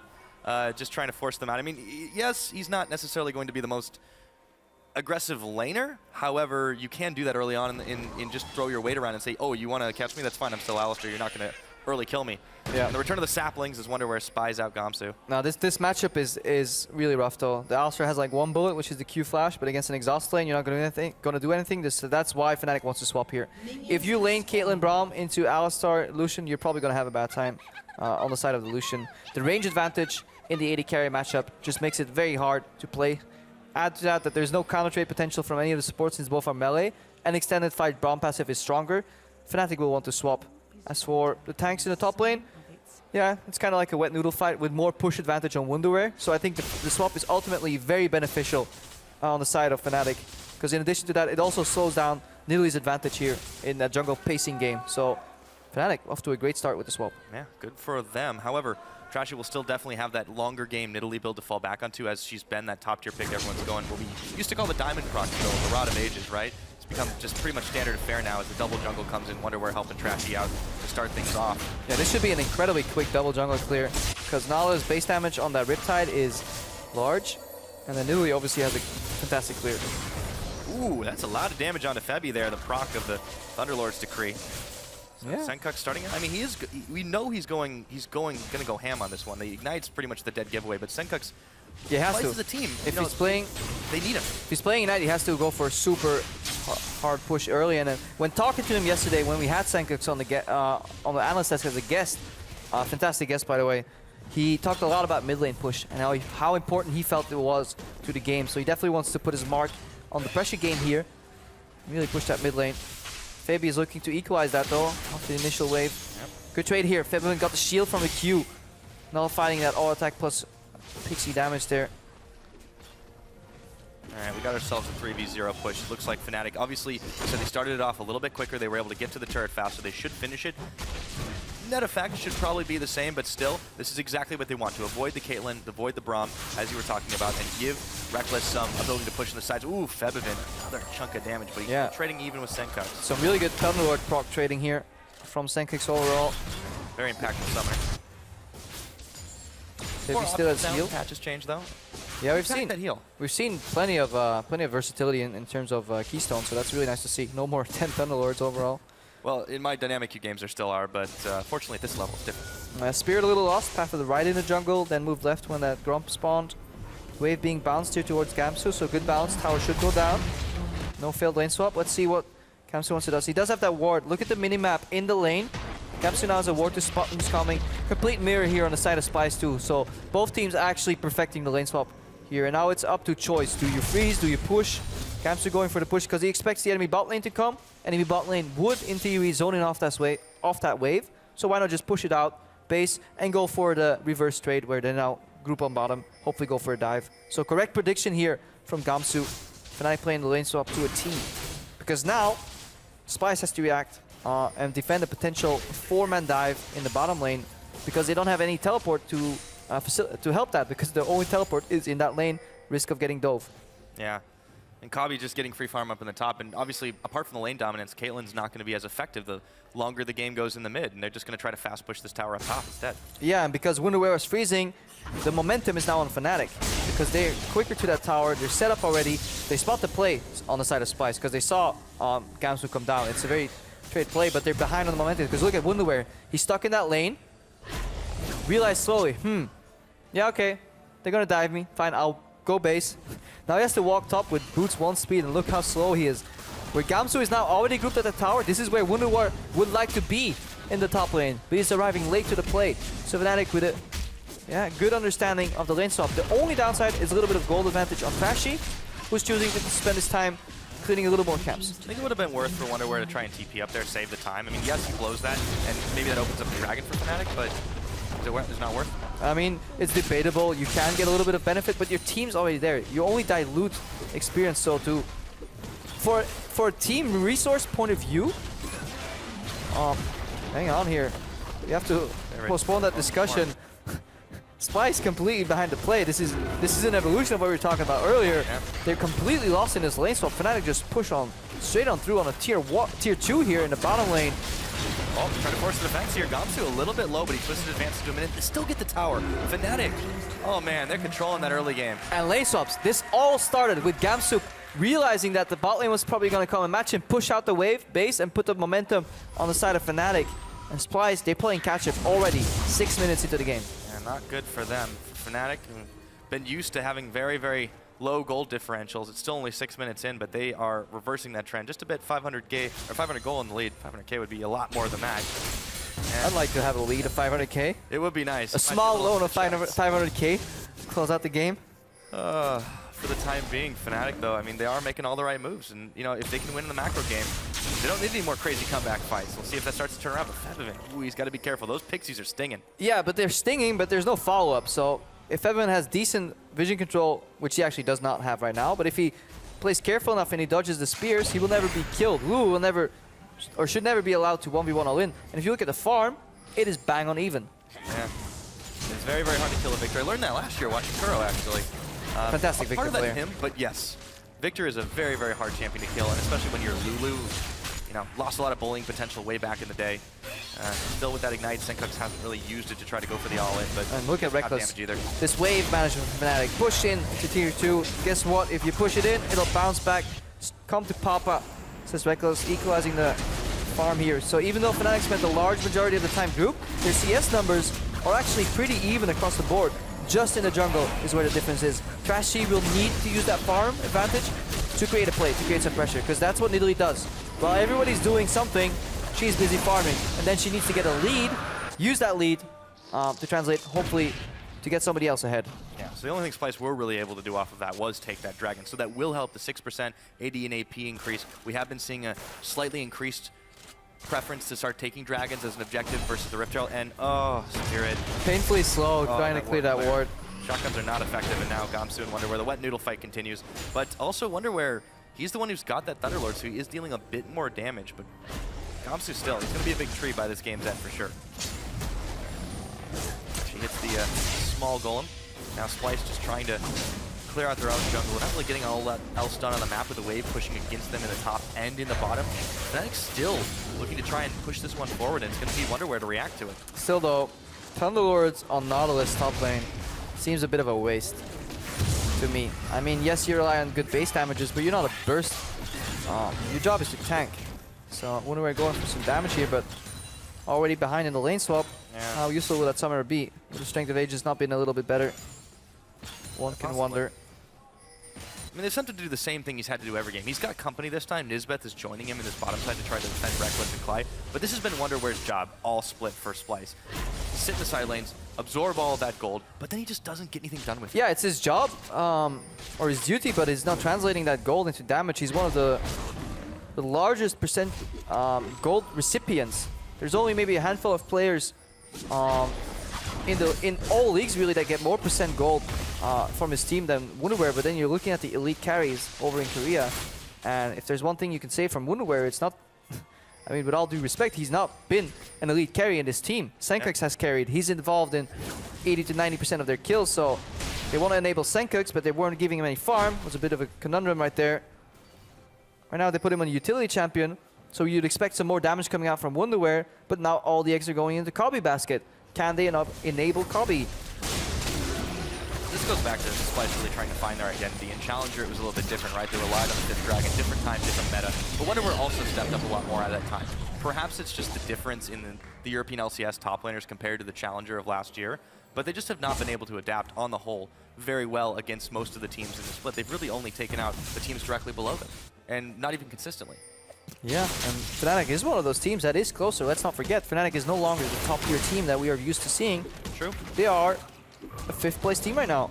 So if Splyce want to get out of that zone in the bottom, they will need to take teams off that are games off teams that are right above them. Fnatic is one of them. Yeah. Well, and by the same token, on the flip side, Fnatic, you know, you could say, oh yeah, they need to win every game as Senkux gets stuck in the Chaos Storm. Not enough damage to take him out, though. Yeah, not an exciting mid lane matchup right here overall. I was excited. Oh, it's a Lulu. Never mind. It's a Lulu victor, yeah. Fnatic do need to, like, they especially need to win the games that are, you know, easier for them, because they need to then pad as much as they can so they can try to break into that top 4, try to get better placement for playoffs, you know, try to contend. Even if they're looking at the long game, it still helps early on. Yeah, and that's what they're looking to do right here, though. Initial force of the Senkux to get the minion wave pushing, and when that next wave comes in and Senkux can't instantly clear it, Fnatic get half that HP of the tower right here. Good move here. So Feven using the ultimate on Senkux, but also on the minion wave, evaporating that, putting him back pressure-wise. Suddenly the remaining Fnatic members filter in and they siege down half that tower, so really good group A. Fnatic is playing as a team right now. Yeah, Wonderwear was trying to get his foot push on, but as you said, Nautilus, a very strange pick to try and be doing more damage. And he's just stopped short by Gamsu. There's no way he's getting through the tree. The roots are just dug too deep at the moment. Splyce, 11.5 minutes into this game, they're only down by about 300 gold, but they're just not able to get objectives around the map, and you can see the slight difference in how they fell behind. First Dragon will help, but when Fnatic is not allowing you to fight on your game, it won't do that much. Yeah.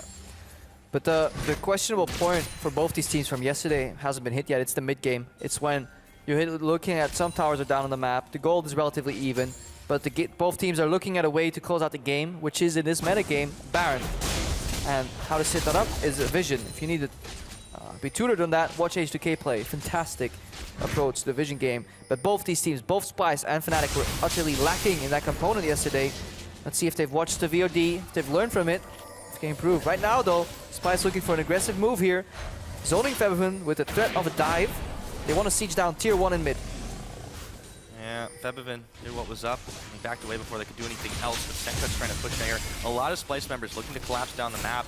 And Gamsu's already backing away, but Splice knows that they can't get much off of this, and the tower won't take much more than a few scratches. Yeah, they took control of the jungle in the top side, so they'll see Reckless rotating over if he comes. Gamsu now pushing that wave in, so Wonderware is on wave clear duty.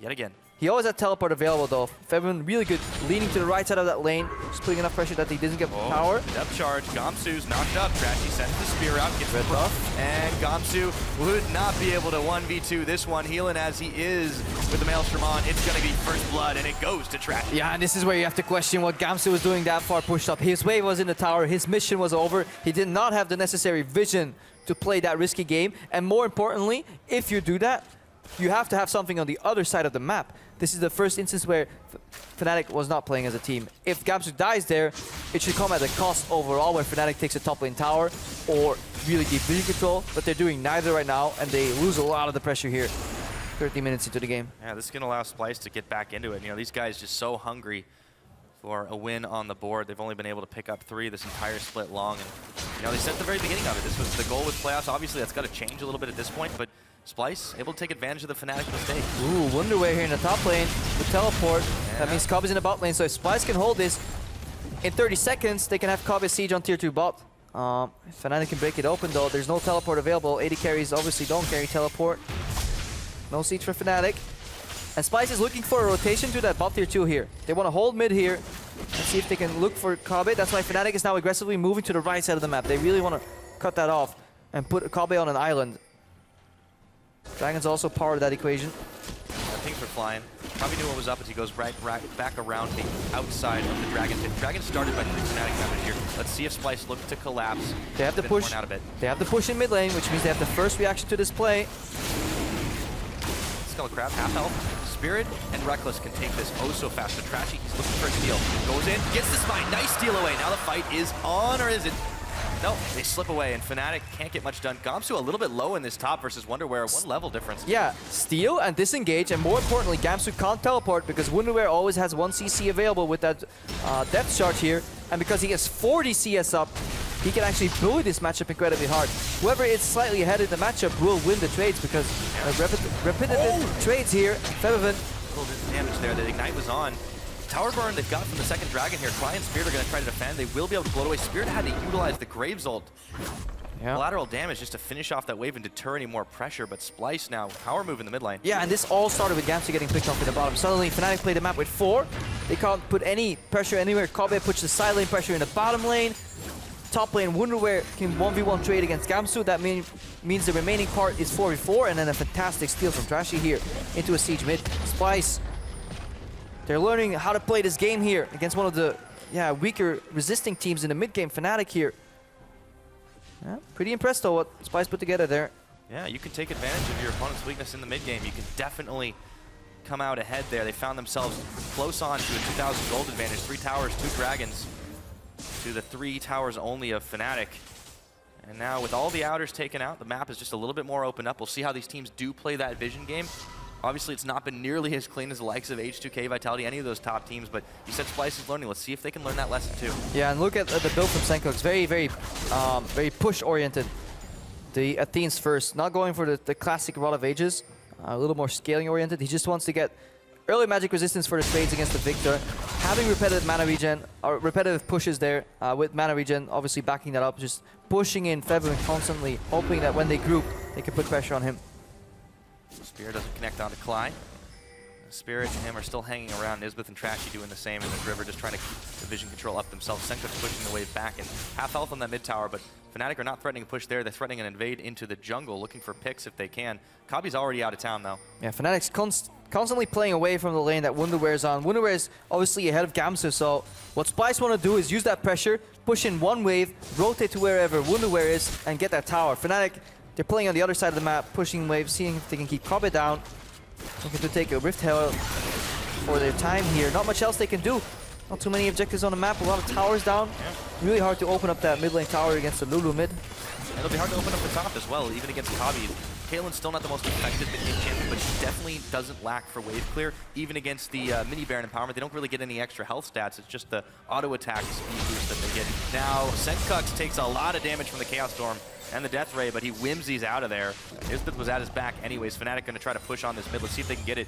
But Splice are threatening for. Yeah, Clyde is zoning. Oh, and Isbeth. Oh, that's a lot of damage. Born throws down the Unbreakable. There is the Glacial Fissure looking for Reckless. They pull him in, and now Clyde headbutts away. Wonderwear just trying to do all the damage he can, and he manages to anchor him down. Spirit now flashing forward. Wonderwear's doing a whole ton of damage. Gamsu's going down. They isolated him from the pack, and all of a sudden, it's a 3-for-0 in favor of Splice. Yeah, Fnatic in their attempt to zone the wave clear off of mid lane, they find themselves exposed to a double pincer. Complete collapse here from Fnatic. And Wonderwear, if I criticize him, I gotta give him props too. He played that fight perfectly. Dredgeline onto Reckless, connects his Depth Charge ultimate, Riptide base damage, then auto attacks and gets the auto attack reset by using Nautilus W for a perfect combo into just a bit of damage here. Just watch what he does to Reckless in the top side of the screen. Meanwhile, let's figure out what happened at bottom. Nisbeth, perfect raw multi. 3 people while soaking up damage, while soaking up stuff from Spirit.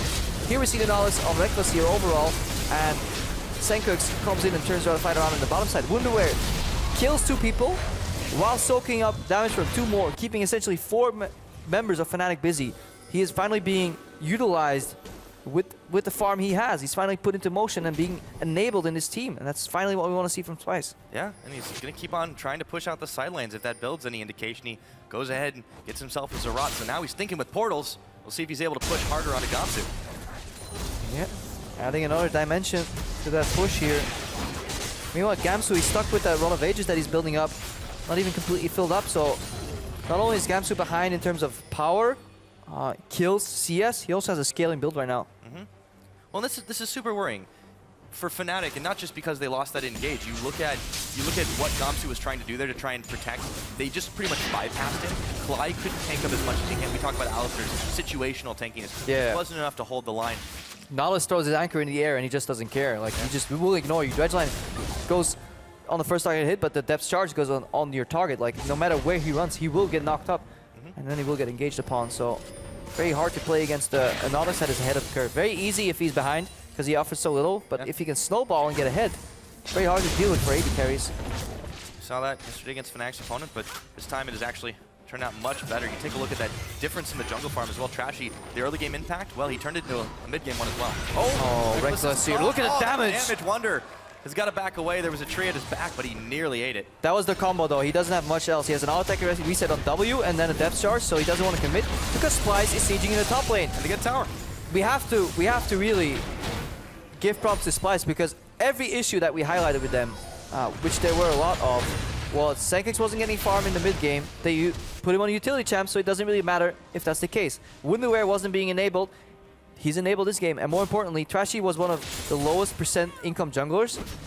He's now suddenly put on a farm champion that he can pace, and he's putting Spirit on a farm deficit. Spirit is the jungler in the LCS with the most average CS from jungle camps in the entire league.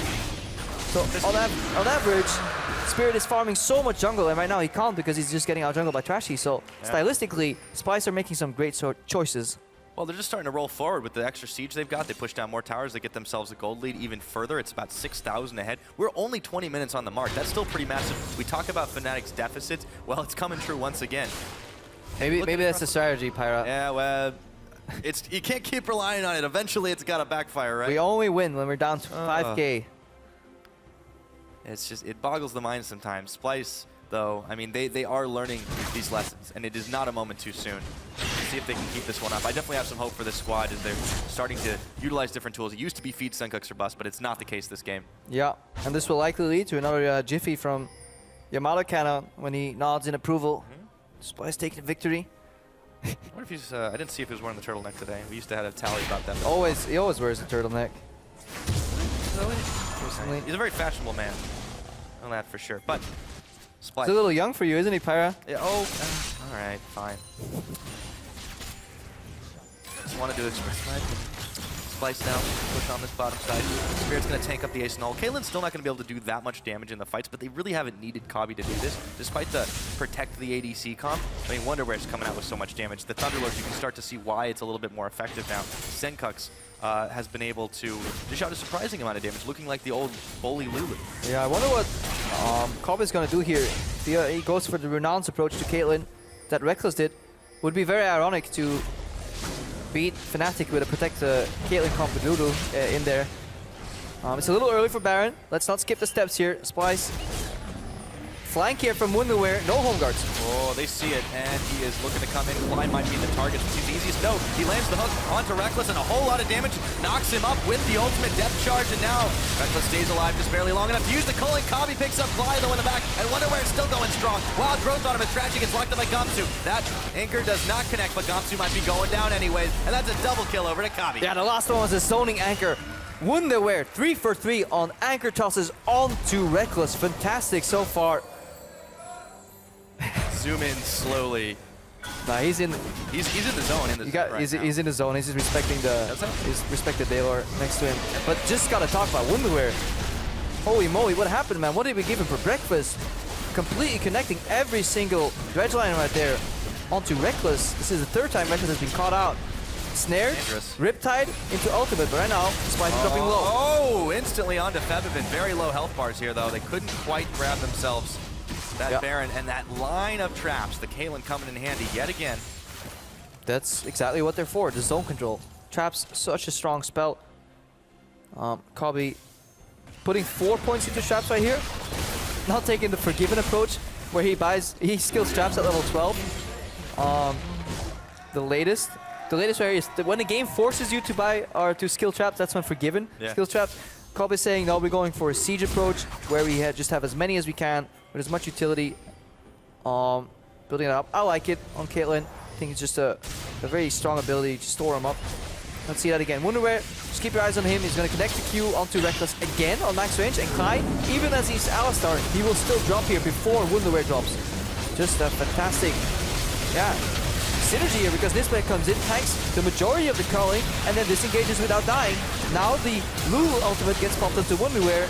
We'll excuse him for that red line, and then Gamsu drops, and Spice is working as a team to great benefit. Well, even better than that, too. Kabi picks up the 2 kills. It starts to accelerate his growth as the Caitlyn. He's on 2 items, still working towards his 3rd.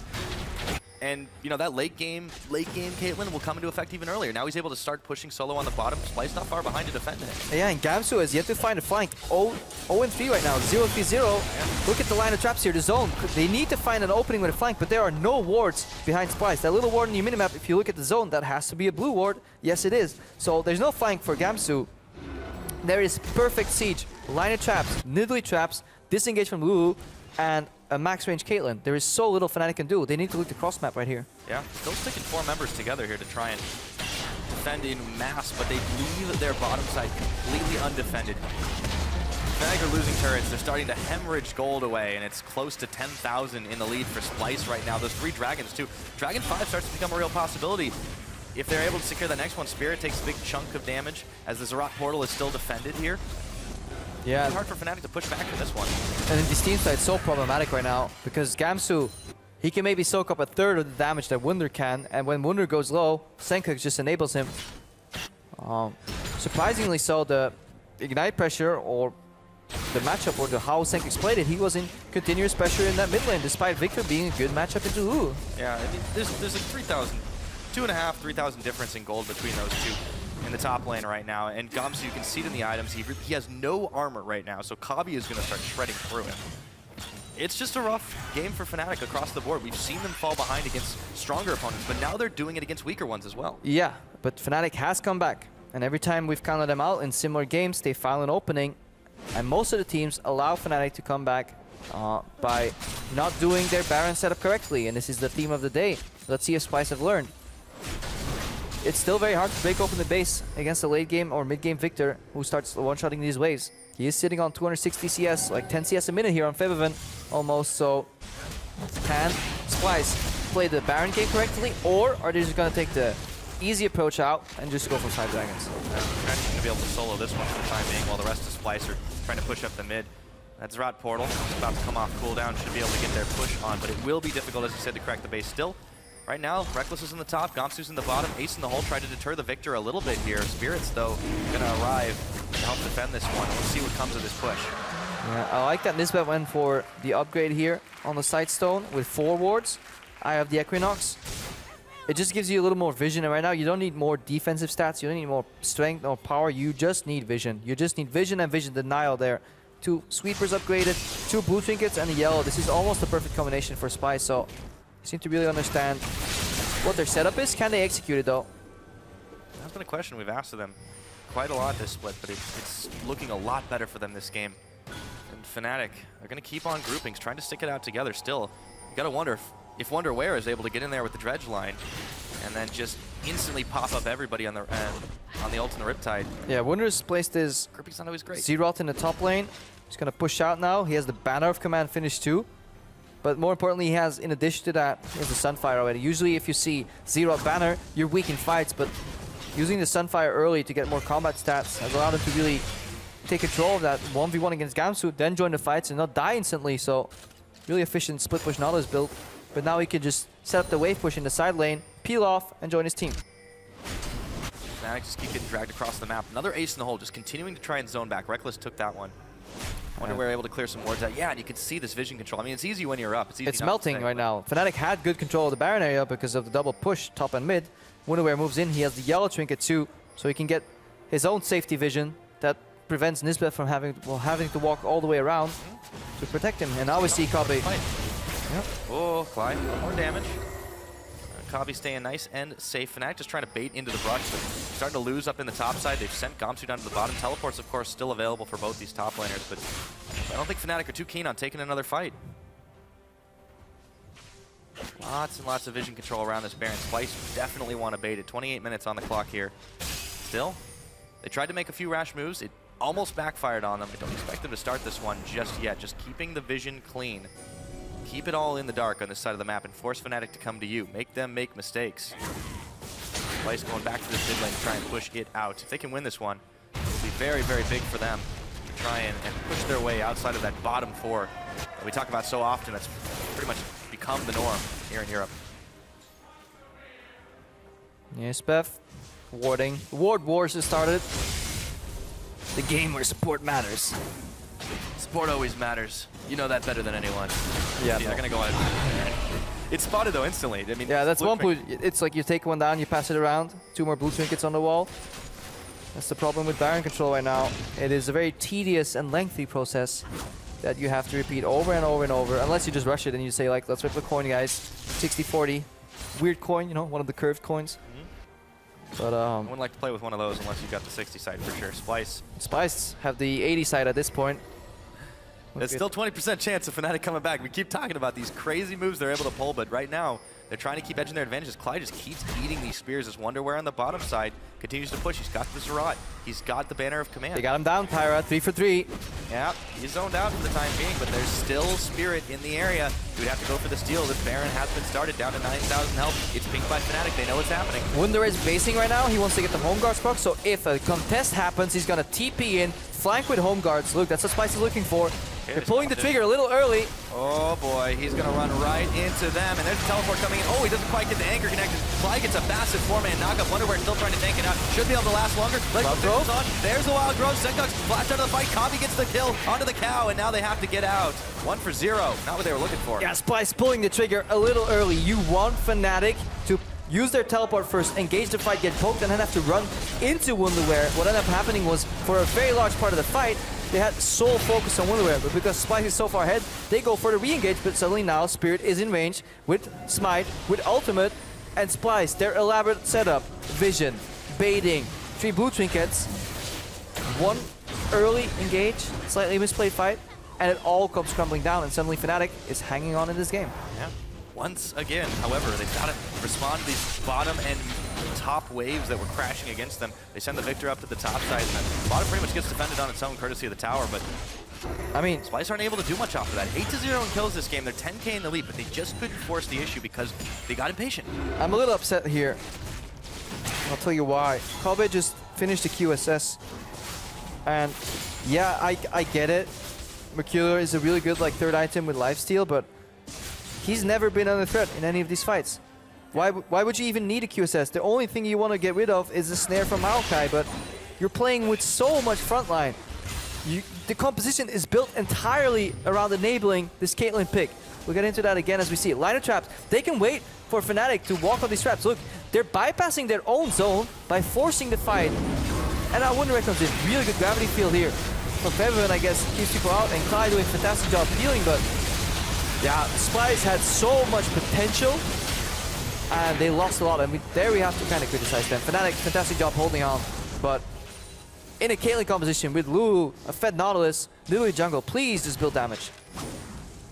Fnatic doing what they do best this game, though, they're really forcing the mistakes this time around. The Zerad portal comes out once again. Spirit dodges neatly away from the Nautilus hook.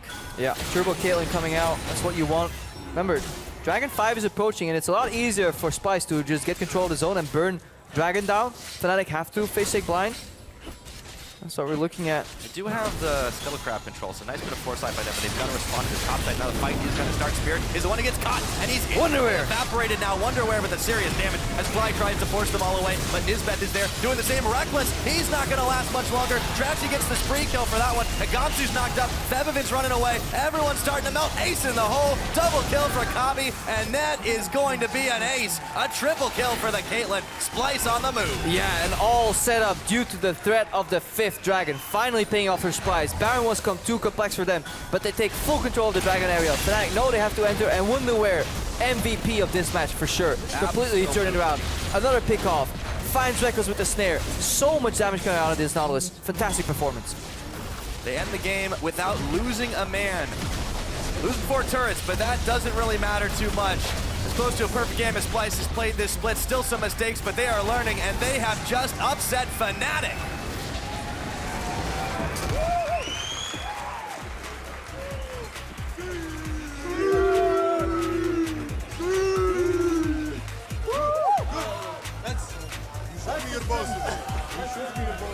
You've got to be pumped about a win like that. Still a lot to learn, though. Yeah, Splyce, baby. They finally take the game here. That has to feel good, and you can see it, how happy they were. Fnatic. Questions? Yeah, very little answers. Splyce played their team composition really well.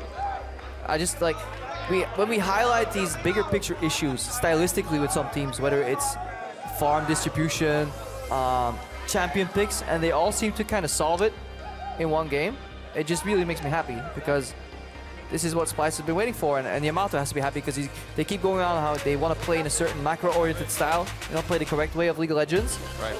And then it finally comes together. And from talking to Senkooks, they have been playing very well with some of these picks in scrims, and it finally translated on stage. Yeah, I mean, it's late in the split for it to happen, but a win is a win, and a very clean win for the most part. Able to keep those waves pushed, able to keep Fnatic on the back foot as Daylor kind of talks it out with Cly at the end of it all, but big smiles on those faces of the Splyce members, and they absolutely deserve it. And you were right, Pyra. Turtleneck is there again. It's another win. I haven't been tracking the stat, but maybe Spellsy will tell me a little bit later. The turtleneck versus win ratio?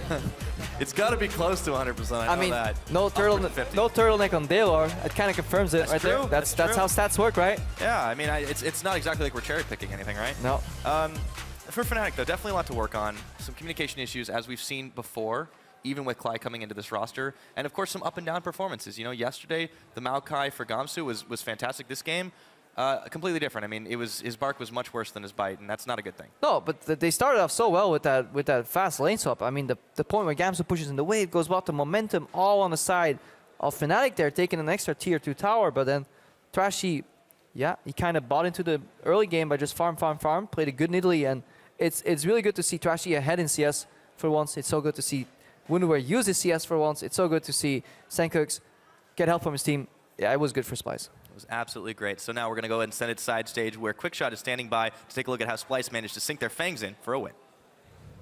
Thank you very much, gentlemen. You might wonder where Splyce found their performance to pick up a win here against Fnatic, and I'm joined by Wonderwear to answer that question. Congratulations on the win.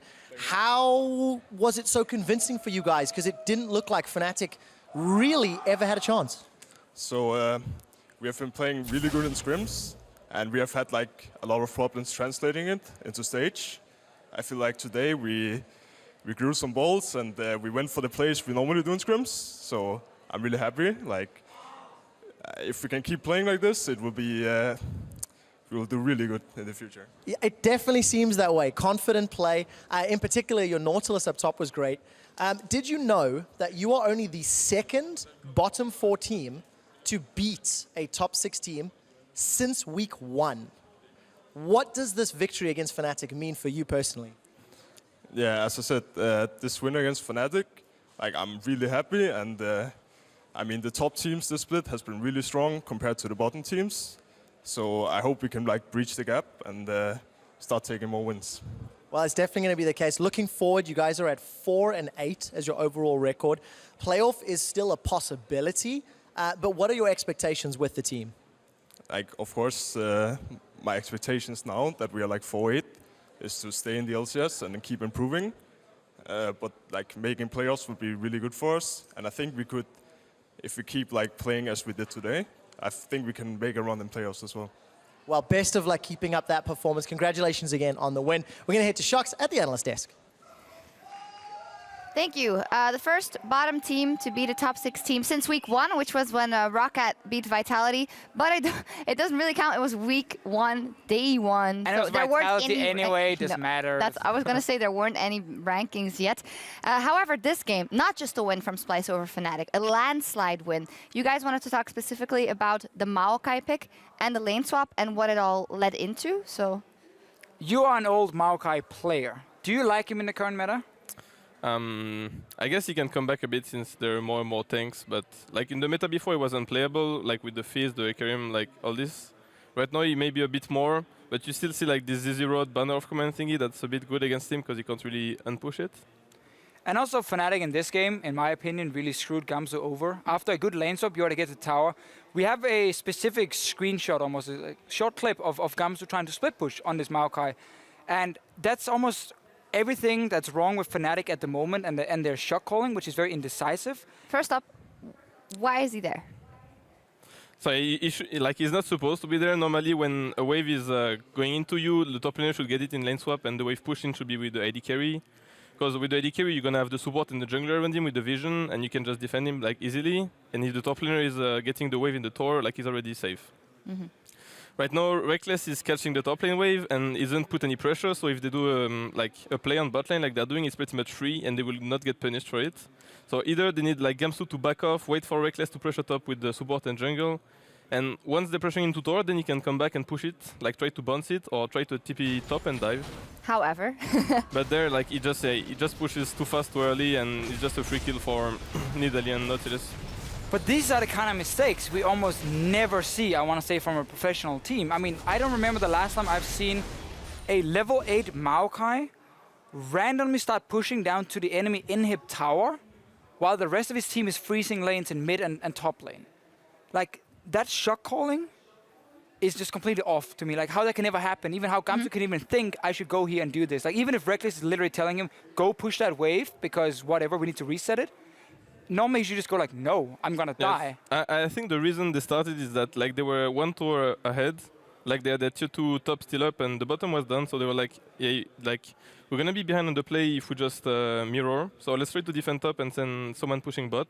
But yeah, at the end they need to like Reckless to push the way bot and Gamsu to be top at the end once they defended it. So like after that, Gamsu was going a lot of ages, he was really behind, and when they forced team fight, it was just like a bit over for them already. Yeah, we're going to run a couple of replays now of Splyce in the team fight, just doing really well.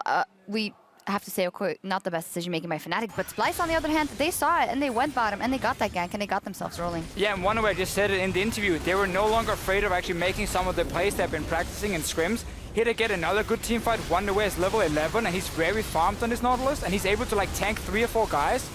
And that happens so often. Gamsu's 2 levels behind at this point. And when he's against 4 people, he dies very quickly. Wonderware is still alive. Like he's basically going 1v5 in every single team fight. And that's what you can do with these tank picks. Yep. You have hard engage, and if they do get ahead, beautiful hook as well onto Reckless. And then also, like, do you think Splyce had just a better team comp at this point, Capo? Yeah, team comp, I think they were like, yeah, better role because on Fnatic they're gonna have Victor to wave clear, let's say, and then Maokai to peel for Lucian.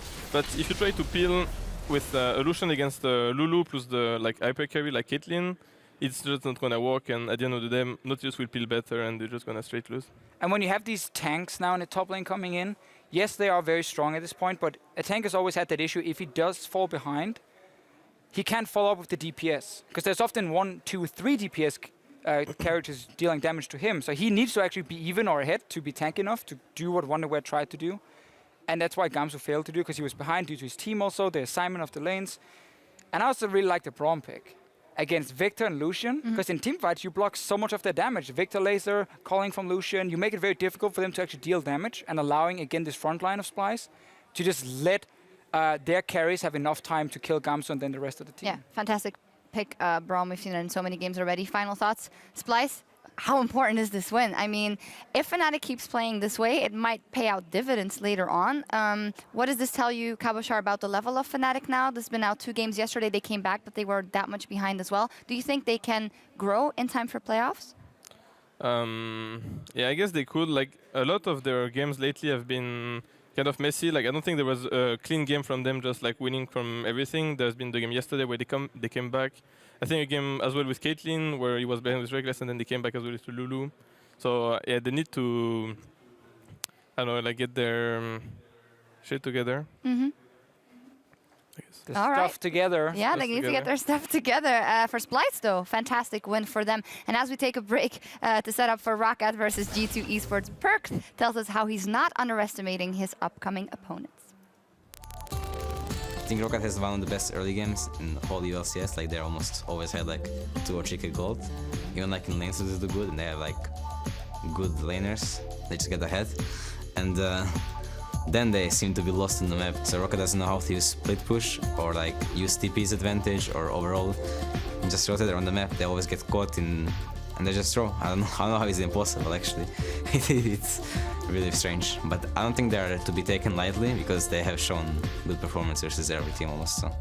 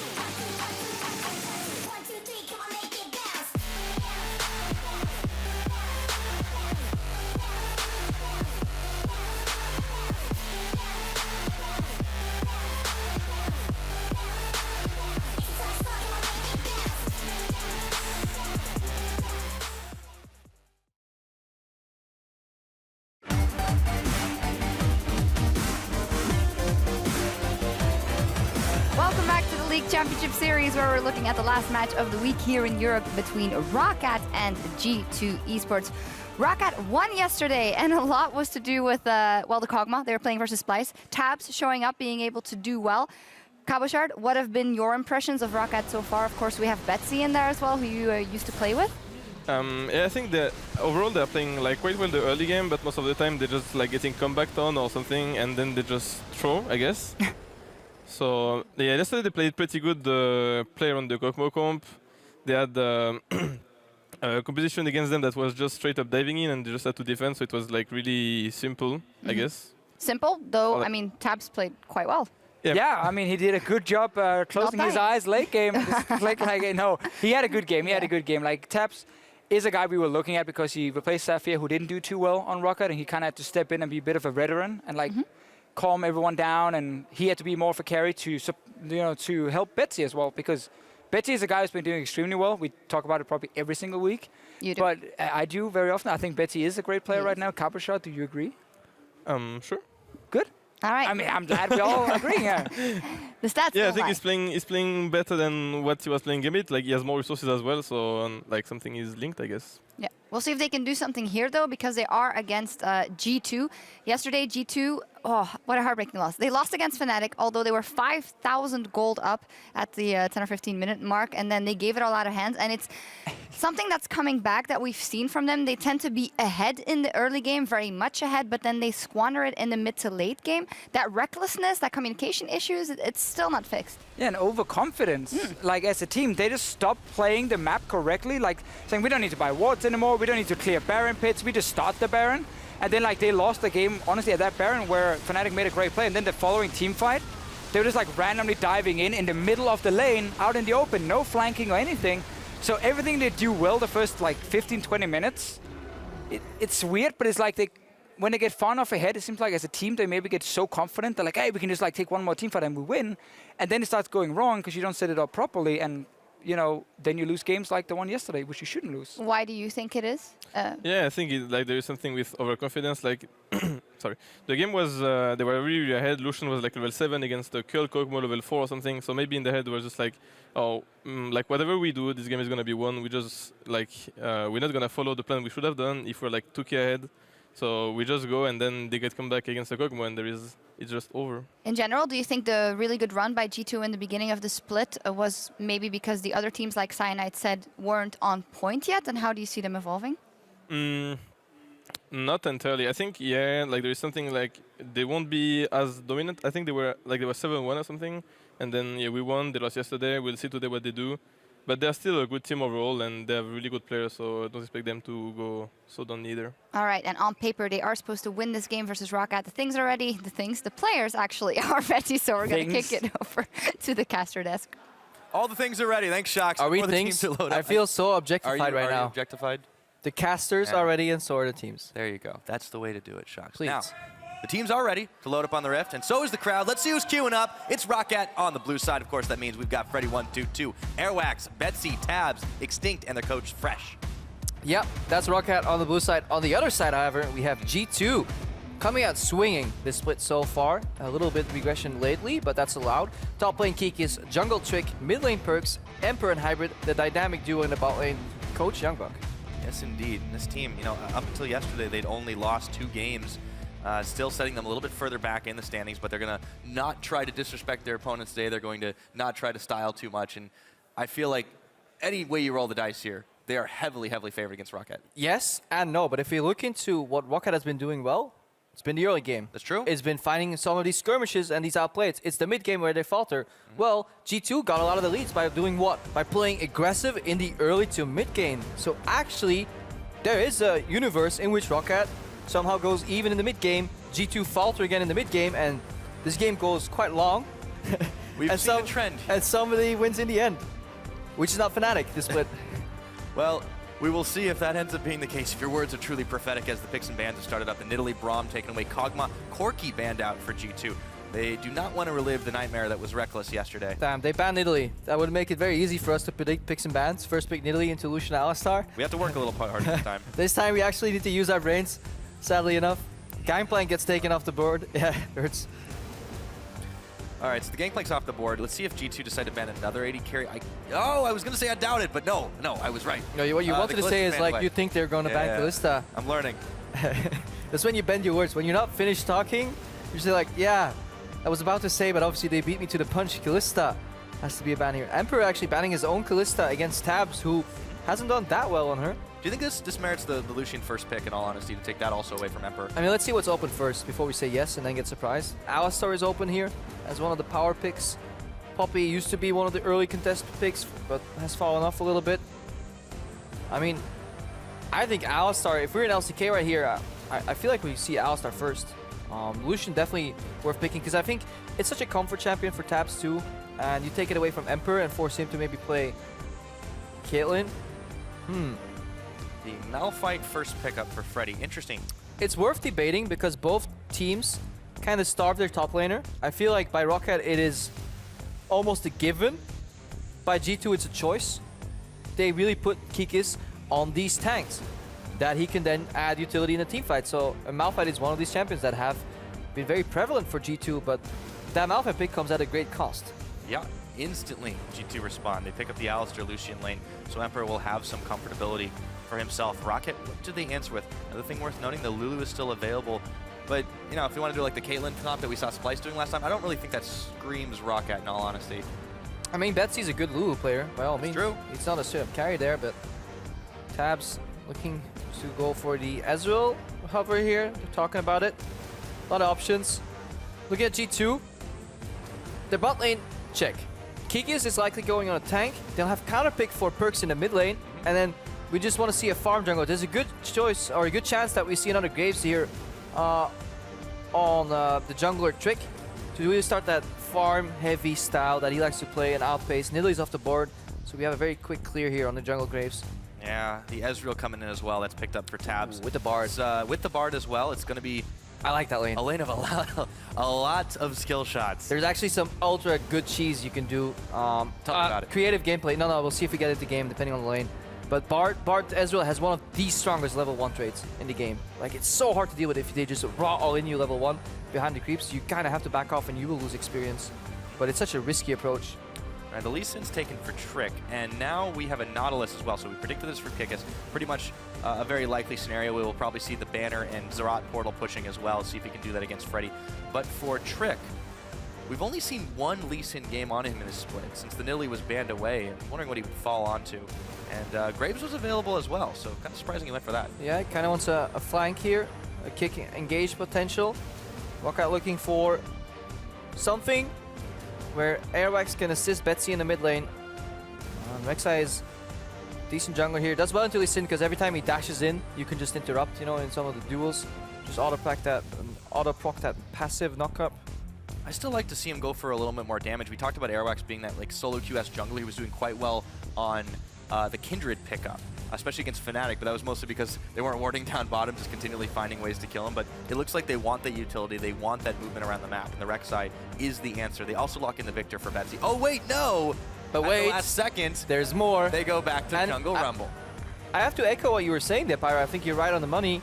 They needed some more damage, because if they just went with Ezreal and Victor, both scaling late game damage dealer, as a team where your strength and your niche is the early game kind of spike against a team as aggressive as G2, I think that would have been the wrong decision. Instead, they go for Rumble in the jungle, which has a really good clear speed. Has some creative gank paths too, where they can maybe surprise Perks if he's not used to it. Perks is playing Lissandra though, so the Claw is really good to get out of jungle ganks, because Rumble is really good at slowing you down. We'll see if you have like a blink, a lot harder to actually die.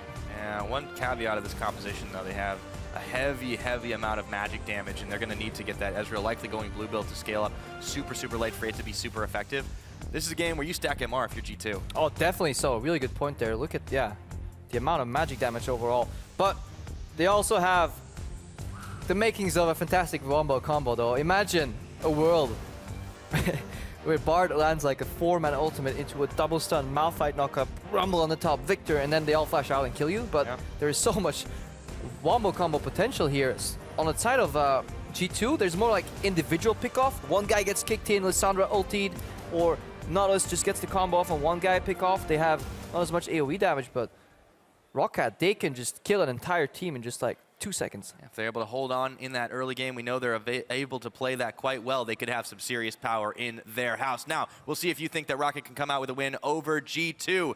Send those predictions at LOL Esports is, of course, the place. Hashtag ROC win or hashtag G2 win. It's the last game in Europe for week number 6. Let's hear y'all make some noise as we get ready to load up onto the Rift for Rocket and G2 Esports.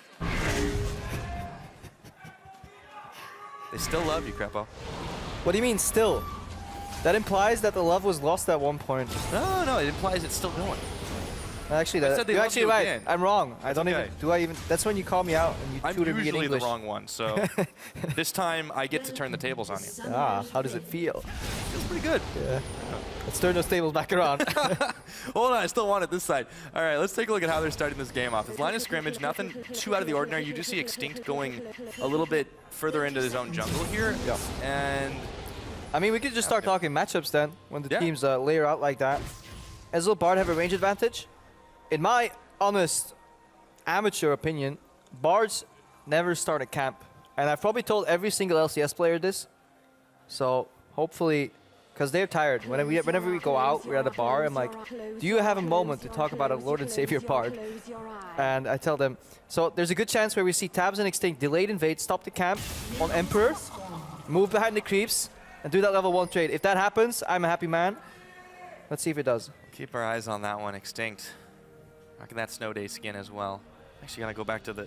I know this is total diversion. I want to look at the. Rumble in the jungle. Galaxy, no Rumble in the jungle. One of these days, it will be different. But all right, let's take a look at our summoners as well. Nothing too out of the ordinary. We do see once again the Nautilus. Yeah, perhaps that is the way to play it. Perhaps I was wrong about Strength to the Aegis, and they just want the early trade potential. Nautilus should win that matchup. Here we go. Emperor took the early hits on the Gromp. Tabs and Extinct ran out of wards, so they have to manually check the Gromp. They will be late to lane, so the cheese won't work now. It's just too bad. Ooh. Oh, he's got Chime though. He's going Chime. Chime on. So they didn't had a ward available to kind of check over the wall, so they lose a lot of momentum here in terms of the push. That's actually crucial for this matchup because obviously Hybrid's a melee support. He can't really assist in that lane push. The first Q misses, so a lot of zone control lost here. G2 may actually be able to reach level 2 first. That's very big in this matchup. It may not seem like it, but this lane could look very, very brutal if Rocket managed to push, but Emperor and Hybrid get the edge. This is just how League of Legends has really been trending. These butterfly effect, the small things that affect so largely even outside of the laning phase. Emperor and Hybrid, very strong duo lane. Work together. Their synergy just instantly clicked. They're so self-sufficient. It's really impressive how they can play losing matchups and go even in CS almost every single game. They find a way to make it work. Kikis, on the other hand, also like Kikis plays well on an island, and that allows Trick to just farm a lot and then enable Perks if Perks isn't already killing the enemy. So when things go well for G2, they just go really well. Yeah. You know, on the flip side, too, you look at Tabs and Extinct. I mean, neither of these players were what Rocket started the split with. Saphir obviously was benched, moved away. They got Tabs, and Extinct had to come in for Edwards. So, you know, they've not had as much time to adjust together. And this is a difficult lane to play together, I feel like. Yeah, it just requires some synergy, but also you have to wonder why you would put an old veteran top laner in a support position. That's true as well. With long-term goals in mind, because Extinct hasn't really impressed for me. He has been very lackluster overall. So I need to see if he can make this Bard. If there's one game where he can win my love back, it's this one. It's on a Bard game. Yeah, we'll have to keep tabs on him. And speaking of tabs, trying to keep pace on the CS here versus Emperor and Hybrid, but they've kind of agreed to a non-aggression pact for the time being. It is hard to really harass Ezreal as much. This lane, especially with the introduction of a lot of TPs here in the high-level play, that can actually go down instead of just existing. This lane becomes a sustain lane. Alistar heals, Bard heals, we both agree to farm. So you only really have that window level 1 where you can really get a distinct advantage in lane. Other than that, unless Alistar Q flashes, you're not going to see any aggression. So we can start focusing on mid lane because that was an interesting interaction where Perks pushed out early, got low on mana, then used teleport to get a control advantage. And that's what you need. You want the mid prio so your jungler can play aggressive. We didn't really talk as much about the Lissandra pick. There was just so much to go over in the pick and ban elsewise since that was the last one chosen. We're seeing this a little bit more and more here in Europe with Lissandra kind of being like, oh, let's kind of wrap up our comp and put a bow on it. Take a look at that bottom lane though. Isaac gets really stunned up. That is a lot of damage. He does heal it back up, but still, dangerous trade. That's actually, Ezreal is a little bit better right now into Alistar because the new combo Hang on, Extinct taking a lot of minion damage. Oh yeah, ooh, very, very low on it. Just turns on a dime in that bottom lane. Hybrid walked up, indicating that he wants to combo, and the new Alistair combo is actually slightly slower than the one you could pull off earlier. So it gives you a little bit more time to shift out of. The other person needs a little more time here. It's Freddy though, getting ganged by Trick. Yeah, oh, he's able to flash away, but the Sonic Wave connects. Not going to go in on that one. Trick knows better than that, and Freddy gets away at the cost of a summoner spell. Meanwhile, the Rumble going through the jungle on the other side while Trick was away. He'll be able to charbroil himself up some jungle camps, and free push as well for Perks in the meantime. Yeah, with the help of the Scuttle Crab, the bot lane here on the red side can actually ward in aggressively and just push. It's really crucial to have that Scuttle Crab. We saw Trick claim it earlier, and it allowed Emperor and Hybrid to place their ward in the bush, deeper in the tri-bush right there, instead of just next to the lane, because they were safe for river ganks against the jungle without a gap closer. Airwax though, but they vision faded, and now he's here. He's got the one, didn't get the two. Hybrid takes a little bit more poke from Extinct, so Airwax doesn't have to give up too much here, just to be able to poke out this bottom side. Lo and behold, Taps has got himself a CS advantage. Yeah, but that's something Trick does a lot. Airwax looking to just come push in this wave, and they want to reset the wave. But that's something that he does a lot. Trick, he helps his lane by getting Scuttle Crabs, then they can move their ward line up a little bit, put them safe from any ganks, and Trick just keep farming until he finds an opening somewhere. Yeah. Look at him, level 5 right now, finish off the Gromp. Even on CS with Airx though, because Rumble just has such a fantastic clear speed too. Yeah, that early Scuttle Crab clear, that was pretty much the one thing that we saw last year really being popularized by Reignover when he was on Fnatic, and it became sort of standard affair after a while. But Trick, you know, I mean, he's definitely got a one-up over Airwax in this case. Yeah, in terms of Scuttle pressure he does, he's falling slightly behind in farm though, because he's in the empty jungle. Airwax, not quite sure where he's going. He ran into River, no Scuttle Crab there, so he's running back right now. He is level 6, but Perks is playing to the correct side. Perks has his vision is backed, like he's backed up by vision, a pink ward in the rush, so he's playing to his safe side. Combine that with Claw, it's almost impossible to gank him because nobody is bringing hard CC to the table in that mid-jungle combination here. Yeah, I mean, we talked about how the bottom lane was turned into a sustain one. The top lane is by default a sustain lane, even with the extra damage that KBS is bringing. Freddy not able to trade quite as effectively, and because of that mid lane safety of the Lissandra, this could be a very prolonged laning phase. Yeah, the only lane that's really gankable is the top lane. Even though they're sustained 1v1 and slow damage output, they have CC, and they enable their junglers to come in. True. Rumble plus Malphite have a lot of damage combined to take down Nautilus. Take a while. The only answer you can do in a very stale, can't gank, can't do anything type of situation, that's when you peel your support away, combine with your jungle, and you go in for deep vision. Maybe we can see some of these support jungle combinations show their synergy this match. And one thing worth noting too is as G2 gets further and further into this game, the double TP will come in very handy for them if they can get the instant target lockdown, send out the Nautilus ultimate and the Lissandra ultimate, should be able to lock down somebody like Betsy. He's got the cleanse, but he can only use it once, right? He's got to hold it until they both land on him, or they can try to lock down Tab. Definitely agree. Take him out of the fight. If Perks keeps doing what he's doing right now, he has the push advantage in mid, which means Betsy can't chase. They could easily set up a dive up, maybe even on this wave already. Look at it. Kikas is diving, they're zone calling, they don't want this wave to be cleared. They're looking for a dive player in the bot lane. Yeah, they know it, and now Airwax is not able to get hit by that Sonic Wave. It was going to be Trick looking for that one, teleport coming in as the Equalizer's thrown down. Gets cancelled at the last second though. He decided he didn't want to take that one. True Shot Barrage comes out. As Taps hits 6, Trick goes in, gets the kickback onto Airwax, and just like that, it's gonna be first blood over to Emperor. The play fails, but it gives Airwax a false sense of security. And Bravado, he just simply steps forward, dies with his flash up, so questionable move right there. Moment of action in this game as 1,000 gold in the difference is allocated G2's way. Be right back to the laning phase, of course. Right after this, uninterrupted minion farming. Yep, farm alarm right now. Freddy, teleport comes up in about under a minute. Let's see if he can balance the scales here, because right now G2 has pressure in the bot lane, pressure in the top lane due to the nature of the matchup, and pressure in the mid lane. And if that Q connects, we're seeing a really big dive here, but re-engage, Emperor dashes out, and at this point, Rocket won out on this play. It's at this exact moment here that Airwax regrets his life decisions. He's like, oh, he missed me, I can keep going. Wait, no, Lee Sin can actually press Q again and kick me in. That is a major mistake by Airwax. Not excusable at all. Yeah, Airwax definitely learning some lessons there. We should hope at the very least. Still trying to keep pace on the minion farm in this game. We're getting close to that 10-minute mark. Still going to be a while before the composition for G2 really comes alive. But for Rocket, know, they have some serious damage in the late game as well. The blue Ezreal is really going to take a while to get rolling, though. Just on the tier, and of course, his Sheen. Takes a while to get rolling, but the power trough he's in right now is so brutal. He only has one Sheen poke every so often, while Emperor is sitting on a BF with an extra sword already, so trading-wise, he loses out. So he can only just farm, but in farming, he will lose a little bit of HP every wave on that tower, and then eventually G2 can maybe look for a dive. It's so easy to dive somebody who's continuously pushing to his tower.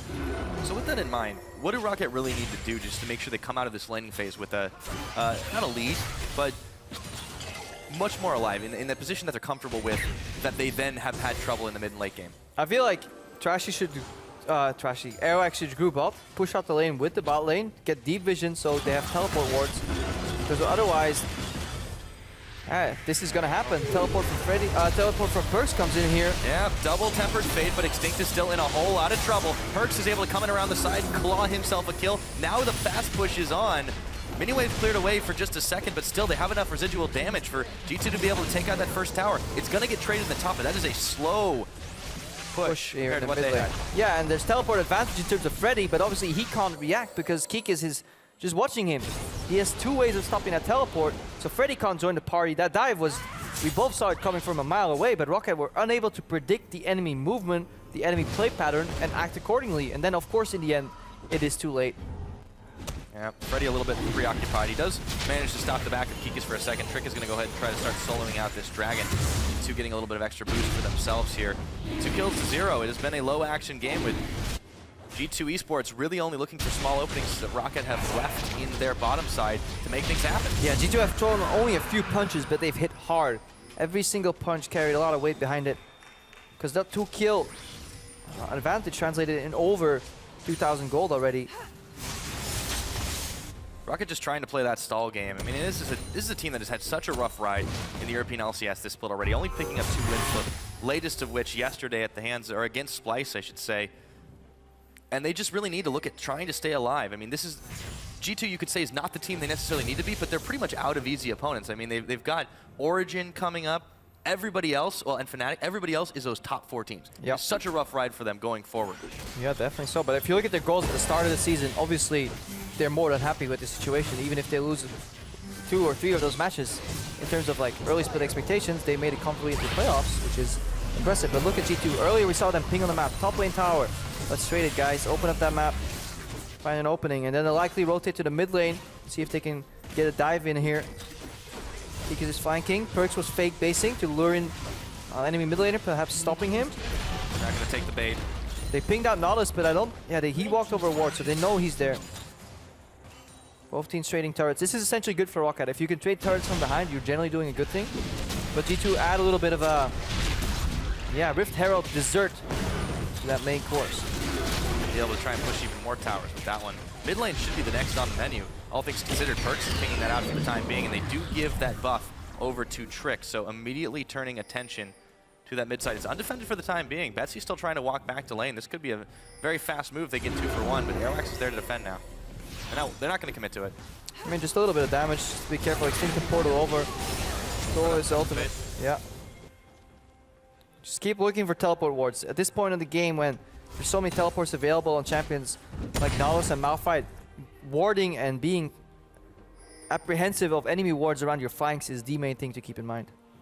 Vision control is just counted for so much. We talked about it pretty much all day now. I mean, really. That happens when you get the cast from me. Yes. A lot of war talk. Honestly, I learned so much. I feel like I should be going up in rank, but I just keep throwing games. So maybe. I mean, I say that. I say that all the time, but then when I play the game, I'm like, you know what? Wards? Nah. Items. Do you not build Sidestone? No, I support I do, but when I play off-roll. Oh, okay, I see what you're saying. Support you have to, you can't get away with it, sadly. You can delay it a little bit for extra damage. Get that hey, if you start support carrying, you pretty much have it all in your control. We haven't seen too many of those now. As Betsy, he gets locked up for just a second, and Hybrid misses the Pulverize. Equalizer, though, that doesn't miss. Chaos. Oh, that's a heaping helping of damage, burning down both Trick and Hybrid. Here's a collapse, so Keek is coming in. Oh, sets up that big ultimate, and he looks immediately for Betsy, takes him down. Perkz was locked up in stasis for just a second. Trick able to make it out alive. A whole lot of chaos in this river as Hybrid is caught between 4 members of Rocket, and all said and done, it's just a 1-for-1. Yeah, 1-for-1, because Emperor was late to the party here. Some really interesting interactions that happened. Fantastic flash from Betsy. He did almost everything he could do once he got into that position. Was a little bit overextended. Got out, bought enough time for Kikis to swing around. Emperor was just really late to that collapse. 1-for-1. Yep. We have seen some issues with Emperor not being where the team needs him to be, but let's take a look at how it all started. So Betsy wants to get that wave into the tower, but Hybrid has the Q flash because if he combos, he gets flashed anyways, and then he has nothing to do. Here, the flash over from Airwax here on the red carpet. I think they could return to Trick a little more for some damage. They disengage. Keek is, Betsy's at this point, Betsy's dead. First gets stopped here by Extinct. And then it turns into a 1-for-1. Hybrid goes a little low, but Freddy's right behind him, so he's gone. The Trick makes it out somehow. Support from mid lane, though, still should favor G2 in the time being, and still they extend their gold lead just a little bit more on the map. Remember, it's 2 towers, just a 1 right now, but Rocket have a lot of options to be able to start knocking those down. Dragon will be up and available in about a minute and a half. So far, the only one in this game has gone over to G2. Probably not worth contesting, but that tower burn should make a bit of a difference for G2's Siege if they're able to pick it up. Yeah, but the G2 are not looking to open the map up with Sieges, though. They want big team fights with a lot of CC, catch somebody off. Actually, not even team fights, they want picks. They want to find some lone stranger in the woods, looking to rotate to get some couple of units there for farm. Pow, run and then pow, yeah. This is our town. Yeah, beat it. Now Rocket trying to defend this mid tower yet again. So, G2 are just kind of roaming around the jungle, as you said, trying to look for little edges, but they're able to push here uncontested on this bottom side for just a moment. Banner finished on Kikis, and look at the deep vision. They're putting vision with a purpose. The purpose is to enable Kikis on the side lane split push on his own, then they rotate somewhere else, get something done. So that's what they're doing. And that little pink ward that we saw Hybrid place there just under the enemy red buff, fantastic ward, because very rarely will people path over it. And right now we see some of the issues that a Malphite will have and why Nautilus rushes Banner in this matchup. Because if you've ever seen the video of the incredibly slow murder with the incredibly inefficient weapon, the guy running around with a spoon, this is the equivalent of it. Oh, that's painful to watch. Poor Freddy. He's got the Sunfire cape. That's helping with the rest of them. So G2, we talked a little about punches and carrying weight. Rocket, not so much. Thought, oh, okay, so Airwax has ended up using his equalizer just to clear out the wave here as it just kind of all things get reset. Perkz has been pinged out on the top side, but he's still causing pressure, and now you can see Tabs has to back. Yeah, because he has to back. Kikis needs vision, so he doesn't get collapsed on, but Perkz, he can just so safely push out because of that Ice Claw. And the fact that he still has flash available. So he's just pushing without any wards, and he's just relying on the vision on the right side of the map to indicate who's there. If there's not too many people missing, then Perkz put pressure. So G2 using the few wards that they have to maximum benefit.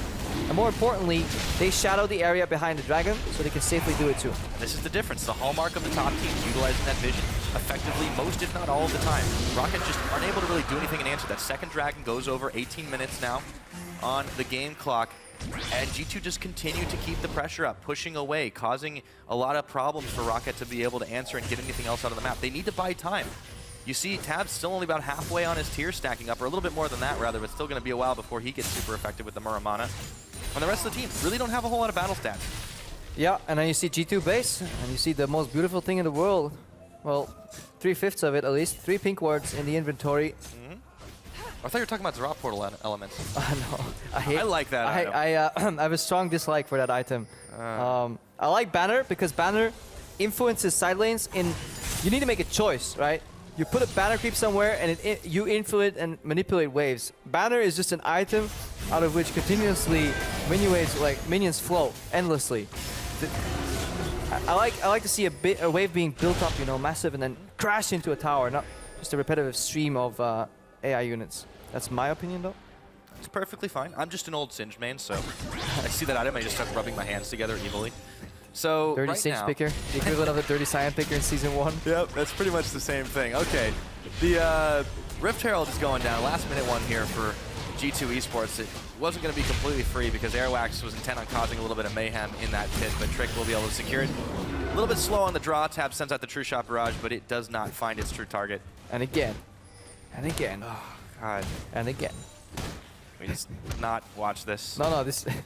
Don't enjoy this. He's actually not doing any damage with it. All the damage is the minion. He gets the last 49 gold here. There we go. That is completely worth. All right. Imagine if after all that time you missed the cannon creep. At that point, Freddy just like takes off his headset and just walks out. It's like, I'm done, guys.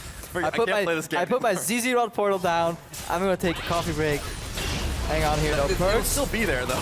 Perks is caught, and he is getting charbroiled. Ice is not strong against fire, but Trick is there for backup, and there's the Frozen Tomb. Teleport coming in. Airwax days might be numbered. The Malphite, or rather the...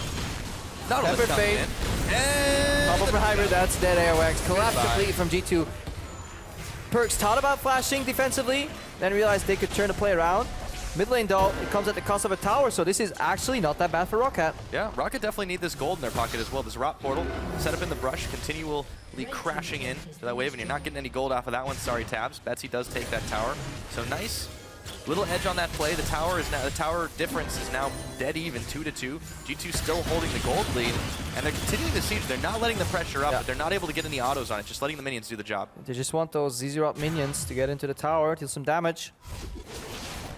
The war split push is hitting critical mass. I always loved split push as a concept. It's one of the few things that completely annihilated my our teams in the history, but this is taking a little bit too far. And it's another slow kill, but this time it's the Strop Portal, so Freddy has found an enemy he can't match. It. Death to ZZ Rot. And he has his own as well. So we'll see a lot of little Void Bugs continue to push back and forth against each other this game. G2 have decided to move their forces a little bit more towards the middle and the bottom side of the map. Still, a lot to try and open up here. Still that mid turret stand for Rocket. They're trying to keep this one defended as best as possible. With so many members here, there's nothing else to take on the map because Baron is still an afterthought for most of these teams. It's only 21 minutes and no one has a massive advantage. And no one wants to give up that lead. So annoying to play Alistar into Rumble because you never want to ulti for non-burst damage, but he'll just like cook you alive though in that mid lane. Speaking of burst damage, 3 G2 members just absolutely collapsed onto Betsy. He didn't even get a chance to use his summoners there, as they were a little bit preoccupied trying to cook Hybrids behind. He gets zone. Yeah. No portal. A couple of shots of damage there, but he's got the shield up, sends the Riptide on, and now the Unstoppable Force knocks up him and a cow, and Kikis is melted down. Colin comes out for Emperor, but he only finds a little bit of damage onto Extinct. Hybrid might be the next one on the menu. Teleport coming in. Trick with the defense, safeguarded in. Freddy, he's given up on this one. Tab, he's locked up. Perks takes him out. Frozen Tomb, and a little bit too late on the draw with Extinct's Tempered Fate. That means Freddy's gonna fall. It is all said and done, a 2-for-1. Yeah, Perks comes in with massive amounts of damage there to swing that fight completely. Extinct didn't manage to lock him down with that Tempered Fate. Couldn't stop him from coming in. Perks completely turns around that fight. Good re-engage from Roccat, but again, they bought into their own play too much. Didn't account for the fact that Perks could enter that fight with his Ice Claw available, and they paid the price. Yeah, Perks definitely showing up once again with Lissandra. He's got all the buffs in his pocket. 2-0-3 on that champion, and he has just made such a massive impact in the European LCS on a wide variety of champions. He was one of the first to do this Corki mid play. Before that, we were looking at all of his assassins. Now on this Lissandra. Yeah, he almost big moves. Almost has to be rookie of the split. Yeah. It's early to tell, but fantastic. Let's watch this again. So Betsy gets caught. Let's see it. Oh my god, that was a really beautiful dredge line here from Kikis. Completely snipes Betsy. Big ends up using the kick for that, so that means that when he finds later on he can't. This turnaround is good too. Kikis overextends. Once dredge line misses, you have to be careful. And we see a really good Rumble ulti. Good slow from Extinct. So far so good for Roccat. They realize they can turn, two-man balance ulti, but everything has been used. Malphite, Ezreal, Rumble ulti all go down, and they overchase into an Alistar support. And then here's Perkovic. He comes in. No Bard ulti to stop him, because you can time Bard ulti on a teleport. We'll get into that later. Betsy's dead again. Oh, once again before we can even get to it. Now Airwax is pinballed around. G2 grabbing themselves another 2 quick kills while Extinct was already down and immediately pinging on for the Baron. There's no way Rocket can stop it. Yeah, it's going downhill here, Pyra. Overall, G2 find another engage. And yeah, the only way out of that play earlier was the perfect Temper Fade. Right as teleport lands, it is a counter to Lissandra. Keep being in because she can't Ice Claw and chase, but Extinct wasn't quite ready for that play. Rocket wasn't quite ready for that play. We weren't ready for that play. We have no clue what happened, but in the end, all that matters is that G2 take Baron. Tabs once again slow on the True Shot Barrage. Comes in just a little bit too late for what would have been a miracle steal attempt, but it's only Emperor who can seem to pull those kinds of things off on Ezreal. For Roccat now, they just keep getting jumped. very quickly, without any time to react. We talked about Extinct. I know you put him on the spotlight saying, hey, if there's a time he can impress, it's this one.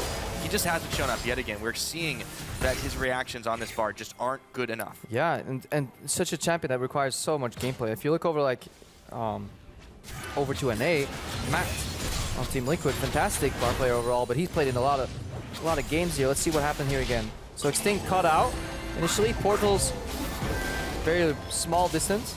He's still in range. He starts juking before Trick comes out of the gravity field too. Like the awareness here, he wasted space and units to juke on a champion that was locked into a gravity field. Betsy is looking to help his teammate, but kind of pays the price for it too, and it all starts falling down. Rocket trying to help each other, but there are some times where you just gotta watch him die. Another car objective for G2 too, and they pulled in Freddy. Another dredge line. Kikis has just been nailing these, and he's got to use the ultimate defensively. Now the Tempered Fate comes out for Extinct, and it hits nobody. Perks is juking around in the mid lane. It is unraveling very quickly for Rocket. Yeah, a bit of a panic ulti from Freddy too. G2 wasn't even going for him. They kind of ignored him, went for the minion wave, so... Ooh, and without that one tank hard engage, look at the remaining part of Rocket's composition. If you take out the Malphite ultimate, what do they have left? 4 squishy members that all can get hooked by Kikis. He has his pick of the litter right now, and Perks can re-engage whenever he wants. We talked about that wombo combo, but it just hasn't materialized. Point blank setting up the Zerat portal, and that tower is just getting eaten away at, chewed on. Rocket trying to desperately hold on and defend this as the base is about to get blown wide open here. Still no Malphite ultimate for a little while. The coin comes out for Emperor, and it eats Airwax eats it for just a second. They pull in Freddy. You'll see an equalizer. There's the equalizer. It's only going to connect onto Hybrid, and that's on the back half of his. Perks is in the backside, causing havoc here. Looking for Freddy, looking for Betsy. Who are they going to get? Perks in the Chaos Storm, but he gets the Zhonya's down. And now Tabs is pinballed in. They pull him in. That's a double kill for Hybrid, and another for Perks. This is just going absolutely wrong for Rocket. Only Betsy here to defend it, and at 26 minutes into this game, G2 are looking to end it. Yeah, what a completely decisive push here from G2 overall. One tower goes down, the next one goes down, next is on the board. G2 win the game. Heartbreaking loss for them yesterday, but they have managed to resound back. It's 26, almost 27 minutes, and G2 Esports have cleanly taken out Rocket.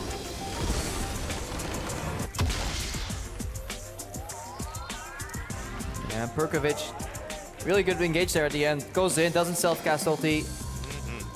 Zhonya's buys time, and yeah, defeated Rocket. What can you do at this point? You're 2 wins in the split, and you've got a bevy of tough opponents going forward.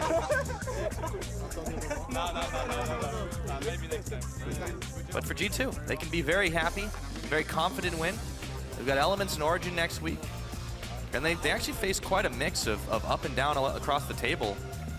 And they are in very good position to contend for those top spots in the European LCS. Still member of that top 4 squad. Yeah, but like looking at the start of the split, expectations for G2 versus reality, completely different.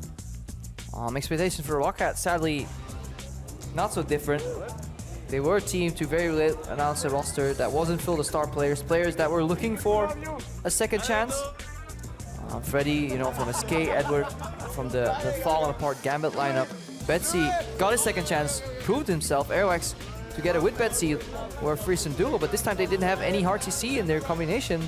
G2 took advantage. Unrelenting pressure in the mid lane from Perks. Yeah, push, base, teleport back, push. That allows Trick to do whatever he wants, and then they set up the dives wherever they want to go. G2, for the majority of the game, were in absolute control. Yeah, and even though we talked about how Rocket could draft a pretty wombo combo of a comp, they just never executed on it. We're seeing this disconnect with them, just not able to do what they needed to do. I mean, the power or the counter to a wombo combo comp is don't group up. Yeah. And if you don't have any side lane pressure or you don't have any individual zone, then obviously nobody's going to clump together. In an ideal world, you have that 5-man ultimate, but unless you start portaling to get to the side, or you can really herd the sheep into a corner and then kill them all at once. Yeah, and they weren't able to ever do it. Can't really do we saw it. 2, maybe 3-man knockups, but there was always the defense. You saw Rocket over pushing, and then Perks did Perks things, and that was pretty much all she wrote in that mid lane. Really good use of this Rot portal as well, and the Banner of Command. I mean, great use on the Nautilus. We've seen it up and down here, but this time when you're ahead, you stay ahead. I like the adaptation of going just Banner Rush versus the Malphite, because he's such a hard time killing. He can't clap the big He's constantly hitting that little It was minions. painful, man, but we're going to send it to the analyst desk way to close that one out. That's mine. Thank you so much, guys. Hurdling sheep into a corner and killing them all. Yeah, Crepo is a bit insane. Yeah. Let's look at the game instead. Let's look at the game, and then what we'd expected going in if we discount what happened yesterday. G2 should have been the stronger team in this matchup, and they showed it on every field. However, Rockets didn't just go down like I was going to say meek sheep. A sheep? Like once sheep? Again. Or sheep, I don't know. Please talk about the game. Yeah, well, so the game, we looked at it. Double teleport coming in for G2. Yeah. Pushing mid laner, that's always step 1 for them for perks. Jungler who can invade and play aggressive early on, that's always step 2 for G2, so the Lee Sin pick in this case. And it was just such a standard G2 game. Push every lane, especially the mid lane first. Trick can invade, he can make the big plays, and then you 1-3-1 after. It's honestly just a simple game for G2 to win. Let's take a look at some of the replays, because Rocket did try to do something at least, but it doesn't work when G2 is this far ahead and when they're playing the way they are. So, fight in mid lane, Kappa shot. If you play against 1-3-1 who has double TP, what is the only thing you can do? Yeah, like that, they have to fight, but if the mid lane gets caught, then it's really hard, because they basically lose a 4v5, knowing Lissandra is pressuring bot right now. And they just want to scale a bit more, I think. Like, on Israel, he doesn't have his items. I don't think he has Muramana yet. Yeah. And they're just going to lose mid-tour. They can rotate to bot later on, so it's really bad for them. And it's, I mean, there's a story, of the game for Rocket. When they had a small chance to do something like what the comp wanted to do, it was pure teamfight comp from Rocket. You know, Victor, Ezreal, Malphite is just like grouped together, hard engaged teamfight. This disengage away from perks was absolutely beautiful, but this was basically all Rocket could do, but they lost the mid laner instantly. So again, something goes wrong, and then what was supposed to be the correct play is not the correct play. And you look at that where the Bard ultimate was used later on into the fight. They weren't trying to set up any fights or any situations like that a little bit earlier with that Bard ult. Just a comp that had a lot of pieces that should come together that weren't always there. Whether it was that they couldn't or whether it was that the timing just wasn't right. Just Rocket could never really get it at the right times in that game for themselves. What do you make of Rumble in the jungle? 0-2 here in Europe so far. Also, in this case for Rocket, when you know you might want to be in a position that you have to force fights, and you know that the Rumble, okay, he clears really fast in the beginning, but he can't force the same things. No, he's a team fighting pick. And he's team fighting, and then he's like counter ganking basically. He's not really looking to duel the enemy jungler too often. That's more like a Nidalee pick in that case. So I think it's okay if you are able to play a bit more passive in the early game and let him farm and get to team fights. But I think that's very difficult to do. I think that's why we also see him lose some of these games, and especially for a team like Rocket. I don't think it's the correct pick, because I think you need something that can put Awex on a more aggressive early game jungler, so you can kind of match what Trick is doing. Yeah, and even more, I think, when they're like, I think all of their lanes were kind of passive and had to scale, like Malphite, Ezreal bot. Even though they have the bot control big to Alistar, it's like not enough pressure on the map, and Lee Sin can just do whatever he wants early on. That's why it was really easy for them to set up the TP play bot to just like, we're not gonna let you guys scale, and we're just gonna perma pressure, and at some point, like, you won't do anything to us. In general, what do you think of Rumble as a pick in the jungle? I saw it a couple of times. I don't think it's that good, because it's a pick that will need his lanes to be pressuring for him to scale. But on the other hand, if you play against a jungle that's going to pressure and like a lane as well, you're going to lose 2v2, I think, early on. So I don't think it's that good, yeah. Not convinced, and in this one it didn't work out for Rocket. G2 went away with the win, and with just 3 weeks left in the summer split, it's going fast. Things are starting to shake out here in Berlin. There are 3 teams tied in the top spot for now. G2, H2K, and Vitality. The Unicorns of Love are dropping down the 4th, and then there's a gap between the top 6 and the bottom that is growing. Well, there, Vitality still in the #1 spot, and I want to commend you guys on just a fantastic 2 weeks. 4-0 now for these 2 weeks. Where do you feel things have leveled up the most, that you guys are now into a higher gear?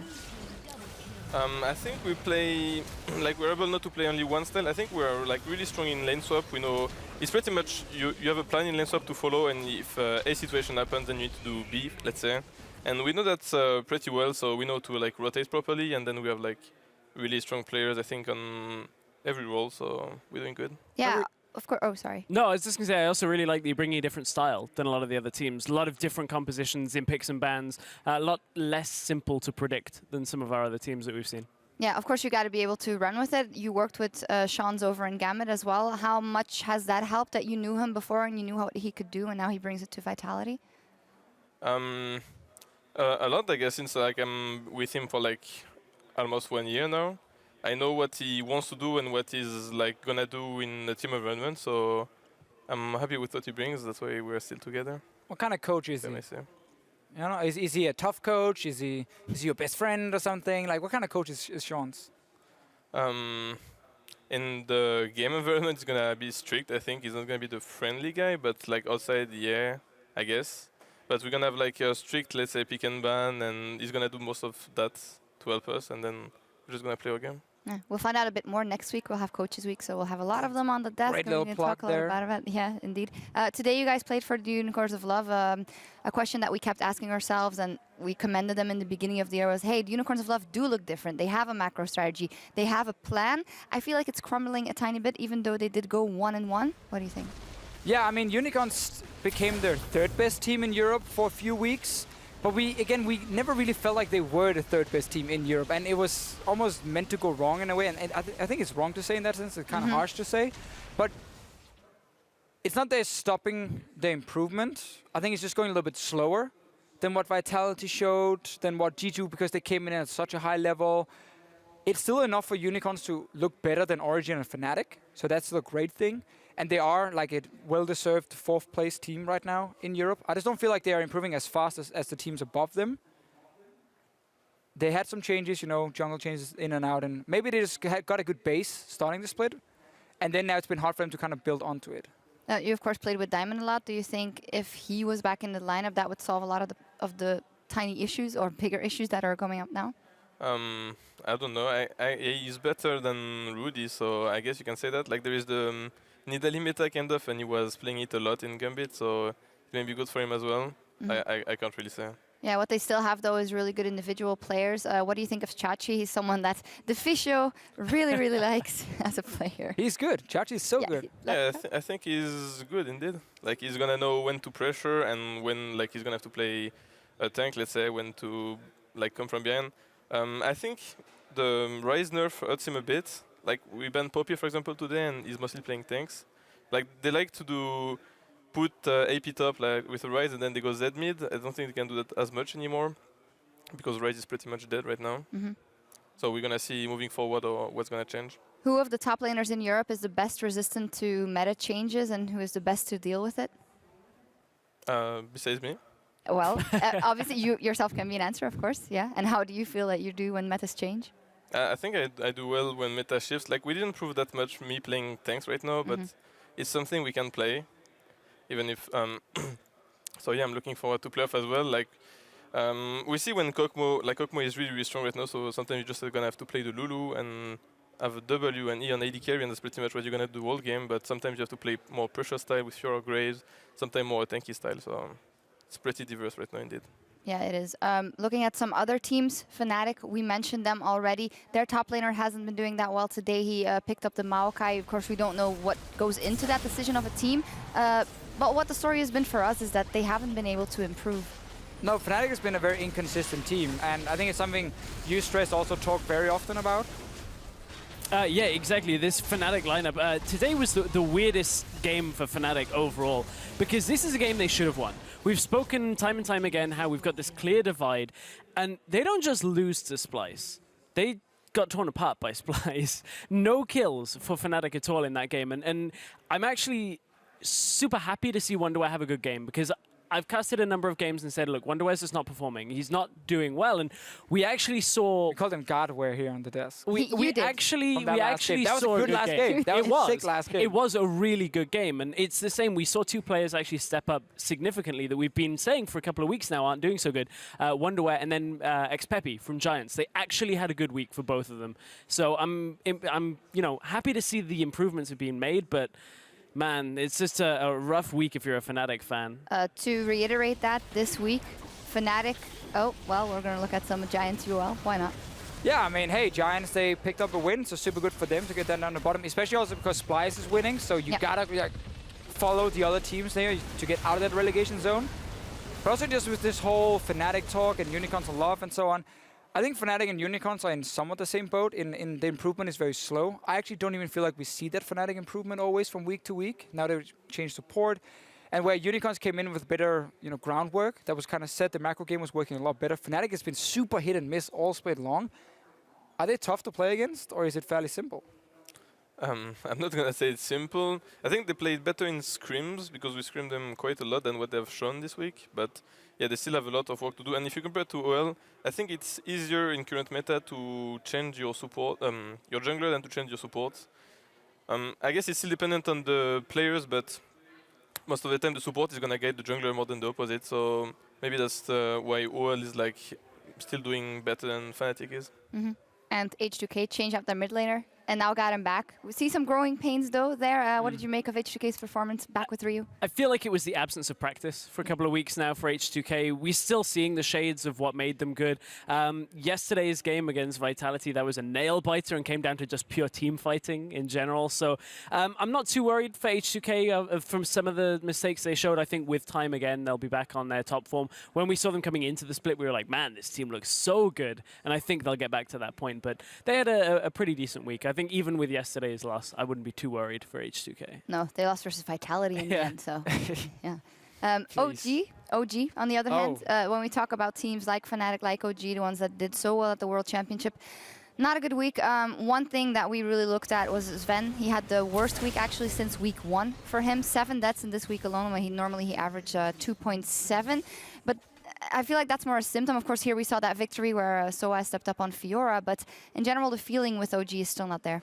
No, it's much like Fnatic. They came in very hit and miss. Origin, we didn't feel like had a whole lot of excuses, but they were talking, about lack of practice and whatever. But we keep hyping up Sven as like, this is the shining light on this team. And when he then underperforms like in a week like this, it looks very difficult for Origin the way they're playing, and they obviously had to rely on a good performance from Source yesterday. So he's also going to look back, I'm sure, at this week, and he's going to be super disappointed, Sven himself, and then try and fix it for next week. Is it time to start talking about the mid lane? We talked a lot about it the first couple of weeks. Do you think at this point that a change would do something, or do they need to fix things that go bigger than that, and it would be no use of just putting on the Band-Aid? It's a big question. I mean, we don't know if Pekka is ready to step in, potentially, even if it was needed to actually fill the mid lane role. Let's say he was. I think Power of Evil is doing some good things, but then he's also doing some really bad things at the same time. Like, he's holding on to his flash a lot, a bit like your AD carry sometimes in the mid lane against hard engage. And I know he hates the question about his champion pool, but it's something when we are looking at it, like, he took 2 or 3 weeks longer to play Corki mid lane. We haven't seen, like, Gangplank mid lane for him. Nukdog plays a fantastic Gangplank. He's playing Corki. Like, how much freedom does it give you guys in pick and ban phase that he can pick all these champions and also, like, a Zillion? Yeah, I think it's really important. Like, not only in the top lane, actually, you can play a lot of champions. Mid is as well, like, very diverse. But I think for OG to change their mid lane right now, like, if they had to change, I think it would be the last moment, because the playoff come quite soon, I would say.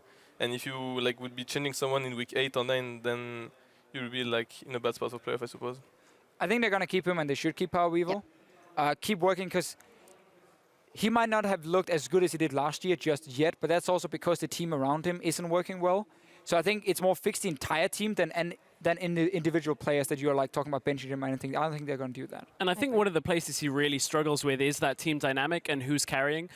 We saw the article from Crepo earlier this week about gold resources and who's getting the amount of resources in the game, and it's Sven that's getting them on Origin. And for Power of Evil to go from the Unicorns, where it was all about him last year, now to he has to play somewhat of a backseat role at times.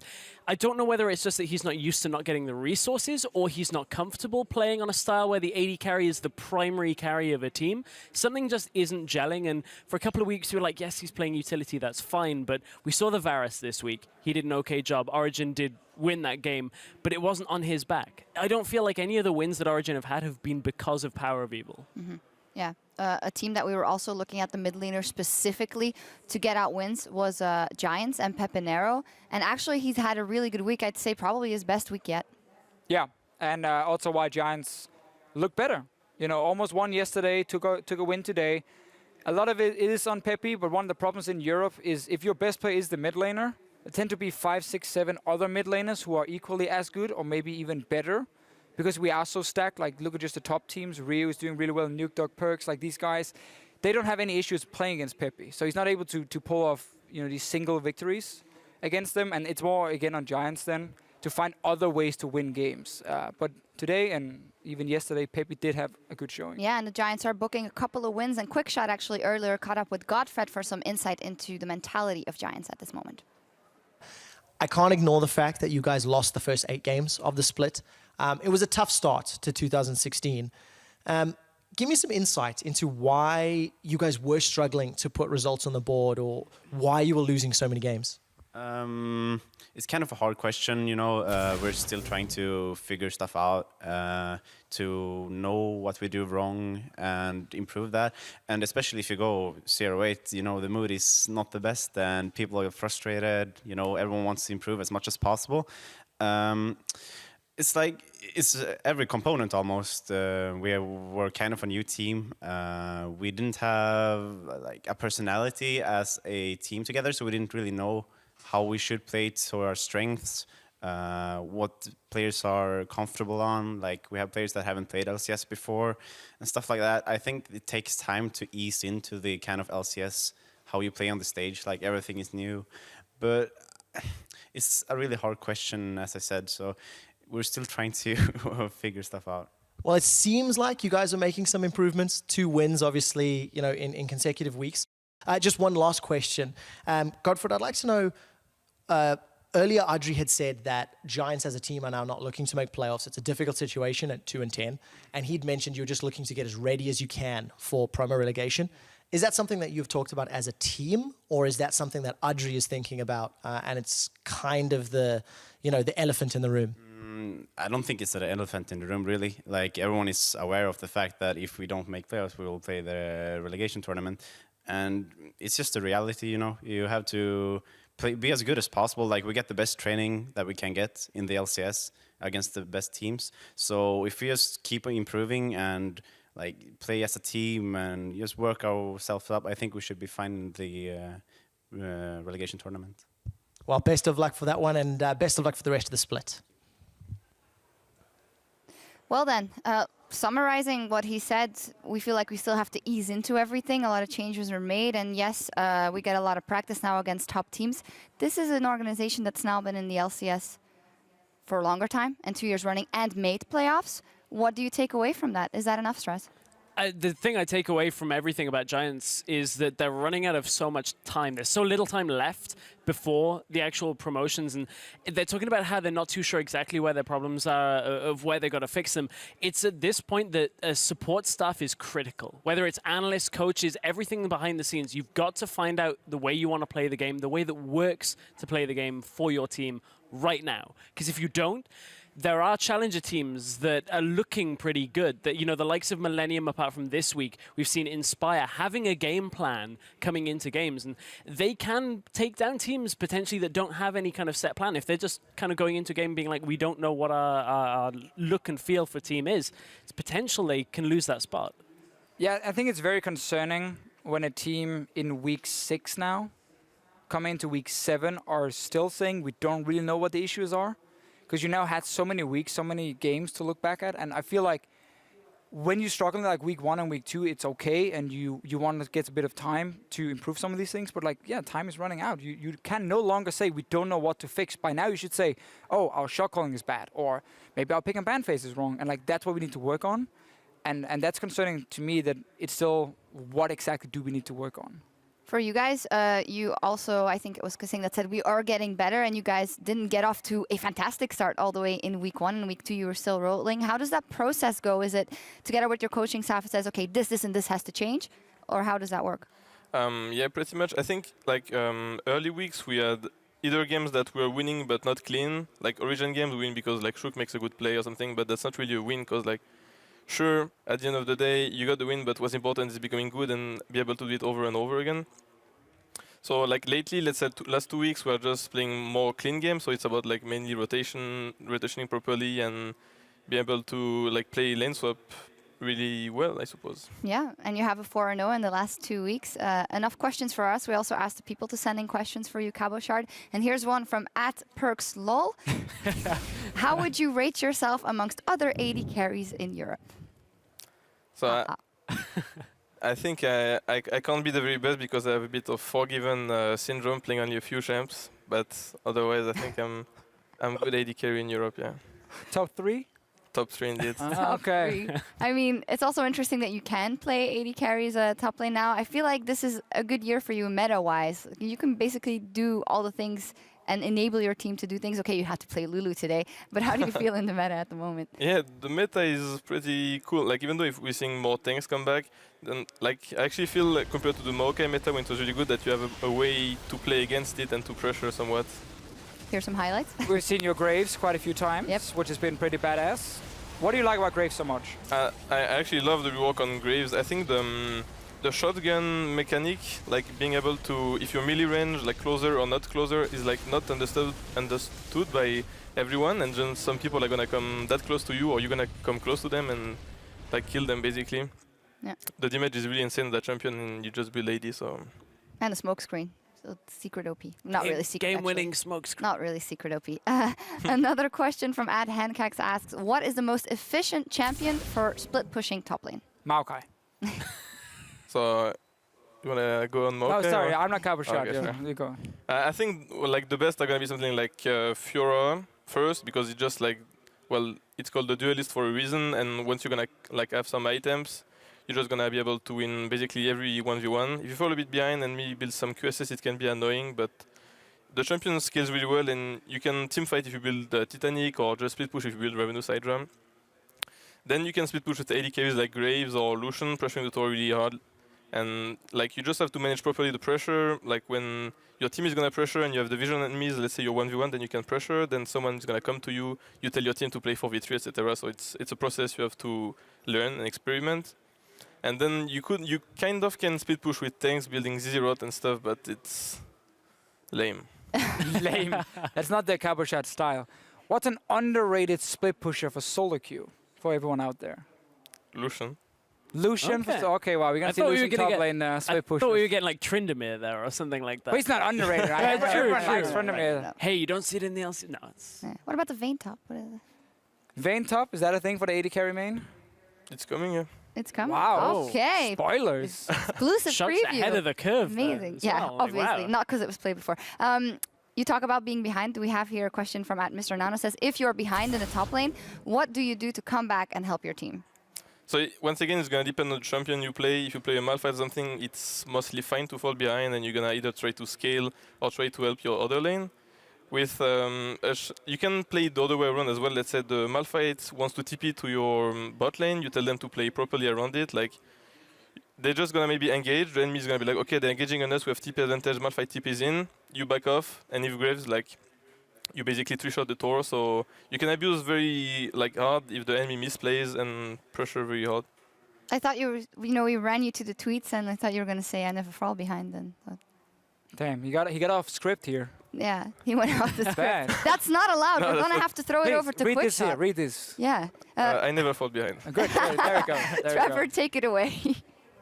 Thank you very much, guys. Cabo doesn't fall behind. Unfortunately, I do. And I fall behind in fantasy a lot, so it's with bittersweet information. I tell you, Jankos is your fantasy MVP for Week 6. He got 5 kills, he got 13 assists. Deficio is clapping and raising his hands because not only am I playing against Deficio, he's on Deficio's team. 33 fantasy points. I officially resign from #FantasyLCS because I'm losing again.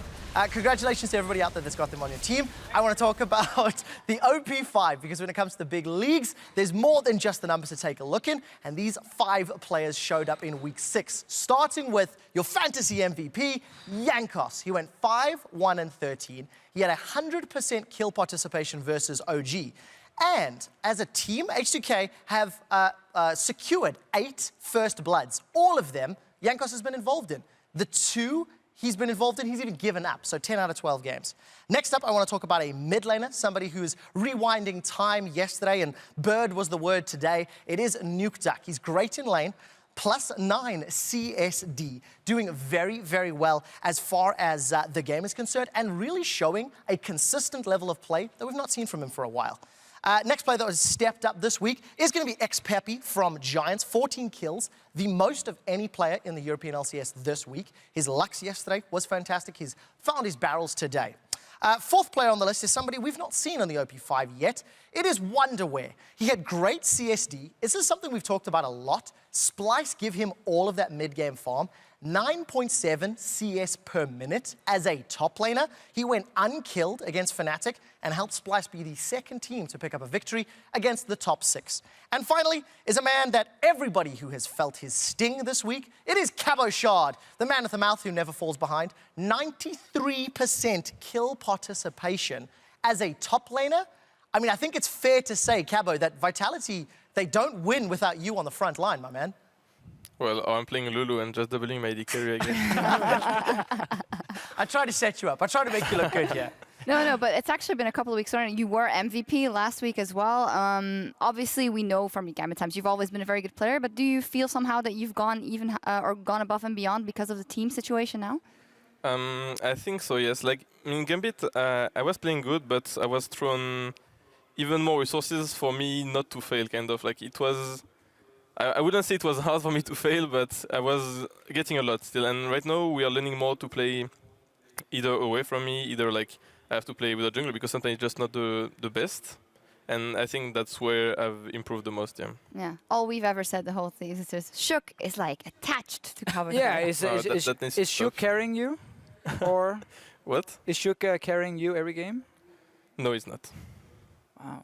Only some games. I have the games he carries me, and the other half I carry him. All right. I mean, that fine. works. That makes sense. That works. Like that gets you in the OP. However, thank you, Quickshot, for those OPs, but we still got to crown an MVP as well. And when we look at the 10 games as a whole, one player rally really stood out amongst all the rest. Carrying hardest was Vitality's once again. Kasing, who picked up 18 assists to KDA of 10 and a 71% kill participation, helping to take his team to a 2-0 week. Of course, this season is the first time that you get the honor of playing with the Kasing effect.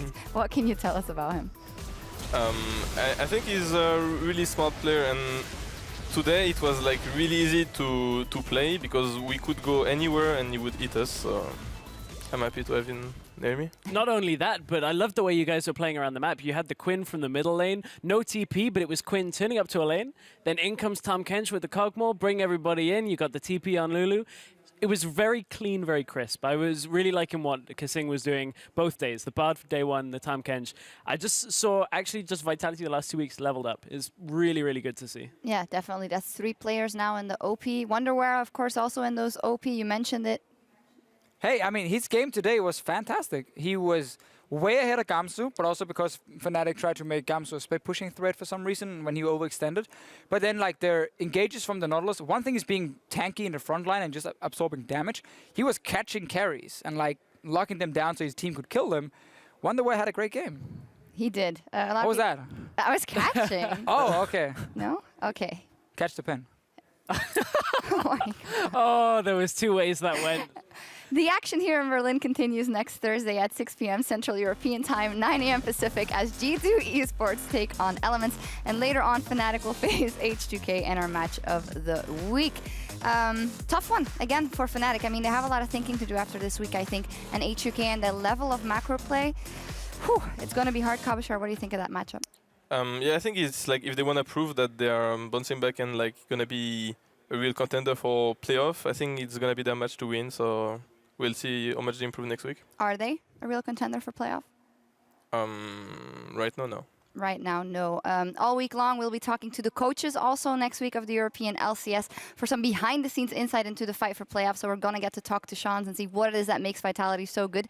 And week 6 of the Spring Split picks up tomorrow as well across the Atlantic, where the North American LCS starts their Saturday with Energy versus Team Dignitas. Later that day, we'll see a rematch between TSM and Cloud9. And on Sunday, it is their match of the week between Team Liquid and the undefeated Immortals. The studio lights up at 9 p.m. Central European Time, noon Pacific. Immortals, what's going to happen? Are they going to drop a single game this split? Renegade is going to pull the upset on day 1 and beat them. That's my prediction. What do you think? I don't think they will go 18-0. Why not? Because Renegades are going to beat them. Yeah, okay. Yeah, I think the same. All right. I don't know. Huni and Rainover. Fnatic is struggling. Huni and Rainover have gone. They're doing well. Maybe it was the key all along. Conspiracy, maybe. It was singed all along. We will see. But for us, it's over here for covering the European LCS for this week. I'd like to thank you, Kabashard, for joining us here on the desk. Thank you very much for having me there. Yeah, and congratulations on a 2-0 week once again. For all of you guys, we'll see you back here next week as we approach the home stretch of the 2016 Spring Split. Bye.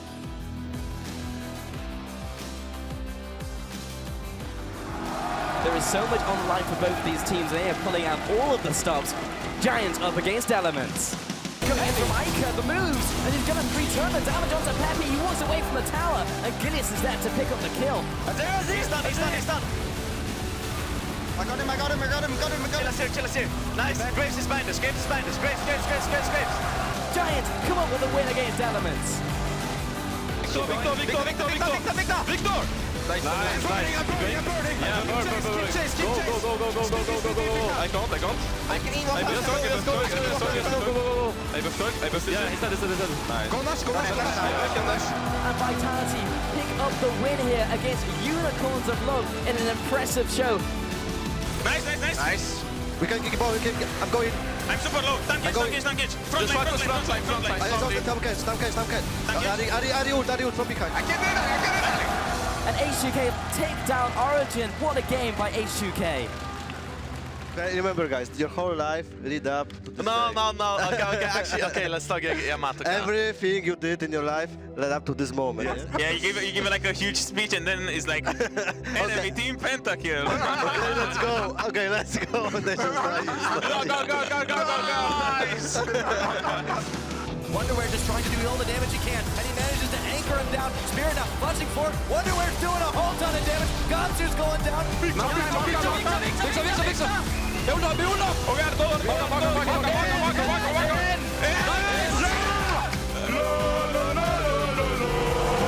And they have just upset Fnatic. Perks in the Chaos Storm, but he gets the Zhonya's down. And now Tabs is pinballed in. They pull him in. That's a double kill for Hybrid. And another for Perks. This is just going absolutely wrong for Roccat. And G2 Esports have cleanly taken out Roccat.